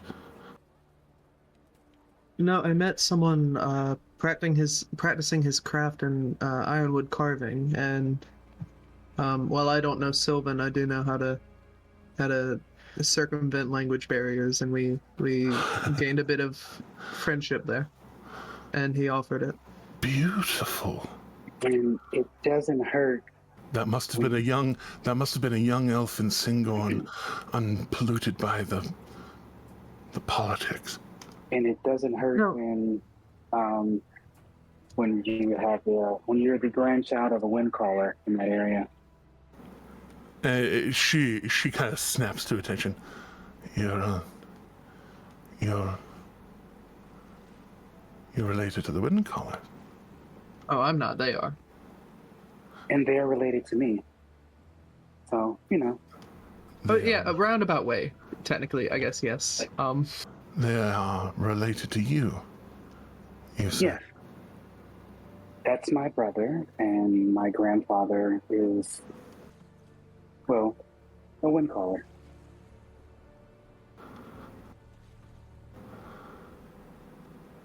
Grandfather. Yeah. She squints.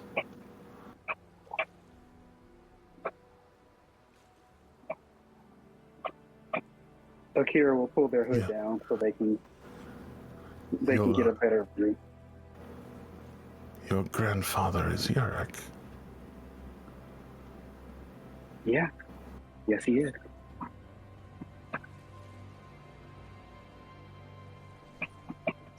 And she, almost like suddenly, the ironwood staff is now the second or third most interesting thing that happened just now. And she kind of walks forward and looks up at you. Gets a little weirdly close.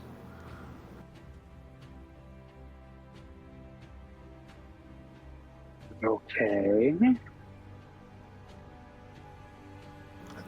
Kind of like she's looking over your face.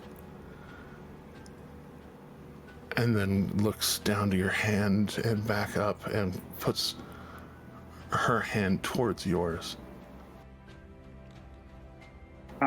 Verona Windcaller Cathyra. Huh. Akira Soul Windcaller Depotoire. Adrian. Sorry. Dumrin. Hello, cousin. Oh. Hello. It is good to be met. It's surprising. Didn't expect to find a family member randomly here. This is...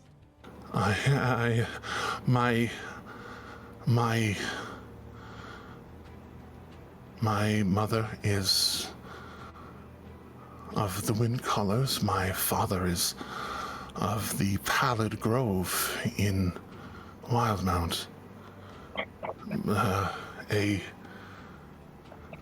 reason for my... And she kind of gestures towards her white skin. Result of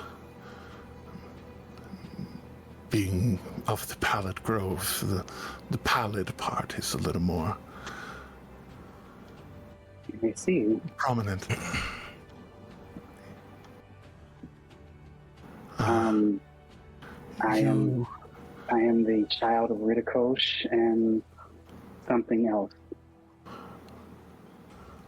Ridikosh. Okay, so you're a somewhat removed cousin. And so what's the son of a cousin? The second cousin once removed. Yes, whatever it is, you cousin. It's fine. But I had heard Ridikosh had disappeared. Yeah, he did. We have a way to try to find him at some point. Wonderful. That is hopeful. No one really knew what happened to him. That is hopeful. Well, you've given me yet another informational gift. She's kind of looking towards Oladan. A true exchange. I thank you. Oh, wow. And you know, at least for full elves, it is much more rare to meet others of us with the cycle of desire is long and odd. To actually meet one who is of others, and yes, it is good to. It is good to see a cousin in the world, and so different from others of us. One day I'll come back and I'll tell you the full sordid affair. That's a promise. I look forward to being entertained. Oh, it's entertaining. Yeah, they started out as a big old emerald.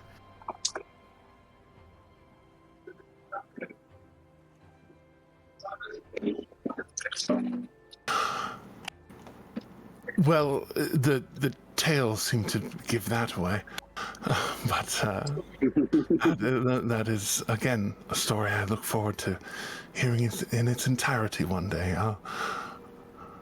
I will very likely be here. I'm not terribly old. Only a couple of 100 years. But I will let you conclude your business with the storm and Olo. Well, I don't believe there's any more business to have. Nope. The question about the magic. Right, sorry, question about magic. Also, was this for me? You were saying something about, are we planting it here? That would be extraordinary. Yeah, Well, it's for you. Oh, no, not the melon. No, I've already put away the melon. No, the stick. Sorry. Yes. Okay. Rob. Never mind. Would that be a way to grow it? Yeah. Well, channeling. There are spells that can push forward the growth of plants, both in a particular area, or if you do focus it all in on one branch, it can very easily help it to shoot and take root, and then be a little more localized in what is influenced to grow. And over time, that can be sustained and brought better. Oh, it would be a absolute slap in the face to the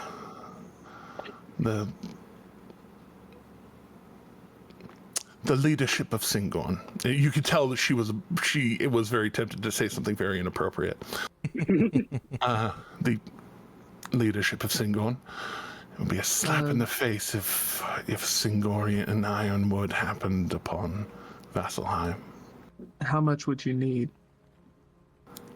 Just that branch, probably. Well, I don't want to give away the whole branch. I mean, it comes back with a larger investment if you make a trip back. The more, the better. That and like literally, And then you had another question? Could the storm make the like how fast is she inferring she could grow it with magic? Could the storm like clock that, like, does, you know, because Arcana and stuff? But probably do several years of growth in a year. In a year? Okay. All right. Like, it could take root now, but then actually be able to, like, accelerate the growth a bit so that it would become more. And this is what, about a 7-foot staff, maybe? Like 6. 6? Taller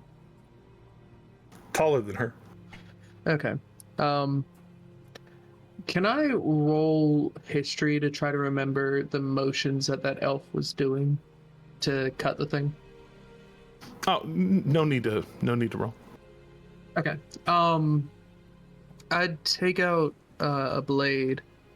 And basically the advice was to slice along the grain because hitting it straight on is fool's errand. Yeah, obviously. Yeah. I take out a blade and basically baton it long ways. If that, you know what batoning a piece of wood is? Or no? Are you trying to break the ironwood branch? Oh no, I'm trying to take a blade. So batoning, you take a knife, you put it against a stick, and then you hit the back of the blade to go down the grain of it, to follow along the grain. Oh, okay. Yeah. Essentially baton the 6-foot stick into 2 half as wide 6-foot sticks.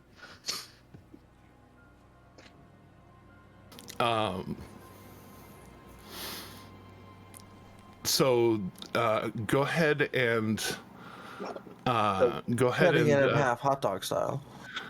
Yes, exactly. Yes.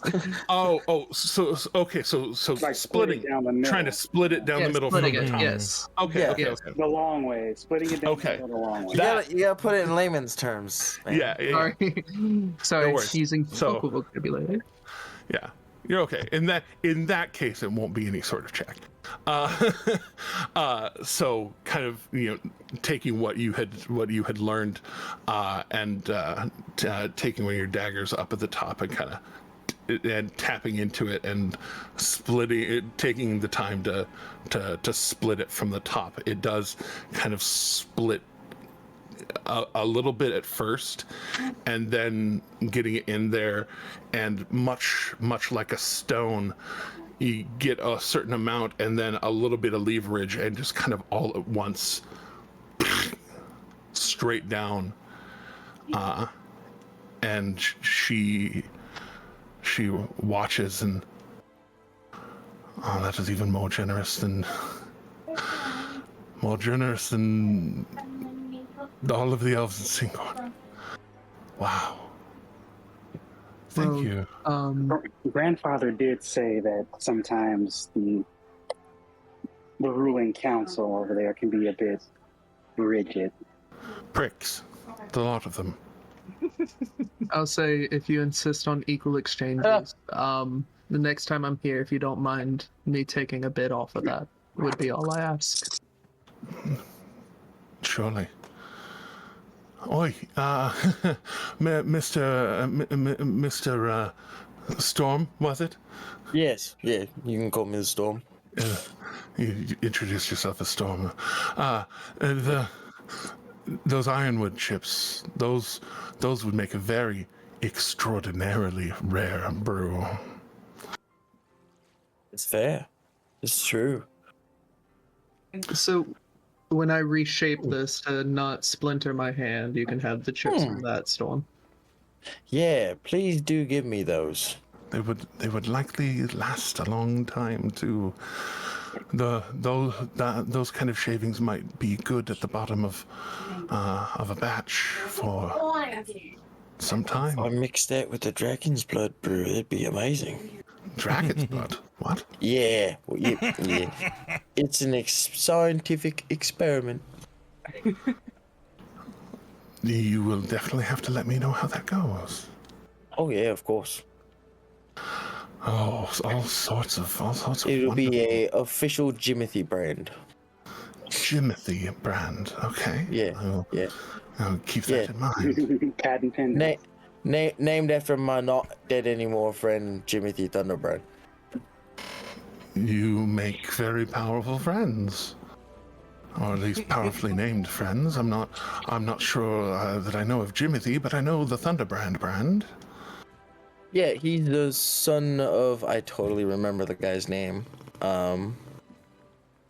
Drake. Drake, right, of course. Easy. God, it's so easy to remember. What? You're okay. Yeah, he's the son of Drake. It's not like there's 800 names that we've used. It's fine. No, for real. And like how many years of gameplay? Anyway. Going on 3. Yeah. Yeah, he's the son of Drake Thunderbrand, Oh, fantastic. Yeah, we were adventurers together, and then he died. And then, with his father's help, actually, we brought him back. That's beautiful. Mm-hmm. Wonderful. I'm here for stories. If we want to keep sharing stories, I'm. Oh, I mean, we've got time to. Oh, well, we do actually have one other place we've got to visit. Before we go back to the Platinum Sanctuary. Oh, you have business at the sanctuary. Yep, we do. We do indeed. Good luck with all that. Thank you. Yeah. It was a pleasure to meet you and to be at this great place of Malora's power. It is. I did not get a wonderful chance to be- mention it, but I have been blessed by a few of the primes, Malora included, and he'll gesture to his tattoo, and then actually summon his Bloodhawk. And she starts to look closely at it, and then the Bloodhawk suddenly like pulls up out of your arm, and she and just this kind of like happy clap. That's fantastic. Yeah. And she kind of looks at it. I can do that too. And she clenches her fist, and just like kind of just appearing from magic, like roiling up her arm and then forming above her fist, just kind of like it's gripping her fingers. She forms a Bloodhawk as well, and I can do that quite a bit, in fact, if I need to. And it kind of caws, and then she releases it and lets it just fly up. Low under his breath, like I could make a bunny. I do the same with my Bloodhawks, and she lets hers fly. I'll let mine. I think Tempest is what I named him. Yes, Tempest. Yeah. You can make bunnies. Well, I can make bunnies too. I mean, it's. You smell like a practitioner of druidic magic. Yeah, I am. I'm a bit of a healer. And then, like, he takes a second, he's like, sniffs his arm a little bit, like... No, it's not. No, it's not bad. It's familiar. It's I have. Some say pungent. But, I have presentation to uphold here. What is that, patchouli? I was just gonna say. Get it out of my head. I was gonna say something. I was thinking the exact same thing. Like, I bet he smells like patchouli. I have an image to portray here as her groves tender, but do not let me fool you. When I travel, well, it's been a few decades since I've traveled, but when I travel smelling of her earth. Mm-hmm. Me too.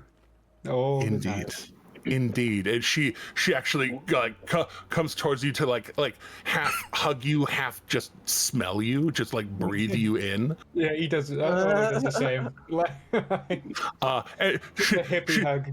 Yeah, I'll say she smells of lovely like essential oil kind of soap smell. Definitely still smells like booze from the night before. Yeah, there's some booze in there, and she breathes in deep, and kind of there's that moment of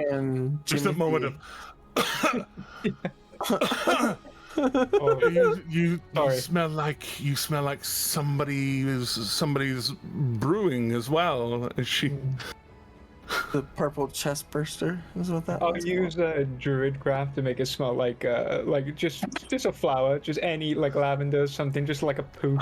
Of scents. Yeah, poo. And she's just, oh no, don't cover nothing.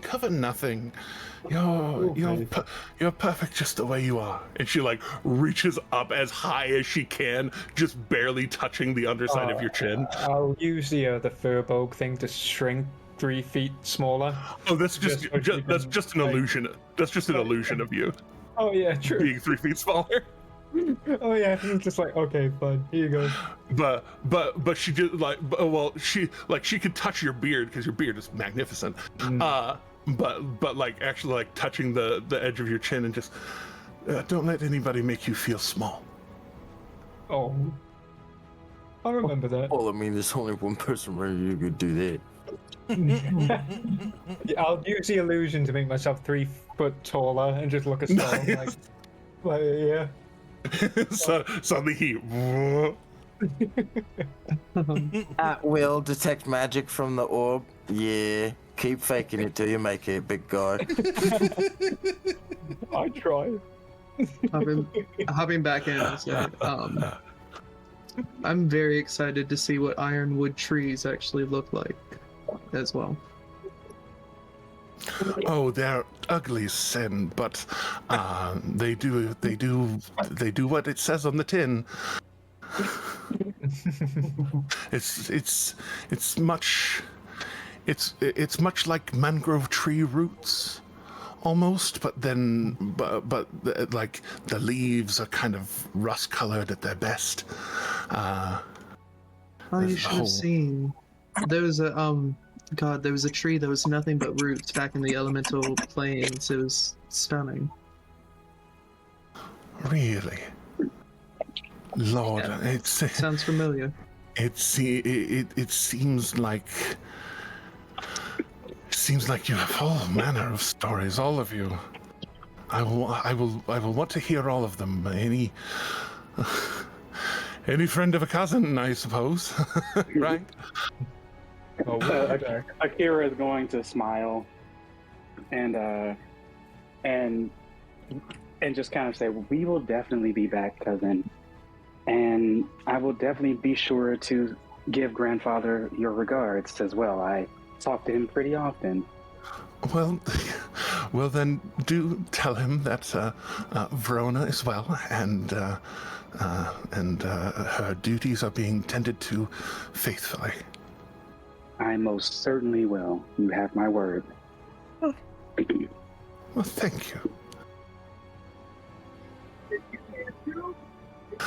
All right.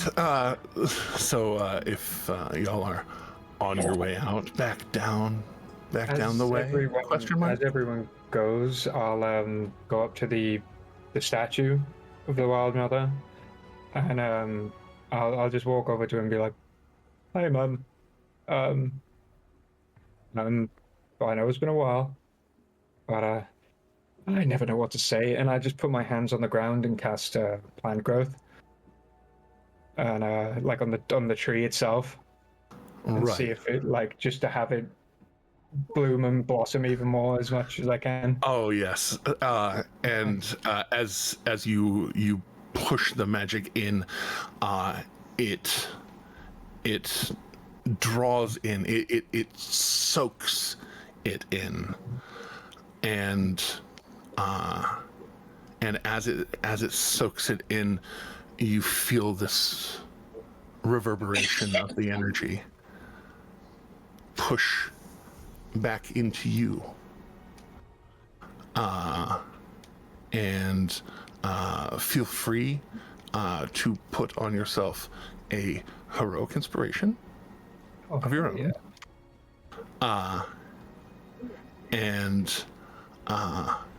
And then until your long rest, mark yourself as having a D4, as if you had bless. Oh, sweet. So attack rolls and saving throws. That's pretty nifty. And with that, I'll just be like, "I'll tell you more later. My friends are leaving. I've made new friends." Like actively talking to the. So non-mechanically, basically, like the moss in your fur just kind of like almost like fuzzes up a little bit more, and just kind of just everything just feels a little more fuzzy. Like a little fuzzy and alive, and even more attached to you. So sweet. And I'll run to the edge of the tree and just jump off, like arms out, like Assassin's Creed style, and turn into a wild shape into a bird and glide down and follow everyone.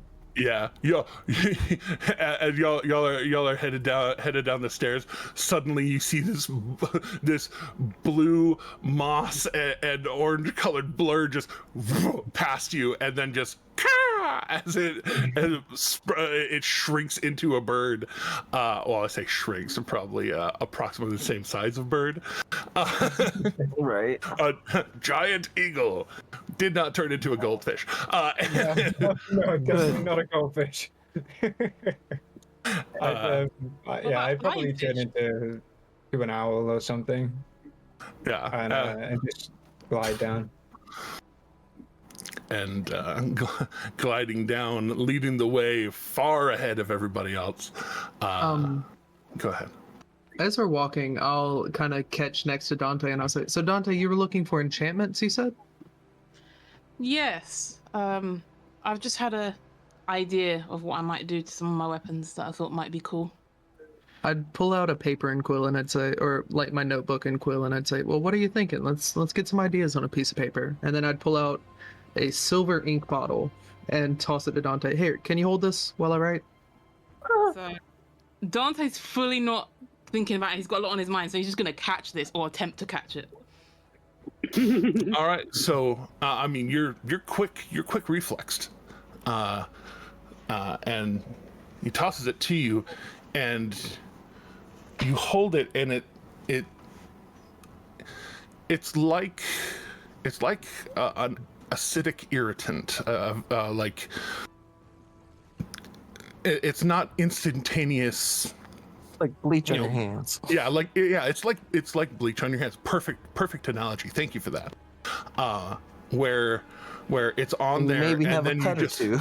yeah, and then you start feeling it pretty immediately after it touches your hand, and the paleness of your hand starts to redden almost immediately. Okay, so I think during this whole process, he catches that, and then he's going, "So I was thinking," and then he goes, "What the hell?" And then just drops this this ink thing. And I use my fast reflexes to catch it. Now you're fighting gravity rather than a purposeful throw. I'll take a dex save. Cool, I suck at those. Oh, no. How close is Akira to this throw? How's a 19 do it? No, 19's fine. So yeah, it sears, and then you anticipating it, grab it from just under his hand. I think Dante's fully giving him a funny look now, like the hell, but not verbalizing it. Since we're kind of confronting this a little bit, I guess the storm will sort of stop. Obviously recognizing, because he already kind of clocked it before from what Shadow told him, and it'll just sort of like gently rest a hand on Dante's shoulder and be like, intently, like eye to eye, be like, "Is there anything we need to know about in the coming days?" Dante will probably look him square in the face and just be like, "Nothing I wish to openly admit," and sort of like narrow his eyes at him. I'll look over to Eredrin. I'll be like, "Can you do the psychic thing again and include them in it? And maybe we can talk about this in our heads while we walk." Oh yeah, definitely. Yeah, sure. And then I'll psychic. I can have 4 people in myself. Akira, Storm, Olo, and Dante, and myself. You just hear like an owl hooting for a second. It's like, "Oh wait, what the fuck? These voices? Oh my god, what?" 4 hours. Like mid-flight. Like, what the fuck? 4 hours. We're psychically linked within a mile of each other, and we don't have to worry about language for that. Sweet. So, continuing to walk along. Yeah, Olo just and in his head, to everybody in the chat, right. So, something's happening in a couple of days. I'm assuming it's a full moon, and I'm assuming it's an issue for you. I think Dante's just going to be silent for a very, very long while he contemplates how to best phrase this. I'll fly back down and land on Dante's shoulder. While you're doing this. You're just a regular size owl. Okay. Yeah. A giant owl on his shoulder. Like... He's just gonna say, Speaking of birds on shoulders, I'm assuming I called Tempest back as we left as well, and they are on the other shoulder that Shadow is not on. I was gonna say, it's like, I'll fight that motherfucker. My shoulder, damn it! I don't give a shit if he's a bird. I'm a cat, motherfucker. I was gonna say I'd This have is him my land on your shoulder. shoulder, but he's about as big as you, so he'd have to land on your head. And that Oh, that'd be a I little enjoy painful. that visual. I enjoy that visual though. Of It'd be the like a bird 2 foot landing on his tall head. egg under the 2 foot tall bird. The bird landing on the cat's head is hilarious. I support this decision. Just the extremely disgruntled look on my face. More like the bird actually lands on my head, so it can peck at your head. Ooh. Ouch. Ouchie. Where were we? You can hear Erdrin thinking, kind of connecting the dots. Full moon, 2 days, silver. Oh shit! But yeah, so Dante's gonna pet the owl, acknowledging that it landed there, and then he's just gonna be like, problem for me, not really. For you guys, potentially. Well, yeah, and as Erdrin puts it together, the storm will be like, "Yeah, catch up, man." Since Storm, Akira I will in the- personally pee in your armor tonight. Dante's fully going to be like, do we need to discuss this? Can we just not just pretend like this is not a thing? What variety is it at least, like? Yeah, what will you potentially become?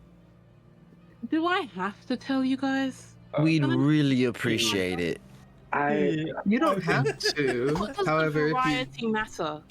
if you don't, I will warn you. Everyone here has a Slightly. silver weapon, and we don't want to accidentally attack you thinking it was something else. Don't worry, I noticed the silver from a mile away. Yeah, no, like, it doesn't really matter, and you don't have to tell us, but we would really appreciate it. And, at the end of the day, I'm an excellent hugger. I've solved a lot of our problems that way. You're not going to So- solve by a hug, unfortunately. You doubt his It's ability to not. I have really solid hugs. Like, one would call them inescapable. Just about. Just about. Yeah, I lost a lot of fur trying to hug him once. Yeah. Dante, you don't have to. As much as we would like to know what you become, maybe now that you are traveling with us, It's more of the trust Sorry, go ahead. the trust that we've extended maybe comes back this way. We may be able to, if anyone's able and in a position to decrease the damage to innocence, it's us. Yeah, We- the owl is looking at D like, We've got a hole we could stick you in. Even. Yes, we do have a hole we could throw you in for the evening. Yeah. I'm sorry, what now? Why were A hole. It's a portable hole, so we could put it on the ground. We could put you in the hole for the full moon, and then you would probably run out of air like 10 minutes maybe. It's a way less brutal than apparently dropping you, which is what Shadow said you did before. That sounds very painful. Wait, they run out of Oxygen air? deprivation is yeah. When you it's a mention tiny run out pocket of dimension. air, you can sense full amusement, from his mind. There's no context, but it's complete amusement. Run out of air. Okay, he says. Is that the only consequence? Well, I mean, we're just trying to make sure that we keep you Better safe. than being dropped. And I will say, I promise not to put any silver inlay, because that was my immediate thought. Every sword needs silver inlay, but I won't put it on your sword. Yeah, I think I'll pass on that. As you may have guessed, silver's not really my thing. Not my color, so to speak. You're more of a gold jewelry person. Of course, gold. It's got a gleam in the light. Personally, I prefer adamant. Aren't there ways that we could even put you to sleep, and even if the change occurs, you wouldn't wake up, you would just sleep as a werewolf? Isn't that something? I tried. While I tried. for others, I don't know if that will necessarily work for me. Like I Again, I'm an tried to excellent give him hugger. yeah, no, I've tried to give him the go to sleep treatment a few times. Doesn't really work. Go to sleep. Go to sleep. Yeah. This seems like a very big issue for you guys, and It's not an issue. No, it's not. No, it's not an issue. We just want to keep you and other people safe, and we are probably the best equipped to handle your other form. Whatever comes, I'd rather you attack me than attack them. And like it points to the people in the bazaar. I'd rather you go after one of us than one of them. Even if it means we have to fight you on the night of the full moon, then we'll fight you until you're back healthy. Or we don't even have to fight you. Again, we have a hole, on the night of the full moon. You could just go to sleep in the hole and then, probably run out of air at some point of your transformation and fall asleep. Yeah, we could probably do plan E after that, where I just pick him up again, fly up as high as I can, and bye-bye. Yeah, that sounds way more painful. Yeah, but it works. Like, it just... If you remember the one other person that you did that to that one time, it did not. It made a crater and an angry owl bear. But they could fly. That was no. It was non-magical damage. It did nothing. Crater. It was a crater and an owl bear. That's something I learned about werewolf, were things and whatnot. They are dude, they're the best siege weapons. To drums, immune to fall damage. Yeah, I'll tell the party as well. Like, I dealt with the were problem for a while, not just Dante's, but I used to have a really old friend that I miss dearly, Rasaj, and he was an owl. I love you, Rasaj. An owl bear who could fly, like a werebear with wings, and that was an issue. That was a big issue. And D is an issue, but D is fast. He could fly. Did you get what I mean? Like, I've been dealing with this for months. I'm pretty fast too. Yeah. If I need to, for about 6 seconds, I can fly really fast. 6 seconds. And I can also fly longer than 6 seconds, very fast. Okay, that's as well as above run. table. The storm can fly at 90 feet in a turn. Yeah, over the 6 seconds. Yeah. Yeah. And if I needed technically, to, if he uses his bonus action to rage, he can do half that, so like 45, and then Either way, we have the speed aspect covered. We just and again, this Dante, don't take this as an intervention in any way. We just, we just want to keep you safe. And we're putting to make sure that you don't feel bad about hurting people when you wake up from your transformation. I will always feel bad about hurting people, but not for the reason you think. But if you really, really need to know the variety of lycanthropy, this makes containment easier. I don't think this is going to make your containment easier. But if you must know, my form of lycanthropy is of the feline variety. Okay. Oh, simple. Well, I wouldn't call it simple. No problem like that is really simple, Eredrin. So They're all very complex. Tiger, where lion, where cheetah, where Shadow points to his shoulder. I love how this whole time Shadow's just chilling on your shoulder, not in this conversation at all. Somebody's got to fill me in on this at some point. It's killing me. It's all in my head, but I just gesture at you and you're like, what the fuck? I'm like, okay. I think at this I whisper to you out loud and just nod. As everyone's trying to figure out what feline that he was referring to, Dante's just kind of playing with his teeth a little bit, just kind of being like, should I tell him? This might be interesting. Smart, can I tell from the teeth? I doubt it. They're extremely sharp. Mm-hmm. Where panther, where his canines, both top and bottom, are extremely sharp. Where American bobtail. He's gonna just put his I've got a fingers +6 to together like survival. I'm just mastermind. saying. I know, that's what I was telling you. I got a +10. How do you Well, feel about They definitely seem feline just from you know, looking at it. Right. Now, especially now that it's been pointed out, it's like, oh yeah, definitely. Dante? I Please think don't take this kind as of- rude. How do you feel about catnip? I don't know. I've never tried it. Have we thought about that as a containment method? It's a possibility. Don't know if it would work. But I think everyone's kind of now seeing it more because he's kind of being playful, teasing out like the kind of feline. He's just kind of thinking, let's see how everyone's brain works, that sort of thing. And he goes, okay, since you are all dying to know. This part is Where mere lion? curiosity. I mean, like, Boy, you'll hear me from miles away. Where lion? A were lion? A were You and Glorious will get along so well. Time out. Time out. Flag on the play. Yellow card. A were lion? Thought you might like that. I thought you might like that, Sean. I do. I do. I just want to say, I've never wrestled a lion before. You don't wanna. Kinda No. do. Kinda do.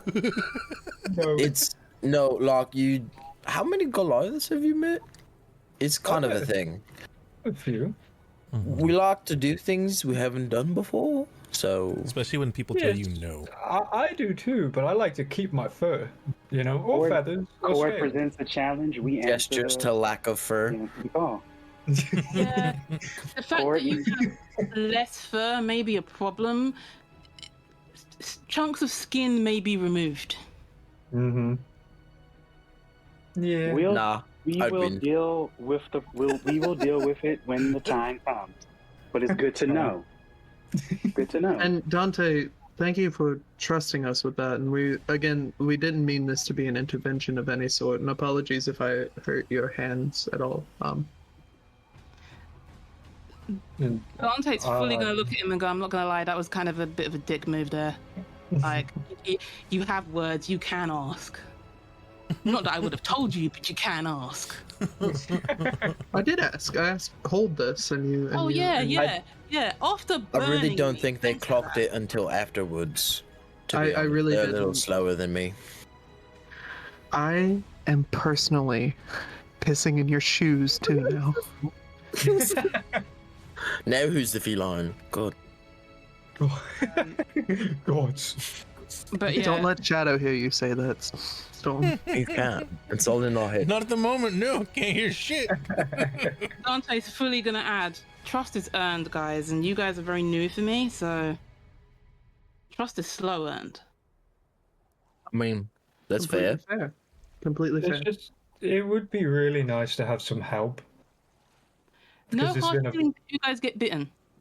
Just saying. Yeah. To be fair, it'd be kind of cool to turn into a cat. No, it wouldn't. Oh, can you We could imagine? get You'd be in able to grow a sync. beard. You know, the mane. Do you want me to bite you? Because I can solve that problem real easy right now. I mean, I really don't want to have to fight This you. isn't really sounding like a bad idea. I'm really smart right now, and I'm not seeing many downsides. Yeah, don't, Neither am I, Storm. I mean, this sounds like pretty Fully chill. work it in. don't threaten the Goliath with a good time. Though as a reminder to Dante the character, the guild that you asked about, it definitely is a huge no to just turn people. You know that. He wasn't entirely being serious. He was. I know. I'll say, You wanna go? We can go there. Jeremy, your dungeon master, just wants to make sure to remind you That's whether or not you want to go. You want to go? That's fine. I want to be like, just as a reminder, you're talking about going and talking to the bosses, and it's fine. All is well. No, Okay. doesn't hurt them. Back into it. Yes, indeed.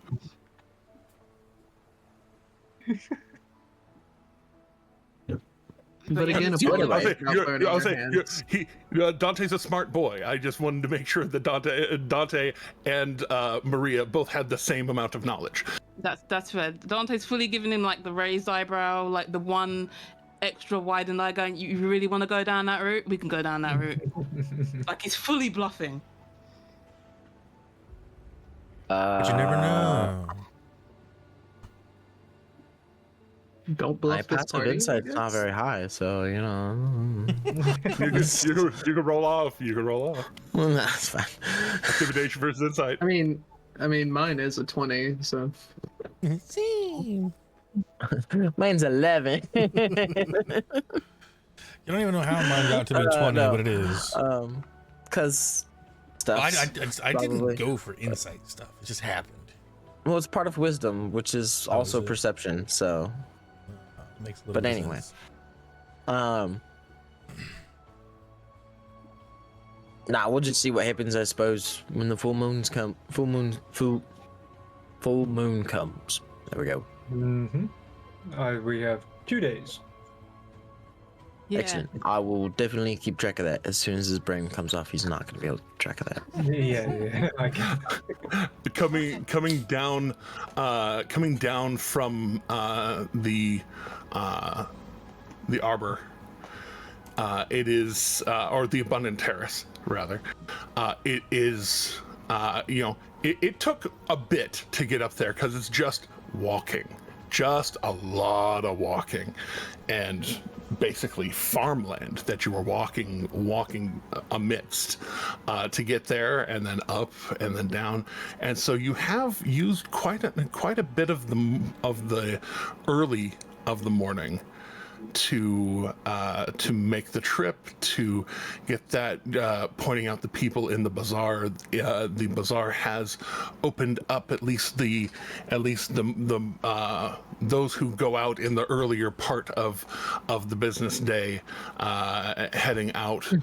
Foods and things, stands opening up.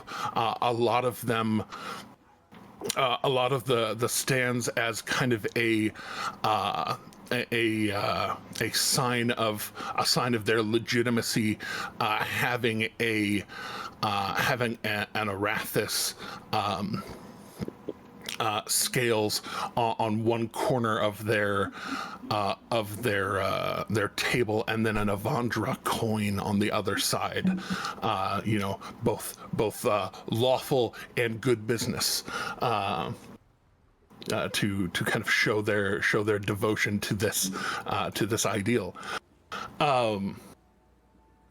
But if there are things that you'll want to pick up, there is a gem dealer there that their things are they have several gems on display underneath a glass case, or a glass topped case, that they have. You can tell, like, underneath it's actually strapped to the table, and then like the cloth or the tablecloth around it is kind of like meant to hide that, but you, being a purveyor of things and that, you kind of like recognize the way it's set up. You do see a sapphire amongst the displayed things. This kind of swole for halfling, pretty jacked shoulders, but in a nice suit, trying to be presentery, standing on a box behind the table, just kind of looking for those who notice things. But Eredrin, you do see a whole sapphire there. Yeah, sure. I'll go over quickly. I don't want to hold up too much time, but No problem. Yeah. And as you walk up, he kind of rubs hands together, and just that warming up his hands a little bit. And good morning. You're You look like you adventure. You looking for some diamonds for resurrections, or? No, actually. And I'd hold my hand out to shake his hand, looking for crafting materials. All right. Well, specifically the ring hand, just to like if he's going to try to sell me a fake, just kind of a pre-warning, like, hey, I know my stuff. And he shakes your hand. He can't do your full hand, so it's kind of the top end, but he grips it pretty strongly. And Bramble Sorefoot, Sorefoot jewelry, or Sorefoot jewelers. But you're looking for what now? Sapphire specifically. Yes, I have the Shimmerfist. Yeah. Oh, Eredrin of the Shimmerfest, right on. Good to meet you. We have. I have just the one here in the case in stock of those. Had somebody come by earlier and buy a few. Did you know there are spells that use 1,000 gold piece sapphires? I was aware of that. Yeah. I was actually looking for about a 500 gold piece. Well, I routinely, I because they're an alchemical item, I routinely keep 1,000 gold piece ones. And can't really refashion it. Of course, so I understand that. I've got that if you want. I could, if you're special ordering, I could go back to the mine that I represent and get a fresh one and facet it for you. No, above table, would I know how much gold's worth by the rest of the other half of my scimitar is? Oh, well, Pike took about half of it, and she took it as cost of 1,000 gold piece bowl. Cool. Yeah. I guess then as I'm walking up, if I kind of like clock how much it would probably be, I'll snap off a quarter of the like half of the scimitar, if that makes sense. So you're offering, it's gold. It doesn't exactly snap, it bends. Half of a half. Oh yeah, but if you bend it back and forth, eventually. I'll say it's also cold, to be fair. So kind of getting that ready to roll. Like while y'all are talking, he does inform you. It's 1,000 or special order. Yeah. May I look at it quickly, if you don't mind?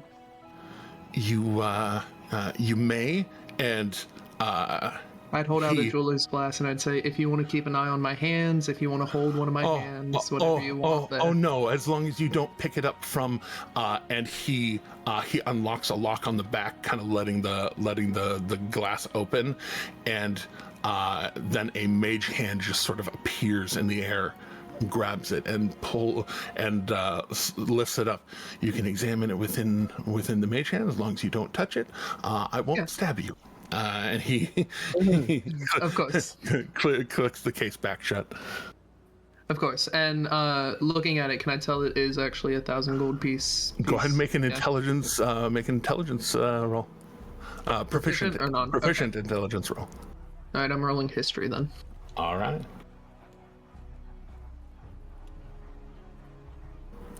It definitely looks right. I would say with advantage because you are actually not just trained in jewelers, but like really trained in jewelers. 17. Yeah, you're pretty sure it's on the level. Okay. No need to throw a D8 on it. No failure there. I mean, you can only get better from there. That is fair. If you really want to. That is fair. I mean, I have plenty to waste, so. Precisely. Why not? 18. Okay, yeah, you're pretty damn sure. Like you don't grab it with your hand, but kind of like tapping it with the glass just to see if it does that glass on glass tink. It's not. It definitely doesn't tink like glass when you hit it. Kind of like silver on silver tinging. It's very particular resonance. Yeah. So, yeah, you're pretty sure. Yeah. So with that, on top of the little striations that are in it, that definitely, it's just you're pretty sure it's fresh. Mm-hmm. Yeah, I'll take it for 1,000. All right. Are you paying with piece of sword? Yeah, it's solid gold. You can bite it, test it, whatever you want there. 500 from this, and then I'll pull out 30 platinum and 200 gold, and then the rest here. All right, so you just start placing things down. You could just, I'll take the other half of the sword if you want. Like, you don't have to. If you, I mean, sure, that works. That works as well. Yeah. I mean, I can actually mend that together myself, and it's a little big and weird for me, but I know somebody that might be able to use something like that, and that's a fucking lot of. Who makes a sword out of gold? God, if I know. If you notice. Right there, right where like the melt marks start, there's a chip where he hit it against an iron sword, and it's just, I don't know. That's so weird. But but yes. So finishing that exchange, you do have a 1,000 gold piece sapphire, and you can take out your scrap gold, if you will. And you notice he kind of opens up his coat, and very similar to moves that you've seen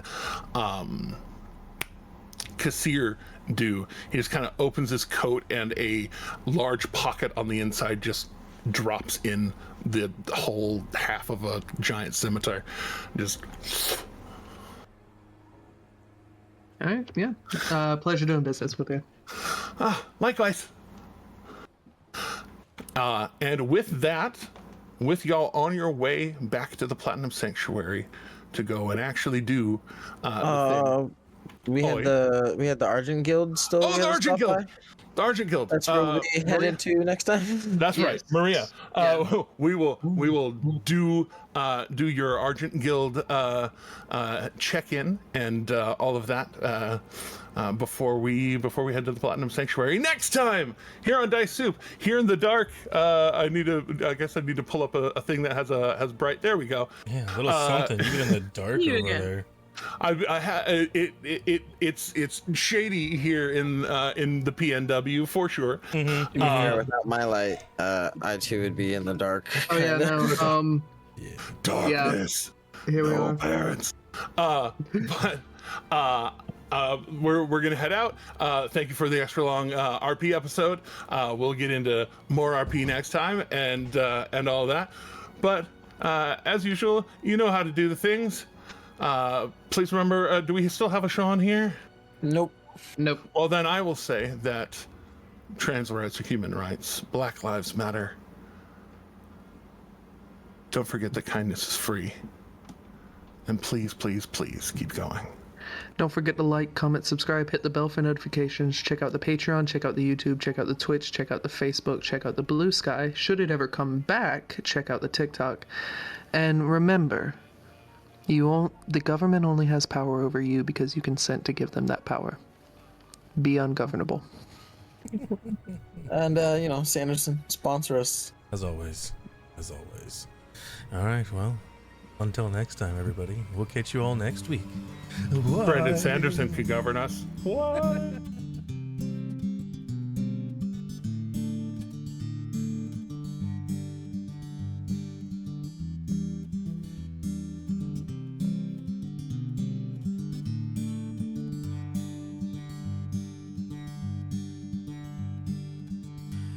Everyone knows the lily of the valley, a sunburst of a dahlia of roses, sharp thorns. But the prettiest, sweetest of the flowers only grows on the farther shore.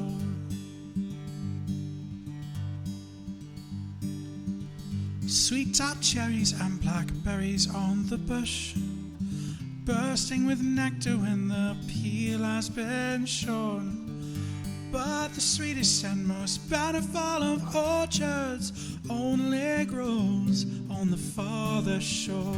Till it go to the farther shore, that paradise to rest when your old heart can beat no more.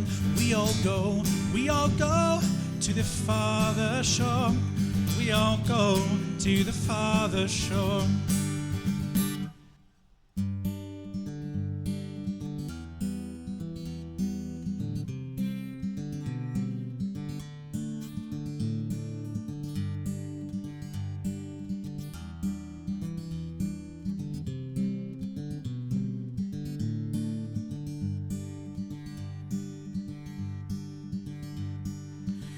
Wild temptations haunt this earthly coil. Some may resist them, though others can't ignore.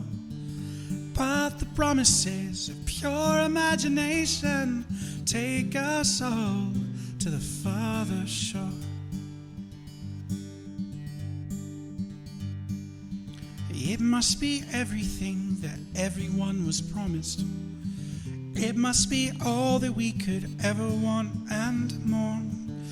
It must be better than the love we leave behind us. They only know on the farther shore. Till it go to the farther shore.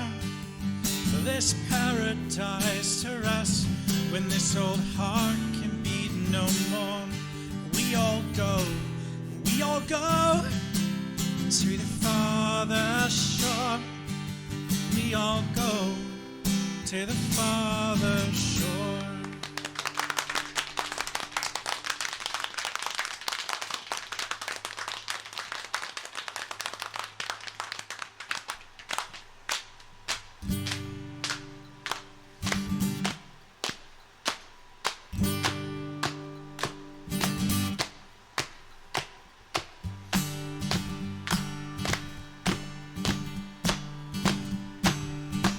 I want to hear everybody, come on. Till I go to the farther shore. Till I go now, yeah. Rest when this old heart can be no more. We all go to the farther shore. Let me hear you now. To the farther shore. Show a grin, wake the dead. Till I go to the farther shore. Till I go now, yeah. Rest when this old heart can be no more. We all go to the farther shore. Let me hear to the farther shore. Let me hear your voices, everyone. To the farther shore. Sing it, everyone. To the farther shore. Thank you very much, everyone. In memory of a friend.